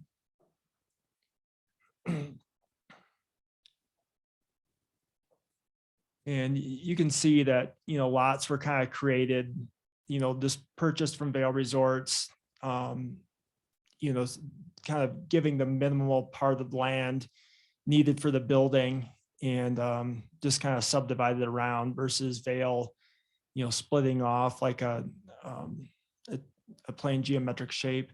And then looking over at Peak 7, where the Grand Lodge of Peak 7, as well as Crystal Peak Lodge is, you can see that the property line kind of meanders right through the middle of the skier plaza there. And it is not subject to really any kind of geographical constraints there. It's at kind of the flatter part of the base area. Again, looking at Peak 8, this is the most recent building, building 3. The setbacks roughly follow the building shape. There's kind of a remnant parcel for the gondola easement and some bus turnarounds and such in front of the parcel. And then towards the west, towards kind of where the ski area comes in, it doesn't really follow any kind of plain geometric pattern. And then there's also the lot line in between one ski place, this parcel here that the ski area still controls, and BGV's property for building 3. Looking at the Miller subdivision, which is also a fairly recent subdivision, this being primarily a single family and duplex lot subdivision, you'll notice that the lot lines are hard to see, but they are roughly 90 degrees as much as possible from the roadways. The roadways are curvilinear, which makes it really impossible to be completely 90 degrees, but they did try to keep those lot lines straight. The open space parcel, however, if you probably just looked at it, you would think it's probably a cul-de-sac, but it was just designed to have little pocket parks on the property and access kind of behind all the lots. As far as the larger lots that were designed for multifamily housing, you can see that those are, again, not really subdivided at any kind of right angle, or, they have maybe some 90-degree elements with them. But then again, the open space parcel is kind of the remnant parcel and has some weird things that jut out. This one is the, I guess, southern portion of that feature. It looked like a cul-de-sac. In the larger diagram here, you can see how this is all connected as one open space lot. And I think that's one thing it's really noticeable looking at the subdivisions, is even in subdivisions where maybe single family lots were done to try and have straight lot lines, the kind of leftover open space is always done at a very obtuse angle.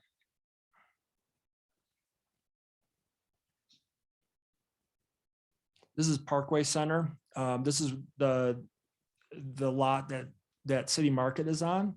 So again, this is kind of a hybrid of what we were talking about on the previous Braddock Miller subdivision, where a lot of the pad sites are drawn at roughly 90-degree angles from the right of way.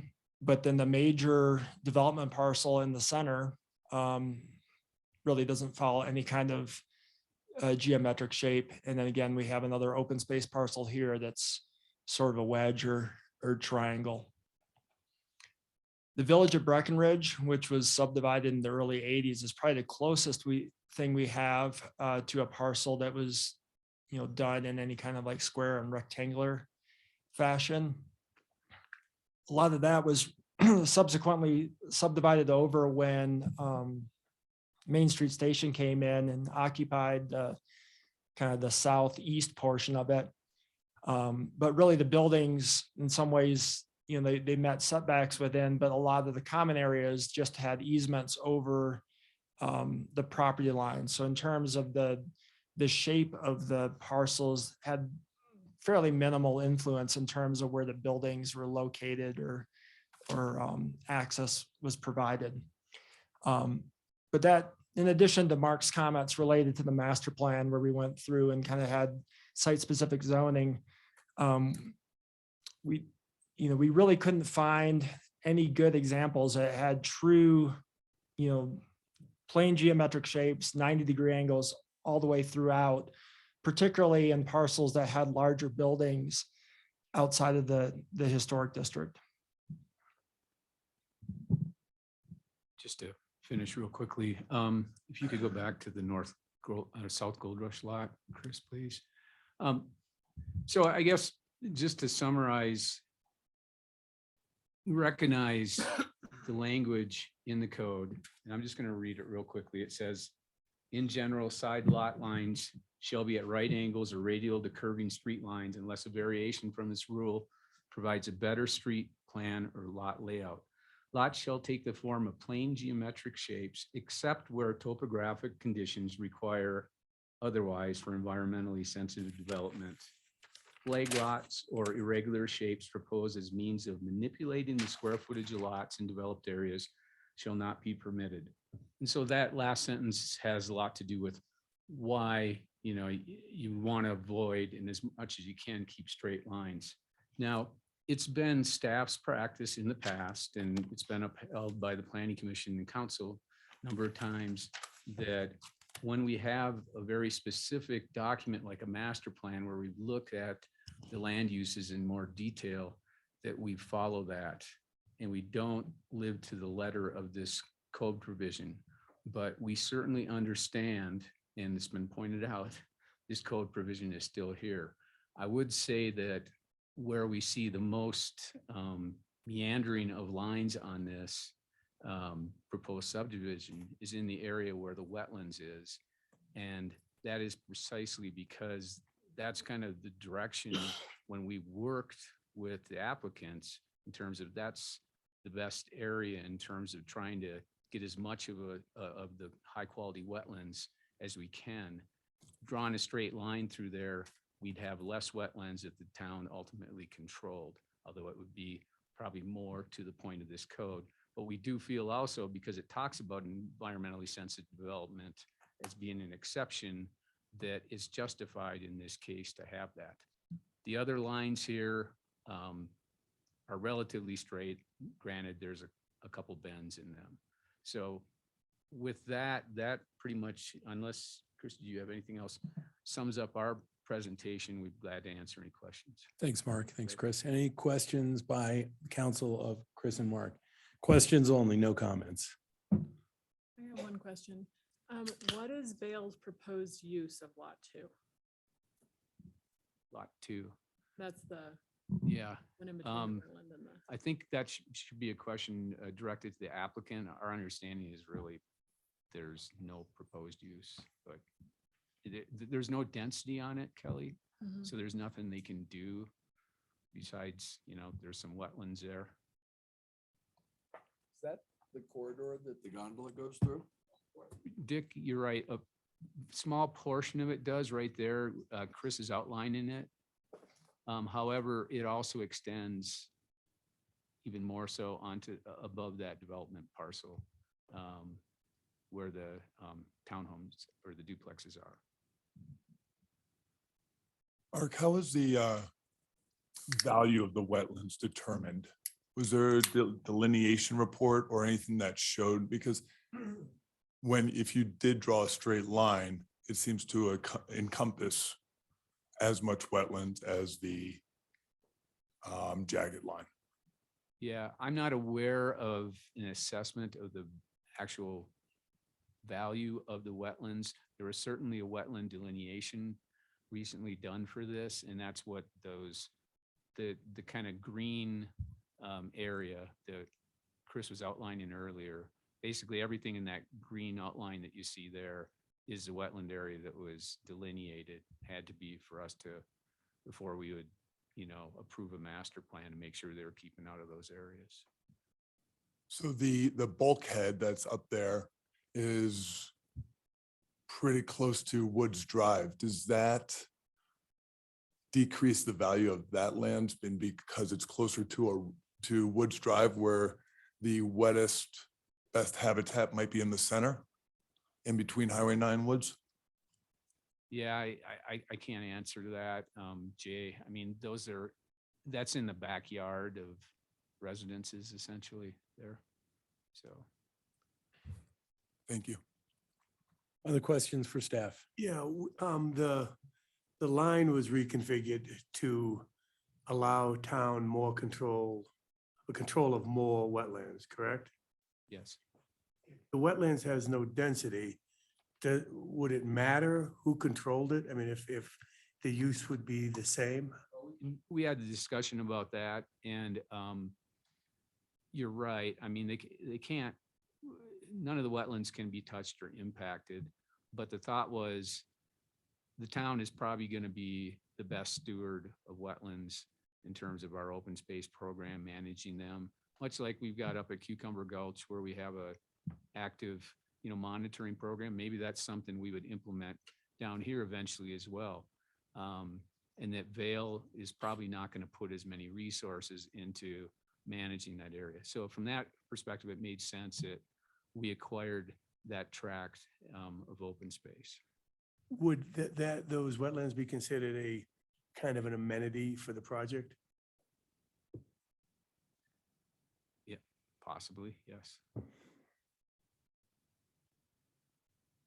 So during the master plan process, just as a non-planner, are we approving just sort of the idea of how the area will be used in the master plan process? Or are there, because I'm a little bit confused, there were things that we talked about during the master plan process that people kept saying, you know, you'll have a site specific time to talk about that. And I guess I'm struggling with relying on, like, there's a lot of times in this document that it says this was approved in the master plan. But at the same time, there are lots of things we weren't supposed to approve or disapprove of in the master plan. So I guess I'm in a place of just not understanding how that portion of the process works. Yeah, well, and just so you know, BGV has submitted a development permit application for all the development here now. So that's a separate process that's going on. We're going to be having a hearing about that. And at this point, we can't be having, you know, discussions about that because it's, you know, ex parte communication. But on a broader sense, in terms of this, that site-specific development is going to look at each one of these buildings individually. And so those are the things, you know, we had some general architectural renderings, that type of thing. We're going to see more specifics when we get to the development permit that's coming in soon. On something like the wetlands, you know, there's not going to be really much more because there's no development proposed there. So, you know, but like the parking structure there also, that's something we're going to, you know, see more details on and look at much more specifically how it fits on the site, what kind of site disturbances associated with that, tree removal, things like that. So there's a number of issues like that that we'll get into in the development permit, Kelly, that, you know, we just brush the surface with the master plan. I don't know if that helps with your Well, it question, does but- help, except for that I guess part of my problem with relying on a lot of the language that says this was approved in the master plan, but this is the place we're supposed to be approving the subdivision lines, right? Correct. So I guess I'm not feeling totally comfortable in relying on, it's okay, this was in the master, this is the same thing that was proposed in the master plan that you guys already looked at, when this is actually the time that we were supposed to propose or approve the lines. I guess I feel like that reasoning isn't a strong. I guess we look at it as putting in these lines is a pretty, not inconsequential, but not as huge of an issue as actually what's happening in terms of the development itself. And that's what we tried to narrow down in the master plan very specifically in terms of where's the density going to go, that type of thing. And the lines themselves, we're going to see further subdivisions down the road. You know, every one of those duplexes is probably going to be split down the middle with a party wall to split those off. You know, the townhomes, there's going to be townhome condominiums there as well. So there's a bunch of additional subdivision steps down the road, but really is all this is transferring ownership. And from BGV's perspective, it's getting to the finish line on a contract they have with Vail they acquire certain portions and other portions go to Vail and then of course to the town as well. So is there anything that Vail could do with this piece of property besides have it be open space? I guess that's what I'm uncomfortable with is like, why are we keeping it this shape? If we really want it geometric, does Vail have some plan for this that we're not aware of and that it's going to come up down the, you know, in the future? And then we're going to say, well, we approved it through the subdivision process. No, because the master plan it is going to be essentially an absolute policy for us in terms of guidance. So there's no density, no development shown on that parcel. So they really can't do much of anything there in terms of any type of development. Could, you know how like with the roundabout, we built that in the wetlands and then we had to mitigate the wetlands someplace else into Swan. Would there be any scenario where Vail would want to do a development and then say, well, yes, we've already mitigated that development in a riparian area, wetlands, and they just claim that they already mitigated that wetlands by referring to this parcel? I'm not sure what the motivation for them to impact wetlands here would be if they can't do. No, not developing anything there, some other place, and they say this is an offsite mitigation of disturbance wherever, you Oh, know. use this as a mitigation bank for somewhere else? Yep. I, don't think so, because I think it has to be a new, Has to be a new- newly created wetlands. Okay. think, yeah, Eric, get it.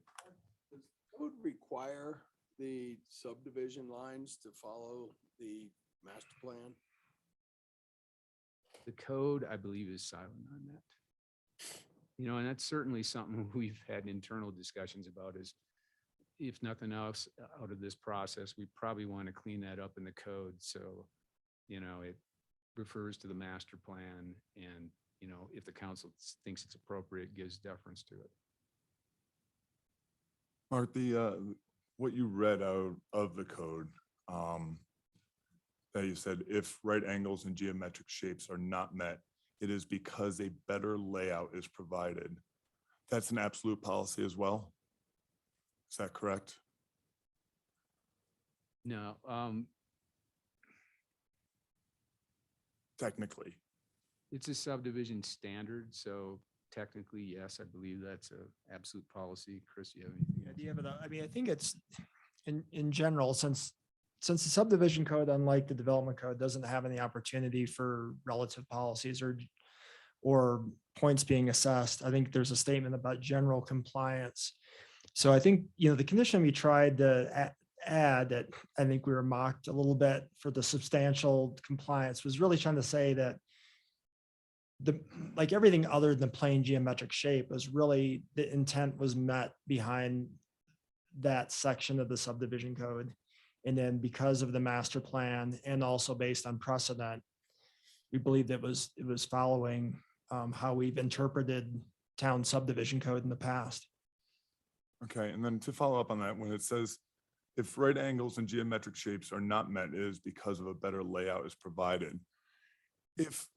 How is this satisfy that? How is this a better layout? Like if you drew a straight line that would be approximately where 4 acres would be, how would that be less beneficial than this one as drawn?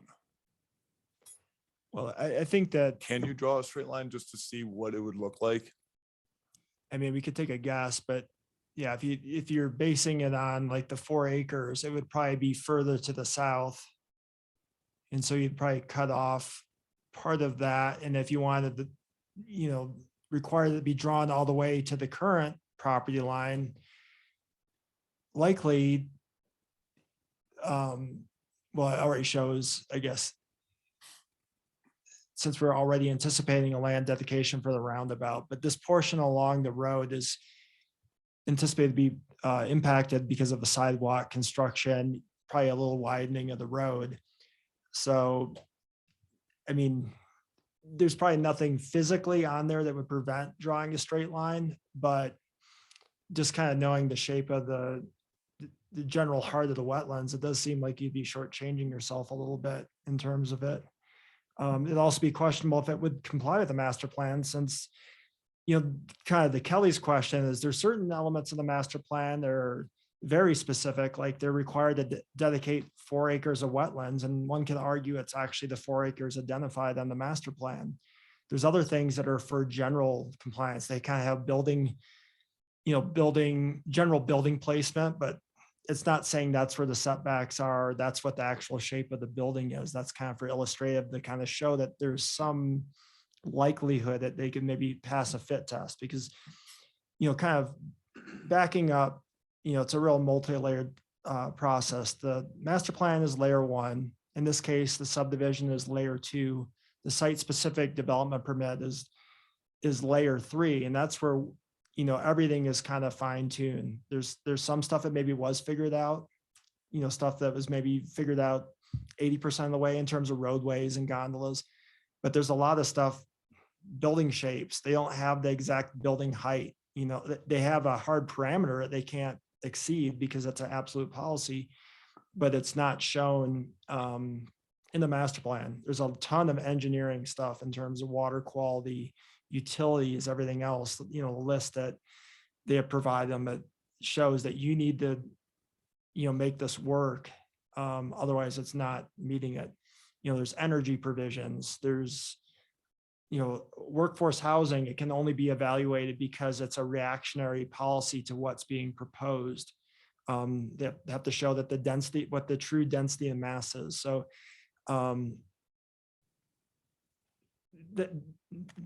that's a much more detailed process, and quite honestly will probably take a little bit longer than the master plan or some of the other ones. Chris, if I can just, one more thing, could you just blow up a little bit on that area?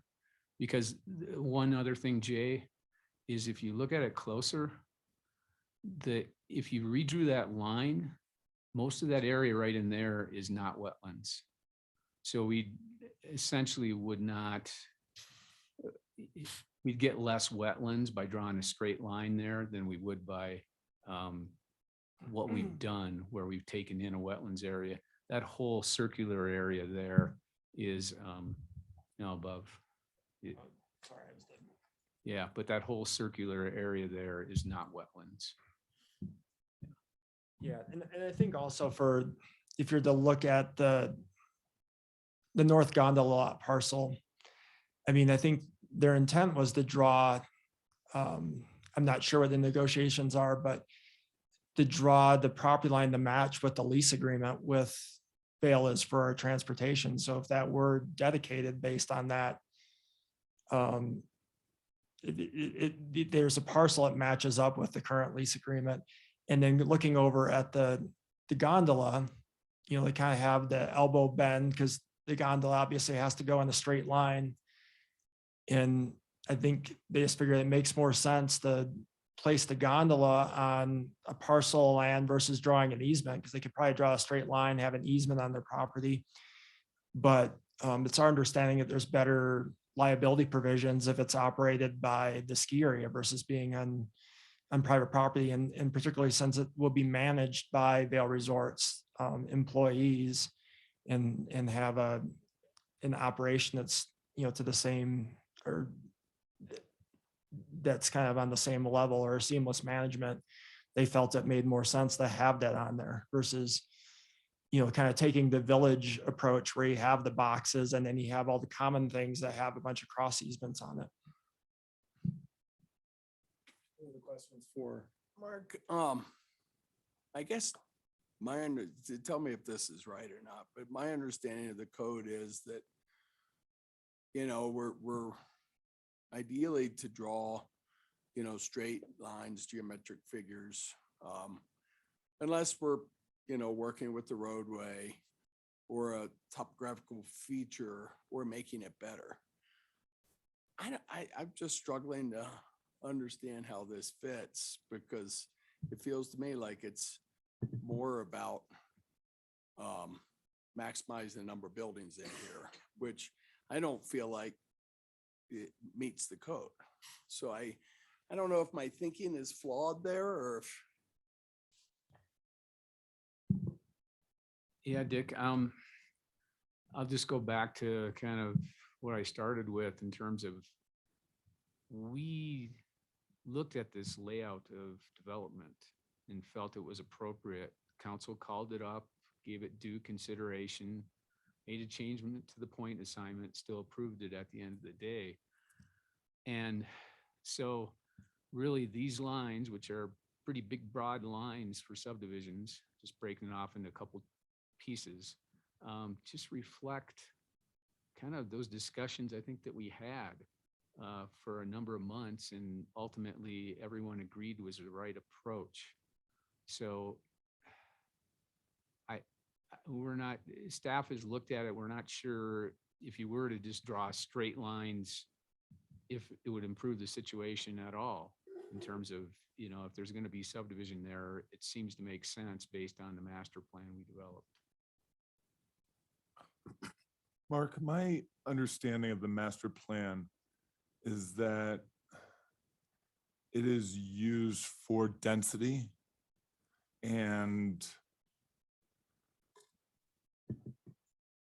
like usage. and not for like lot lines and setbacks. Am I wrong on that? Well, certainly the subdivision comes, would come in later at this point in the process. So yeah, the master plan is providing the guidance, like you said, on the usage. Generally where the density is going to be found, although we still haven't said there's X number of SEFBs on this building and that building, that's still to be determined through the development permit. So, yeah, the subdivision is kind of its own animal in terms of starting to parcel things off. Yeah, I guess I'll add, really a subdivision could be as detailed or as minimal detail as you want. Like our McCain master plan is pretty minimally detailed. We'll have some land uses, some general density provisions on it. So that I would say that'd be on the lighter side of the master plan. Other ones, they have other intent such as architectural language, density, details on what the perceived circulation is. So from that regard, I would say this is probably one of the more detailed, if not the most detailed, particularly the amount of time that we spent on, traffic studies and some other like pretty hard physical requirements that they would have to meet. They were required to do a master plan because they had multiple parcels that they wanted to develop in phases. And particularly since we were trying to figure out a mechanism to get, I guess, from the west side of Park Avenue to the east side, it was impossible that was the one linchpin that wouldn't allow them to just say, we're to develop this one lot here where they wouldn't need a subdivision or a master plan, then develop that one, then develop the other one. That was really the genesis of why they had to do a master plan in this case. But I think also for the applicant, they went to a higher level of detail because they wanted some reassurance that what they were, planning out was feasible. So I think, kind of having a very rough fit test, it's not saying by any means that this is absolutely everything on here can be constructed. That's the purpose of site specific, but there's a high enough level of confidence that something very similar to this probably could get constructed, I guess is how I would couch it.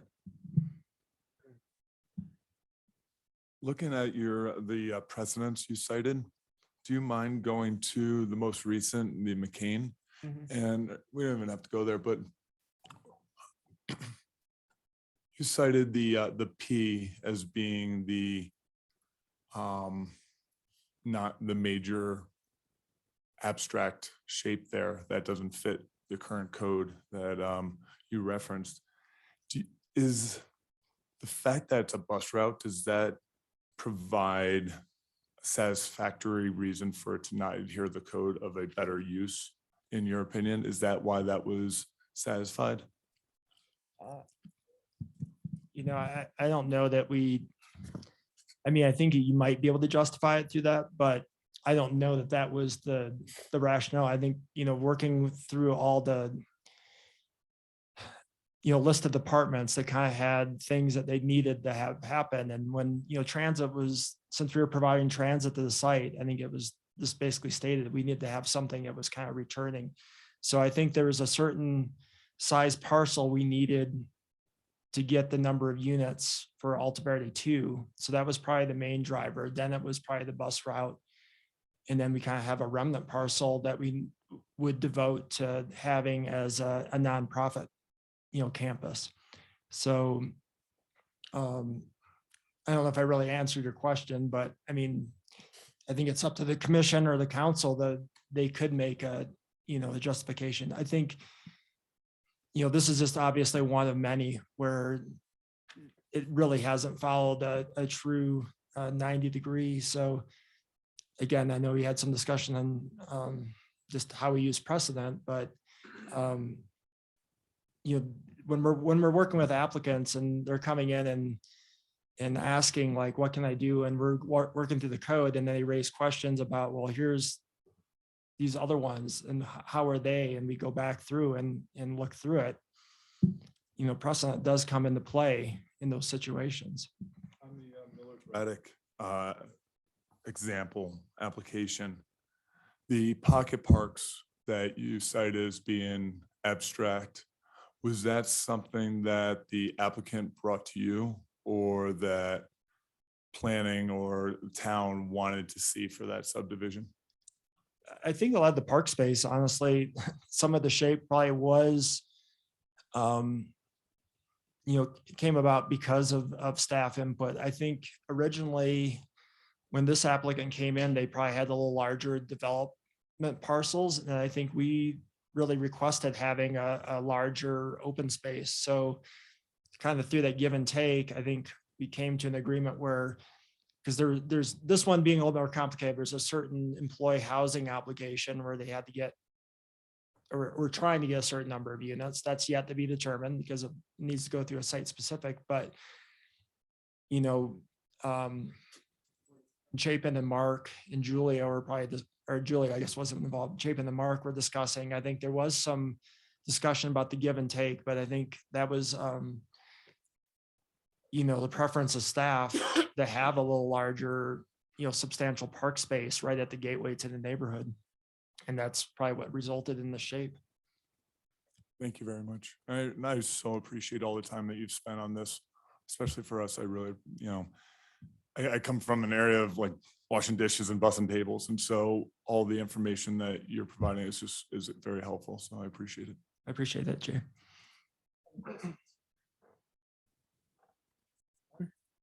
All right, the applicant may present its evidence concerning the application. Mike and Graham? Do I use the table or? I can stand here, but whatever works. Totally up to you, wherever you feel more comfortable. Why don't you guys come down at the table like? Yeah,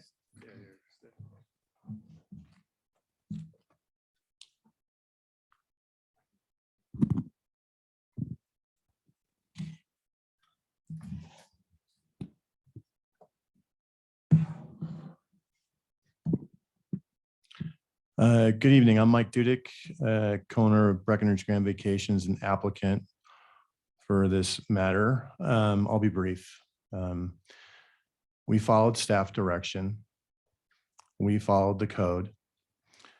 Both the staff and the planning commission support the subdivision as drawn. The precedents support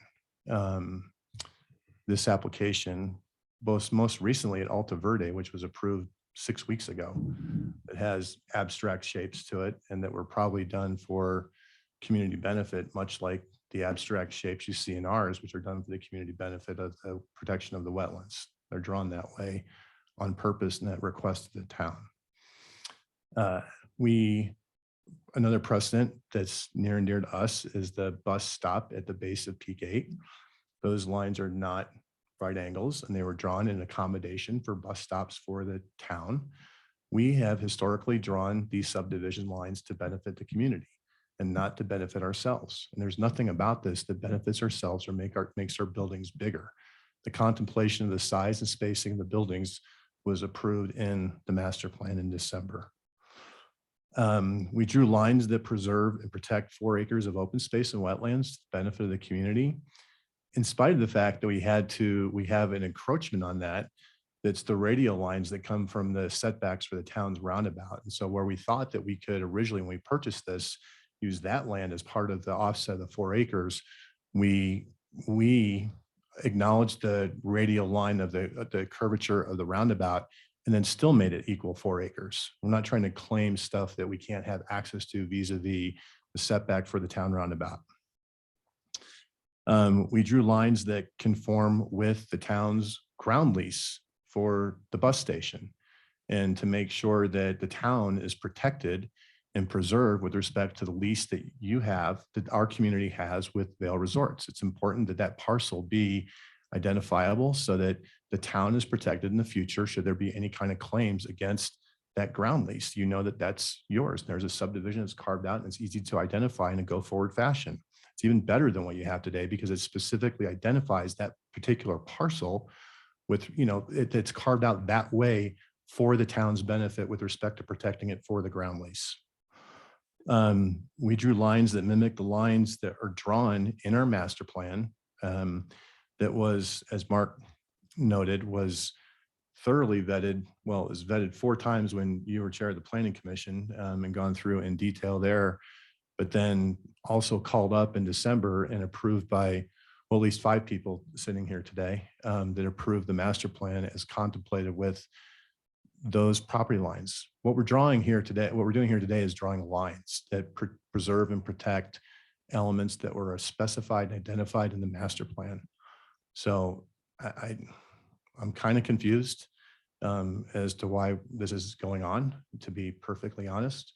But that's it. Thank you, Mike. Any questions for Mike or Graham? I have just the one question that I asked before. Do you know what the proposal for that lot 2 that is going to be retained by Vail Resorts is?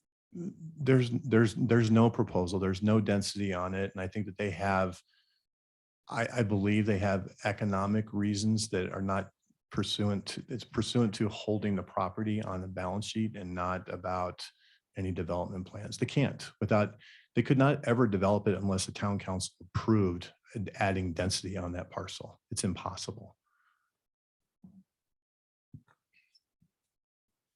Anyone else? Mike, would you be willing to straighten the line on the south side of the South Gold Rush lot to meet the letter of the law of the code? Where? You talking about the wetlands? Jay, one thing to clarify for you, you weren't on council at the time. Something to understand, we did 2 wetland studies and Mark touched on it a bit, but where you bulge out, the wetlands is actually drying out. The most biodiverse and wettest part of the wetlands are on the Woods Drive side of the site. It's fed through a culvert when everything was developed on Woods Drive, and everything to the sides of that parcel, everything was redirected through that culvert. Because of the natural contours on that site, where the delineation map there is in red is your most biodiverse area of your whole wetlands. That's where you actually have your ponds, reeds, that's where you find moose, all of those things. As we went through the process with council, it was very important to preserve that area of the site. And that's where you started to get that jagged line coming around. And so if we straighten it, what you're going to find is the part of the wetlands that's most valuable and you want to preserve for the future is now going to be sliced in half. And that side of the site as you approach the roundabout is where it is drying out. If you look at the wetland study for 10 years ago, those 3 islands that you see in the center area where I think Chris drew an X on the site there between the blue lines, those 3 islands that are now dry were tiny. So that you would be slicing off the most important part of the wetlands to the town. And we originally talked about in that process a conservation easement. And it was the council's request that we actually deed it and BOSAC take care of it because of the stewardship. Those are all things that you weren't present in this room for, but that's the history there. And that's the reasoning for that flag shape. And then we also, the boot shape at the bottom, we pulled out more because since we were originally drawing the lines for the wetlands, the town struck the deal with Vail to do the subdivision of the roundabout parcel. So we actually pulled out that boot around those islands to try to continue that biodiverse area that's going to continue as wetlands into the future, right?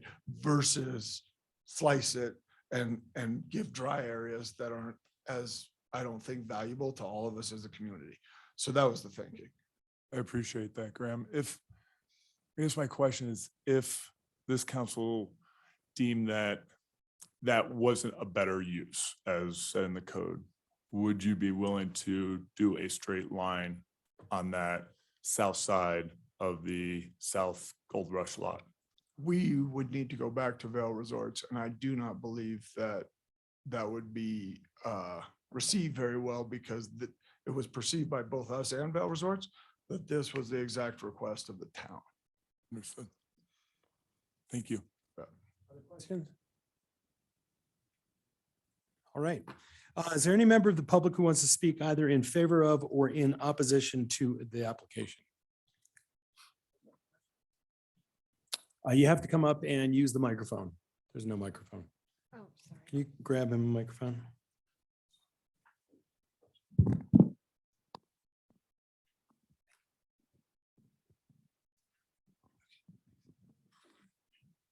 Okay, Brian Stokes again. I just have a question because I've seen this happen elsewhere. When you do this development and you build all of this housing and complex and retail and mixed use, what will the state of the wetlands be? Because in most cases, the more development you put adjacent to a wetlands sucks the water from that wetlands, thus rendering the wetlands less valuable. Thanks, Brian.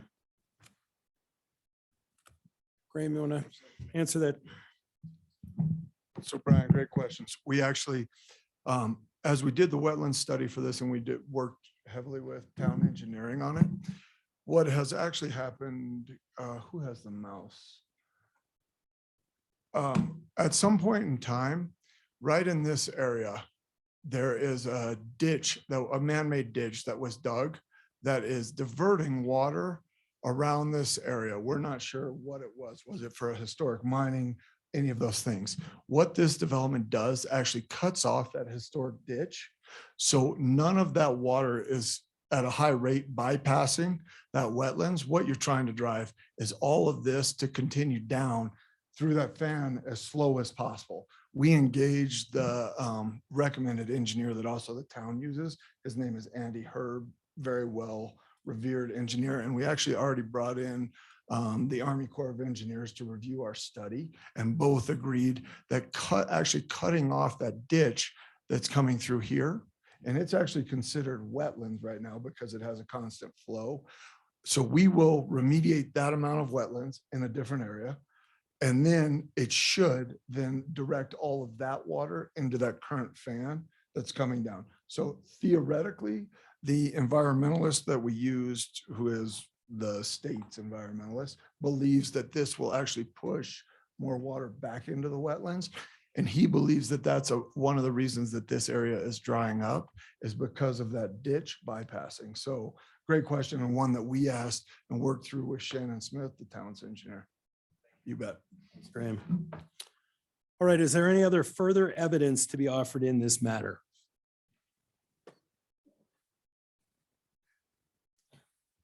Does any member of the council have any questions or desire any additional information from anyone who has spoken or who has presented information during this hearing?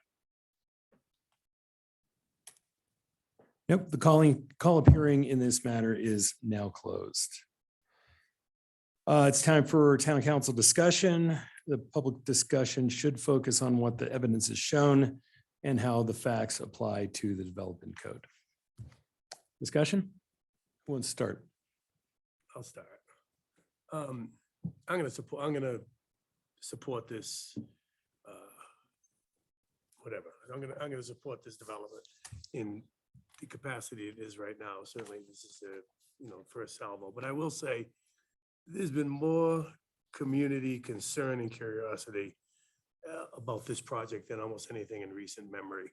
And though I know it's probably frustrating for the applicant, I think it is the council's job to scrutinize this as closely as we have looked at any other project since I've been up here. So though we perhaps gave some heartburn for 2 weeks, I think this is something that we had to follow through in. If there's any suggestion of that this planning was incorrect in this, I think we had to have some oversight. So yeah, I can sense the frustration of the applicant, but on the other hand, I think this is something, at least we can look the community in the eye and say, we looked at it and we approved it up to this point.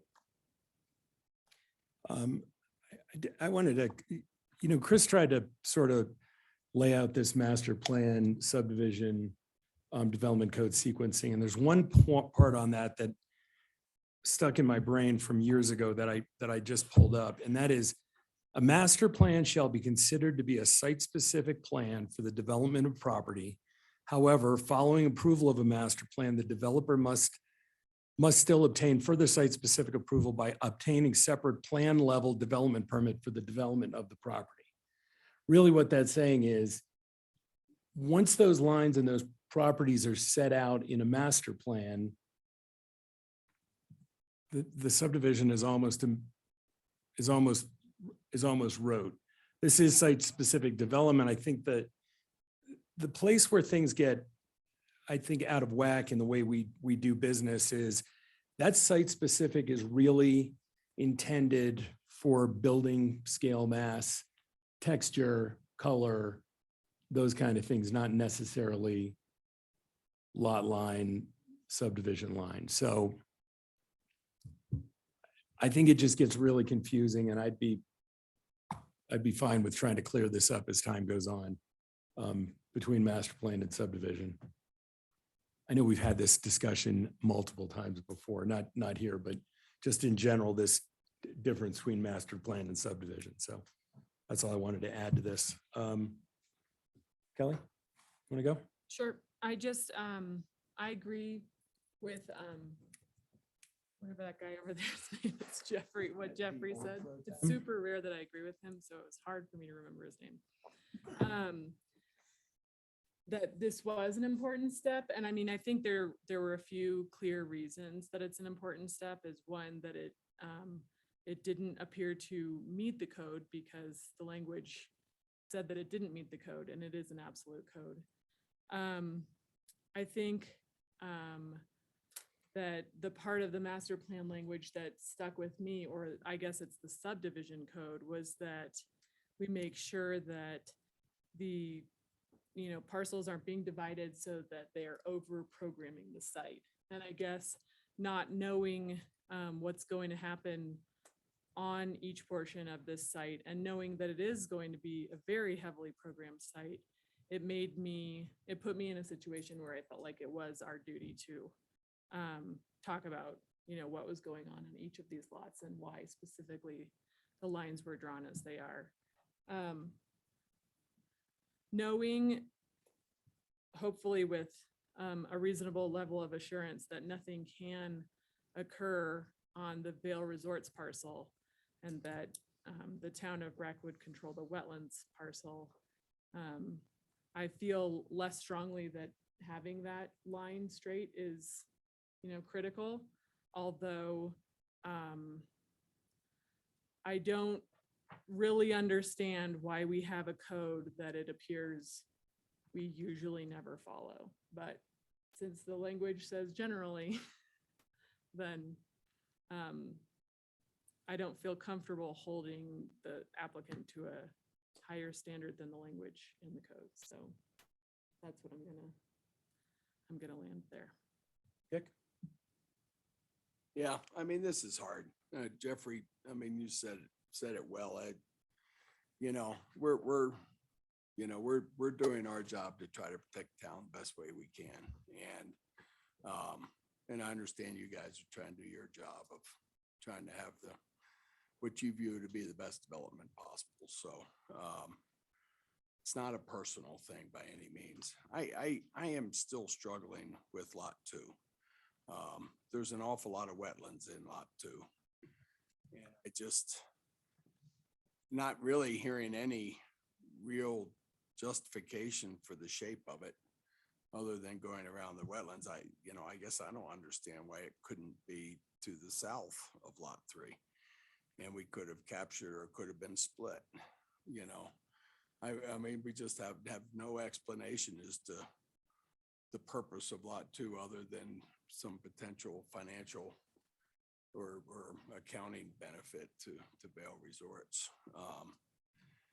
I am concerned about the ditch that we just heard about, that I believe goes through lot 2, because I am very concerned about this wetlands now surrounded by development on 3 sides, and well, really 4 sides. So I'm still struggling. Todd? I agree with Jeffrey's sentiments, and I'm on board with the plan as drawn and as submitted. And also, I appreciate the opportunity to get up to speed on it, so that, just aware of all the dynamics there. And I'm good. Carol?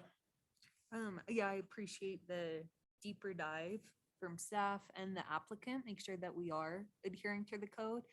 Again, I think as we started the discussed in planning matters in the work session. It is something that could be cleaned up, but how the subdivision code stands with in general, environmentally sensitive areas, which is the wetland. I do support this subdivision as drawn, but it is something I would like to explore our code so that things aren't so interpretive. Okay. I start by just saying that I genuinely appreciate the contributions that the applicant's done in to this community and the projects that you've done and the participation in over the last 2-3 decades in furthering this community. However, we're charged to assess applications without looking at who the applicant is. And our duty is to look at this, not considering other pieces of the applicant's name or company. And I think that the visibility and impact of this application is unprecedented, being in the core of town with its size, scope, and scale. I find that adhering to generalities and loosely interpreting the code has ramifications that could last decades. And that gives me a lot of pause. And before us is not, it's not a referendum on the applicant or even the project. It's just about the code. And you know, I don't know if there is the better use condition has been met, but I also understand when staff guides the applicant to a certain configuration that some of that we bear the responsibility of that. All right. I have a different take to a certain extent than Jay. I think when the code calls out things like general or may, those are permissive parts of language that allow interpretation. When the code says must or will, those are things that cannot be interpreted. And there's plenty of instances throughout the code where that language is very evident. There is no doubt in my mind, and I know there is in some of you, that this is the best configuration of a lot line for the town's benefit for the wetlands as delineated by whoever the engineer, including Shannon Smith, drew out to preserve that area of wetlands. So I think that that part works in the town's favor. There's a ton of density on this master plan that no lot line is going to change how much intensity of use and density will be on this property. That is a fight for another day, and that's where really the argument will be about the fit test. I don't think at any point the lines that have been drawn in this part of this application work in greater favor for the applicant than any other way they could have modified these lines. I really do believe, Mike, having dealt with Vail Resorts through a number of negotiations, that piece of property they're retaining for a balance sheet. They operate in a different realm of understanding of financial matters than we generally do. And there are things that I learned during our negotiations on South Gondola about how they run property on their balance sheet, and that's what they show to their investors. So I do believe that that's all that piece is. They can't develop it without town approval. I don't really even know what they would put there. There's no curb cut. There's no, I doubt that the highway would allow it. You can't go through that, you can't get to it really because it'd be on property that now belongs to the town. So I agree with Kelly. I don't think there's anything that can go there. I think this is, honestly, I understand why the call-up was brought while it was done, but in all my years of planning, we really concentrated in subdivision on not allowing flag lots. That's really where we hung our hat on the code, on the subdivision code, was not allowing manipulation of a lot in a neighborhood for the benefit of one owner or another. So in the Wellington, when we went through and we subdivided the entire Wellington, or not Wellington, the Highlands, the entire Highlands was subdivided in order that every property had equal views, equal stuff. And there was no property that was flagged for greater size or anything like that. So I'm fine with it as drawn. I don't think there's any really monkey business here. And I think it actually does work for the benefit of the town. So I will be voting for it. And with that, is there a motion? I move to approve the gondola lot subdivision filings 1 and 2 PL 2022-0118 located at 350 and 355 North Park Avenue, and the written formal decision document prepared by the town attorney, which includes the findings and conditions. That is right. Second. There is a motion and a second. Any further discussion? Roll call, please, Helen. Mr. Rankin, Yes. Mr. Carlton, Yes. Mr. Beckerman, Yes. Ms. Owens. Yes. Ms. Sade, Yes. Mr. Bergeron, Yes. Mayor Mamula. Yes. The application is approved and the town attorney's written decision on the application presented to the town council tonight is adopted as the town council's final decision on the application. Mayor, we'll bring the written decision at the next meeting. I apologize if the script says otherwise. The record of this proceeding shall consist of, number one, pages 30 to 55 inclusive, the council's agenda packet for this meeting. 2, all documents admitted into evidence by the council. 3, all documents offered into evidence at the hearing but not admitted, if any. 4, copies of the applicable provisions of the development code and other applicable town ordinances. 5, a transcript of the public hearing. And 6, such other documents as may be properly included in the record. Is there anything further on this matter?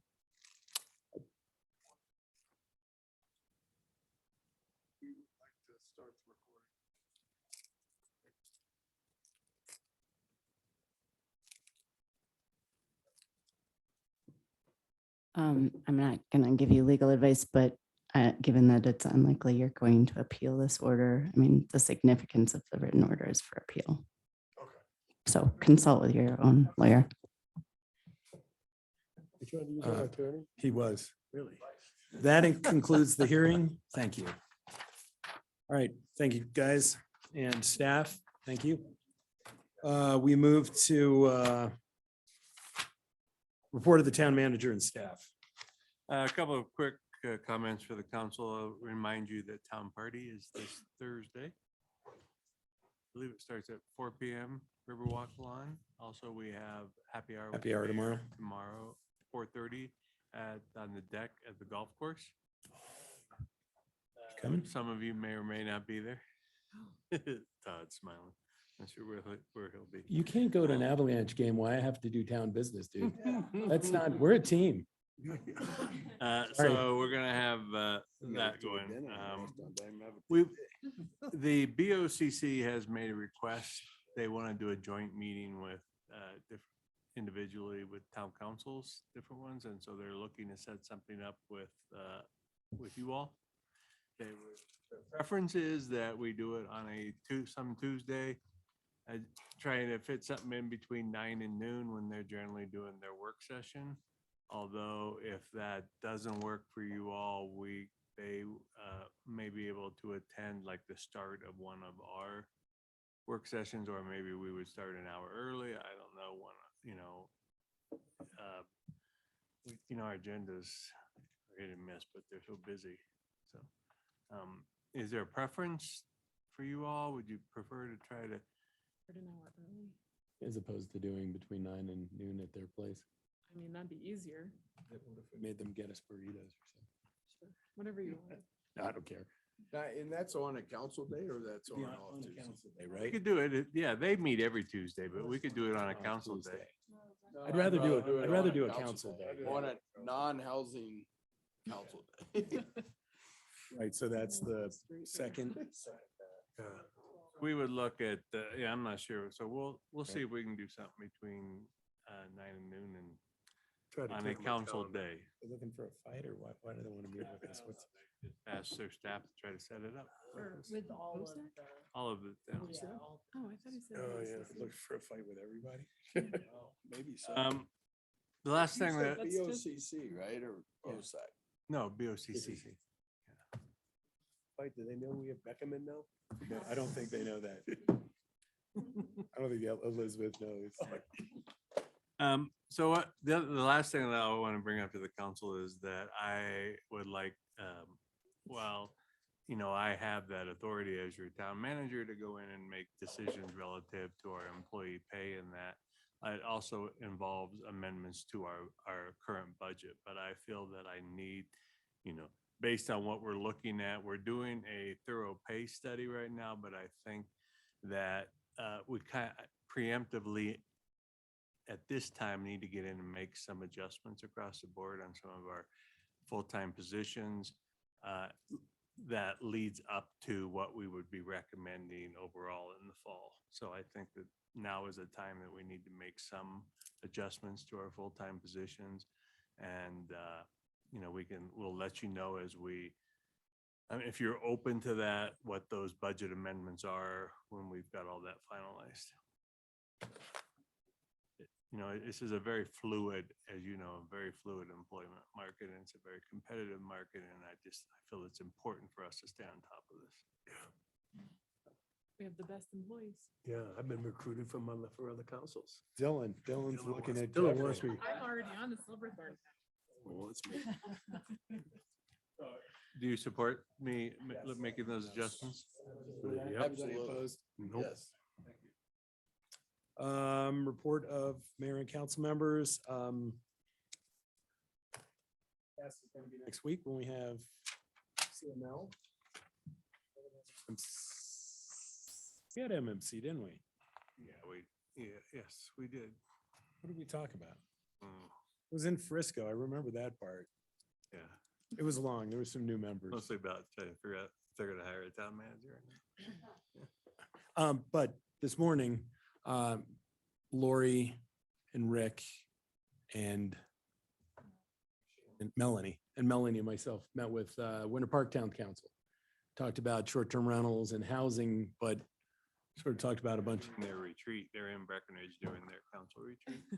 Are they going through the same stuff we have? Yeah, they're 20 years behind where, you know, Yeah. 15 years have behind. like- So we talked about, 200 short-term. I don't even know if they have that many, but they definitely are, they have a housing problem. They have some annexations and they wanted to know how we got in the predicament we did and it was good. It's always fun to sort of go through all the stuff that we've done over the last 15 years. And Lori's amazing. I mean, she just rattles stuff off. So it was really good. Yeah. Cool. And it's amazing all the stuff we've done and we still are in a tight spot. And we do have the lottery this Friday for Oh, the cool. housing units, the 8 units we're selling. We have 8 people in the lottery. We're hoping every unit has interest, but some of them have interest in multiple units. So if they pick one, then we may end up with 1 or 2 of these 8 that don't get chosen, but we'll see. These are buy down units we're reselling. How can we only have 8 people in the lottery? That is blowing It's my just mind. a little bit of Still it's, yeah, expensive. I mean, we really pushed it hard out there. It's just, you know, interest rates and there's some things right now that people are just, I think, a little nervous. The lottery's closed, I think Lucy touched on it a little. I think it's affecting everything. It's what, Dick? It's some of what economy. Lucy talked about. Yeah. It's confidence, Yeah. you know. Open space? We had a meeting last night where we talked about the DTJ master plan in progress. the progress of it has lasted longer than some of my relationships in the past. But there is some things that bear fruit. We had a good discussion about the latest iteration of the Open Space Trails Master Plan about criteria for acquisitions and criteria for whether a trail would be built on those acquisition. Using the Red Pig Trail as kind of a model, we went through this kind of a schematic that was presented by the master plan, and what criteria needed to be met to whether we're going to buy this property. Okay, we're going to buy the property. Now what needs to be met as far as does it require a trail, or do we leave it as open space? And so that was really interesting, and I think things like that will go a long way to make this master plan viable. That said, it's still a ways to go. We need some serious formatting changes. I couldn't look at it on my iPad because in order to get expanded to get the font large enough, it was minuscule. I had to go laterally so often. Put it on my laptop, same thing. It just just because the contrast between some of the graphs were just too hard for someone for me to read, even with reading glasses. So they're going to do that. They're going to try to change it to a tablet or electronic format that makes it a little bit more user friendly for people. We had thought about bringing it to the council, but honestly, it's a ways away. We have to mess with this for a while to get it more palatable, because I don't think I had to have it printed up. It was 197 pages. 11 by 17, right? Pardon me? Isn't it the big 11 by 17? Yeah. So it's just, there again, yeah, it was really difficult to look at. Kirsten went to the meeting, and I think she was a welcome addition. And if she has time, I think I'd love to see her at more meetings. Maybe she can take my place. So yeah, and also, so what we're gonna do, because we don't think it's ready to send up to the council, we're gonna have a special meeting on July 11th. BOSAC members will come prepared with their top 6 content-specific issues / questions and concerns. So it's gonna be a while. I don't think we're gonna have a real good look at it at council level until August. Let me ask you a question. Okay. The consultants that showed up for Sustainable Rec today, that we told them what we want, listened and gave us, I feel like, what we want. I mean, I think that was a 180-degree turn from where we were the first time we saw them. I think they totally listened. I do not get that feeling from DTJ. I haven't read it, other than what we saw that one day. I am losing confidence in this process with them and them as a consultant. I don't know if anybody else feels that way, or I don't, at what point does this just go on too long for, honestly, something that should be pretty simple? This is not rewriting the building code. This is open space. I mean, we don't do that much stuff with open space. We buy open space and we build trails. What in God's name is this thing becoming? I'll tell you this. I'm not joking. I'm really starting to get aggravated that now they're going to have you got to bring 3 to 6 issues you have. Why do you have 3 to 6 issues? Nobody should have any issues at this point. At what point do we fire these guys and go in a different direction? I think for me, 3 issues would be practicing brevity. Yeah, I'll tell you this. Forever we've made a plea, especially like Rossi. He wanted to make it phone compatible. I just wanted to make it laptop compatible. And eventually they said, okay, we can work on that. But one of the answers I got, well, we do this all over the country, and this landscape thing we do is what everyone loves. There again, I had to have it printed out and to look at it, to make suggestions when you're going through page after page. It just was unwieldy. So yeah, I'm a little frustrated, and certainly maybe we should talk to staff if if they're frustrated. I think one of the primary questions I have is how we are on the budget. I feel like, it's one thing if this is just taking longer because it's just more drawn out and they're not working on it full time. It's a very different thing if they're working on it full time, saying that our comments and requests are outside the scope of their original budget and asking for more money. That's my biggest concern, because I don't feel like we've ever been over here and now we're over here. It's like, we're still right in here. Are And they saying that? I'm just, my No, question I is have no about the idea. budget. Like, are we still within budget? I for know that? they're concerned that it's taking a lot more time than they thought it was going to, but I don't know if they're asking. I'll check on that. Yeah, if they're still within scope, I'd rather them take the time to get it to a better place. Do you, can I ask Kirsten if you have a thought, any thoughts on this? Well, my only thought is, so I've only been to two meetings where this has occurred, and I feel like I stepped outside my lane a little bit last night, but at this point, I feel like the conversation was really good last night. It seems like a trivial thing, like the way you're reading it, but I completely agree. Like, you need to flip pages in order to digest it. And then the idea for July 11 is to let the board deliberate amongst themselves. And I think I got the sense that with the consultant driving most of the process up until now, the body hasn't able to communicate with one another. So I think I have had the same question about the budget issue, which I think is important to find out. But if we could give them a chance to deliberate, and then I think the next step would, if you're not ready to make a recommendation, I think that would be the time to have a joint session so that you guys can get your questions answered. We'll see. Okay. It's so disappointing to hear that something's 200 pages when to me, when you have a plan. I love the way the sustainability, they have, here's what we want to do. Here's kind of some costs, some timelines, and here's some steps, right? And I should point out the county's master plan is 30 pages, and you can just go on the Summit County government website, click on it and read it.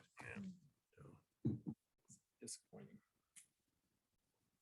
Dick, BTO? BTO did not meet. History. We had a meeting, the summer tour season is kicked off, a plethora of tours, museum visits. Sally Barber work should begin later this summer. Also, the Milne Park project is well underway, and they had a professional paper conservator come, so that's pretty neat to preserve that insulation. There's a big discussion within the board of prioritizing which capital improvement projects, and these are the important pieces of history that add to our authentic character. So that was a really interesting conversation to see what could come down the pipeline. And then finally, the archives have been digitized. It's on breckhistoryarchives.org. And so it's great. Everything's been digitized that we have in our possession. You can go down a rabbit hole, just searching different topics and see where it pops up. So they did an incredible job with that. What's the website? breckhistoryarchives.org. Sweet. Creative. We didn't meet. Events. Nothing to add to the memo. Childcare, Jay. We met on June 1st. Really talked about the raise and how that's going to affect recruitment, retention, how they're going to communicate that, the increase in tuition to parents, and how to communicate the increase in pay to the staff, and trying to make sure that it was somewhat balanced between the different centers. Not all the centers were represented, so there might be a little disjointedness there, but they're working to make that happen. They're really, I had asked ECO for some live work data. What is the percentage that live and work in Breckenridge and that are on on the list with no dupes? And so they're asking that. The main issues for the elephant in the room is retention and recruitment. And they're saying that the housing is the biggest issue, that there's, you know, they're gonna need certificates of participation in the COP to qualify for some of the buildings on Block 11. As far as recruitment goes, apparently, according to Leslie and Greta, it's really health insurance. That's something that they're really trying to figure out. That seems to be the missing piece, and trying to figure out if FERC can help navigate that. But yeah, they're doing some testing with some flex scheduling of splitting the shifts and continue to keep some of the benefits, even if they do split the shifts, and seeing how that works out. So they're taking the 95% capacity mandate from council extremely serious, and they're trying to explore all the options and see how they can get those centers staffed so that they can get more kids in there and be at capacity, or 95% there. Absolutely. Sweet. Kelly, you got anything to add? No, that's great. He's good. Better than me. Yeah, a lot better. Yeah. Did you notice? Yeah, co-chair Beckerman. Housing Committee. We met this morning. Gosh, it was a long time ago. at this Yeah, point. Maybe Todd remembers. Yeah, Rick hit the highlights with the lottery going on Friday. That's a big one. Staff is just working incredibly hard to get, to that 970 units in 5 years. And yeah, just applaud them if they're still here. And if not, somebody please pass it along that they're crushing it and it is super important. We're gonna dust off Block 11. And we're gonna start with the Housing Committee and probably then quickly show something to the council, because we think it's time. Even if it's 2 years out, we want to start looking and planning what that's gonna look like. And there were a couple others that are starting to take some shape too. So public-private stuff. So it's good. Couple more housing help applications came through, which is good as we work on hitting our numbers. Are we gonna look at that again, like kind of when we renew it? Are we gonna change housing help or tweak it, or? We're going to see what it appears that this economy's turning here, and see how that affects it. We also talked a little about housing helps for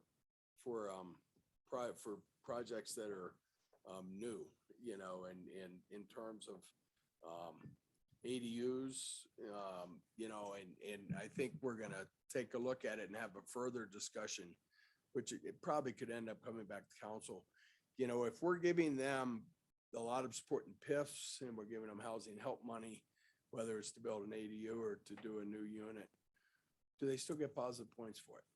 No, I feel like we've already discussed that in other forms, but if you're getting something here, you don't get it here, right? That was what I brought up, and there's a lot of angles to it. So we're gonna bring it to housing, vet it, but it'll likely come back to council. Would we ever do a rent cap on housing help? Well, yeah, based on AMI, yes. I mean, to get I'm the. sorry, what's the one, when you. that's Lease to locals. Lease to locals, that's what I was asking. No, we did not.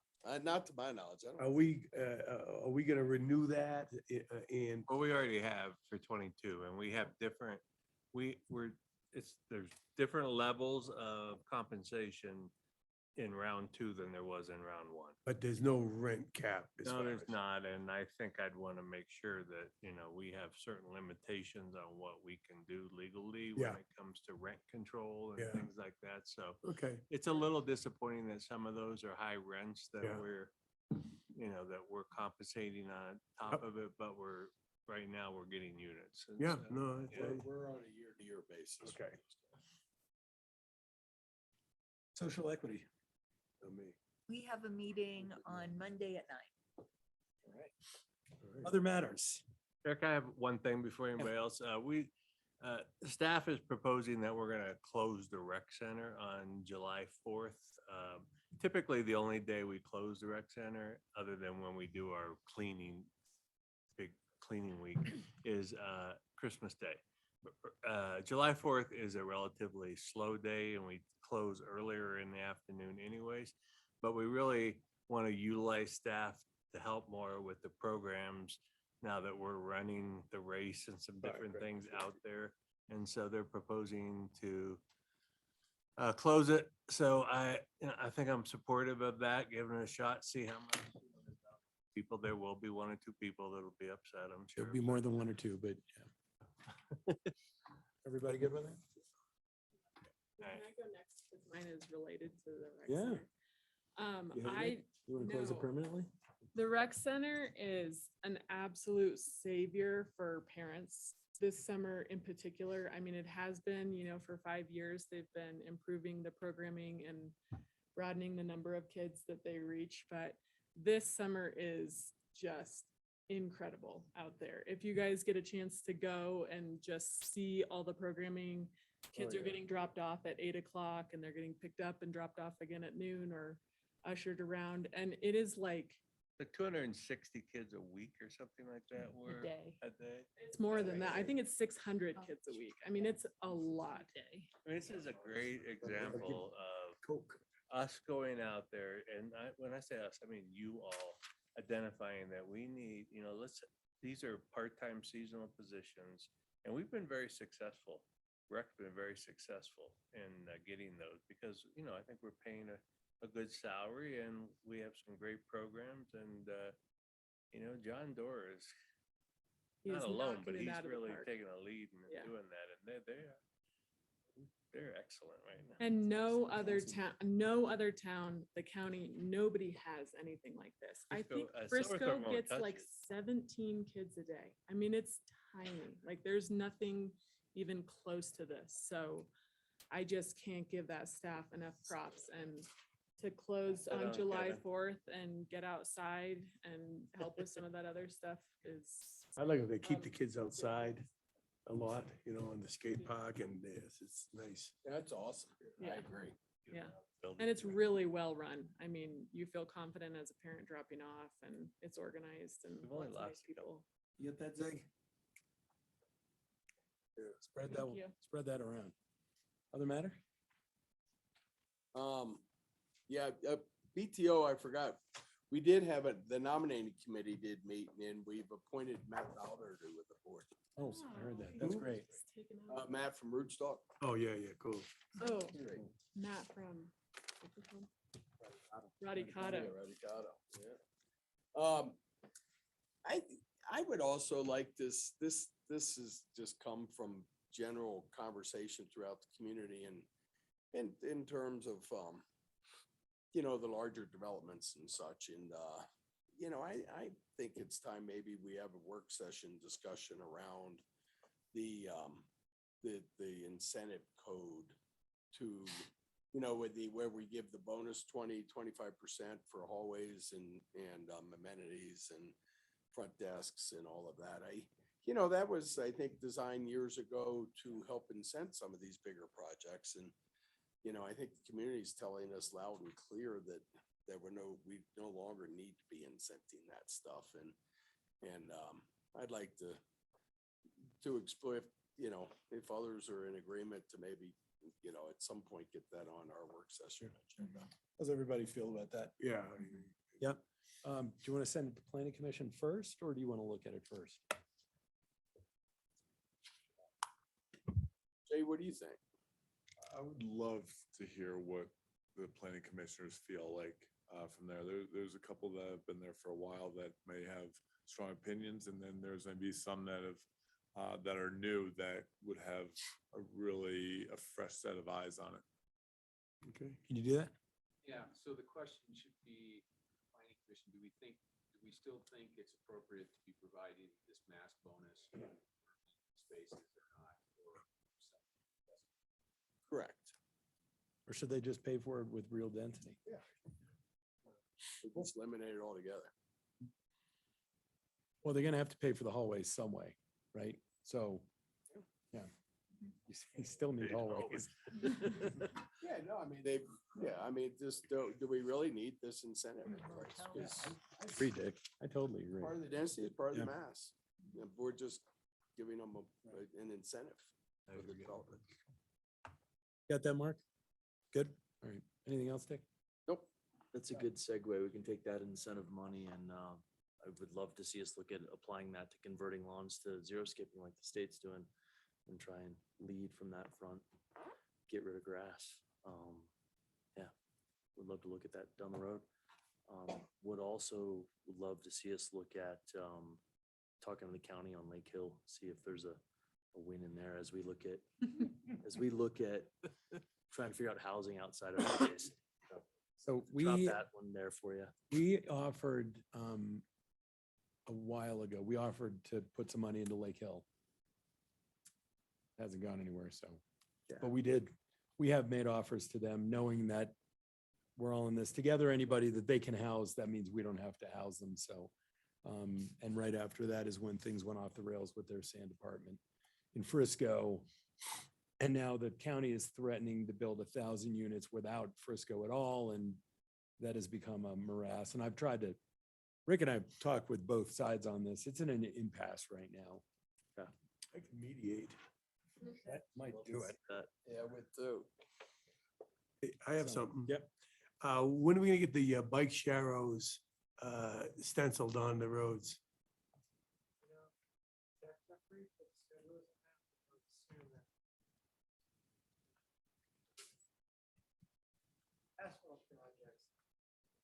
Okay, all right. It's great now, you know what I mean? It's so fast coming Yes, downhill. wicked fast, yeah. Awesome. Yeah, fast going uphill on my e-bike, Oh, but yeah, I need the sharrows. Stacker. Yeah.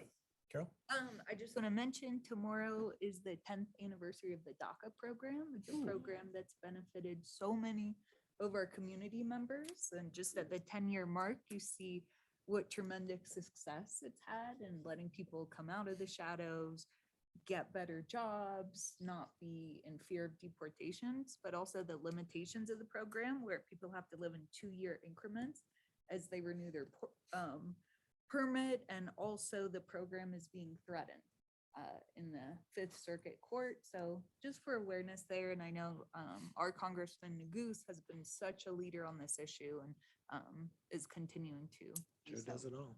Yeah, he's great. Awesome. Thank you. Jay? Any other matters? BTO annual meeting is Thursday right here. I think Lucy would appreciate everyone's support if you can find an hour to be here. President of the CTO will be presenting, and he's got some good trends and might be some good information. Awesome. I have a couple things. Number one, and most important to me, is this thing about gun legislation. And personally, you know, I'm happy that the Senate is doing something. I don't think it goes far enough. I know we're a small town and we don't have any gun shops and, you know, whatever, you could say, well, why would you even talk about this at our level? But I really do feel that local level is where things really get done. And because we are such a forward-facing community with our guests and stuff, I would like to ask Kirsten to start looking into maybe some policy considerations we could have as a community for, you know, potentially, I don't even know. I don't know what we could do, but I'd be psyched if you guys are all into it, if she could look into it and bring us some stuff. I'd like to look at open carry. Open carry, possibly possession of assault Certain types. weapons by anybody over 18 or between 18 and 21, those kind of things. So I'm not saying let's vote on something right now. I'm just saying, let's give our attorney the option to bring some stuff back to us. How do you guys feel? Intriguing. I have concerns around trying to enforce we're such a small community in a county, in a state. And I hear you, we're making a statement. I don't know. I mean, I'm open to hear what she comes up with, but I have some concerns around what's the position we're putting the cops in on this thing, you know? Can I just quickly chime in? I know it's getting late, but I think this is important. One thing that we talked about is when it comes to these really potentially controversial issues, that the direction is to get input from, you know, all the senior leadership team and how would we, and what's the policy, how would we enforce? What's the fiscal impact? And so will include all that, like cost benefit analysis and ultimate staff recommendation. Yeah, I mean, that's fine to have that discussion for sure. I believe it should be done on the national level. I would probably even support it on a state level. I think locally, this is a tough issue to tackle locally. But Yeah, I don't disagree, but I don't think anything's gonna get done federally. Or, some stuff's getting done in the state, but Boulder's doing something. And I know Boulder's bigger than us, but that's never stopped us before. So I'd like to at least look at it. Sure, talk I about mean, it. we can look at Okay. anything. On that note, I spoke with Kirsten just about this, about policy decisions we make. And since she's new and she's not as attuned to us as Tim was, one thing she's noticing is that if one of us brings something up and nobody else chimes in, is that something she should start working on? For instance, Kelly brought up fractional ownership. And oh yeah, well, do we want her to work on that or not? So going forward, if you have some policy issue like fractional ownership or some of these new companies that you would like to talk about and maybe have staff work on, when you bring it up, you need to say, does everybody agree? Because I'd like to push this forward. And will help staff a little bit more by being a little more inclusive. You know how we do stuff. We talk about it, and if you don't disagree, we assume you agree. We need to be a little more forceful in our recommendations to staff about what we get done. So And we try to watch and catch that, but we don't always catch it. And, I think what we're looking for is at least a majority of you. So- Otherwise, why are we spending a lot of time on it? If a majority of you don't think you're going to support something like that, we should focus on other stuff. The Citizen Award that we have done twice now, that we instituted a couple years ago, and then it fell by the wayside. I'd love, see, you just ruined it. We'll have to remove the flag. I'd like to bring it back. So what we did, we have Turk Montapar and Dave Pringle are on the plaque back there, and we've really let it go by the wayside. I think we should think about bringing it back. So if you have somebody that's really made a big contribution to the community, bring it forward, or have somebody write a letter about that person. I think it's great community outreach for us to do. And both of those were really, I thought, very special events that we had to honor those two contributors to the community. So start thinking about that. That you can't be on council and do it. Two final things. One, there was some serious event overlap this weekend with FERC Fashion Show, the Ram Walk, Summit Foundation Golf, and all of them are big money producers. I think we need to be careful how much stuff, now that we're coming out of everything, we're starting to cram a lot of stuff into a lot of weekends. FERC did really well. They raised over 200 grand. The golf thing raised over 200 grand. I don't know how Ram did, and I know that likes to be with the golf event, but a lot of people didn't go to things because of these other things. So, and to that, when I was at town party or town cleanup, I thought that was as good as town party, and I wonder if we should start combining the two, so we don't get outsiders. So it is just a true town event. Maybe something to think about for next year, where we do town cleanup and it segues into town party in the afternoon, and we can have a band, and if you don't show up with trash, you don't get in. So if you are visiting and you want to join, go pick up some trash. I like that. And then finally, do we have any desire to revisit the sandwich board thing? I would be fine with, I have not ever been a part of the history. And so I guess to me, it seems like it's not clear why there's so much or why there's opposition. So. I agree. I haven't had that conversation, and even just walking Main Street to get here, I mean, Recreate has sandwich boards, there's other ones, and again, just not knowing the history of the program. Get out there, dude, or get out there, take care of these things, Kulik. How do you feel? Do you want to have the talk? I'm not particularly looking forward to reopening that. I think it's in the code and it's, you know, these guys have been very diligent on setting those and keeping that line straight and narrow. And I don't know if there's, I don't know if there's a reason to open that box again. Jeffrey? Boy, I don't know. There's no way we could do it just for people that have shops off of Main Street, just alley shops. Is that? Not fair to the people on Main Street. That's what the people on Main Street will say. It's got to be fair to everybody in the community, really. I mean, especially as a code provision, I think it'd be hard. You could probably make a delineation between public and private property, maybe. That would be, I think if there was any compromise to be made, and we try to say that as part, when we had the order that allowed them during the pandemic, is they cannot be on public property. They can only be on private property, which limits their use. And I mean, obviously with our narrow sidewalks and that was always a concern. There was concern about, you know, the clutter of too many of them and people putting, you know, but if you limit it to, I mean, if we were going to consider any kind of a compromise, I think it would have, you know, do you want to allow it a little longer? Because are we truly out of everything yet? And are we you know, what's around the corner for us? And do we, you know, look at something where it's just allowed, it's only on private property and anything, and it has to come in after certain hours, only when that business is open, those types of rules, but it does take enforcement. But it wasn't, you know, we had a few people we had to educate, right? That kept putting them out, like Mom's always had one out there covering, you know, on the dang sidewalk on Lincoln. And everything. Just started doing enforcement, so we haven't covered all of me. Yeah. But and the other thing, just for the benefit of for some of the council members that haven't been here, staff's fine to look at this. We did this 5 years ago. We created a whole task force and we met for months. Eric was in some of those meetings.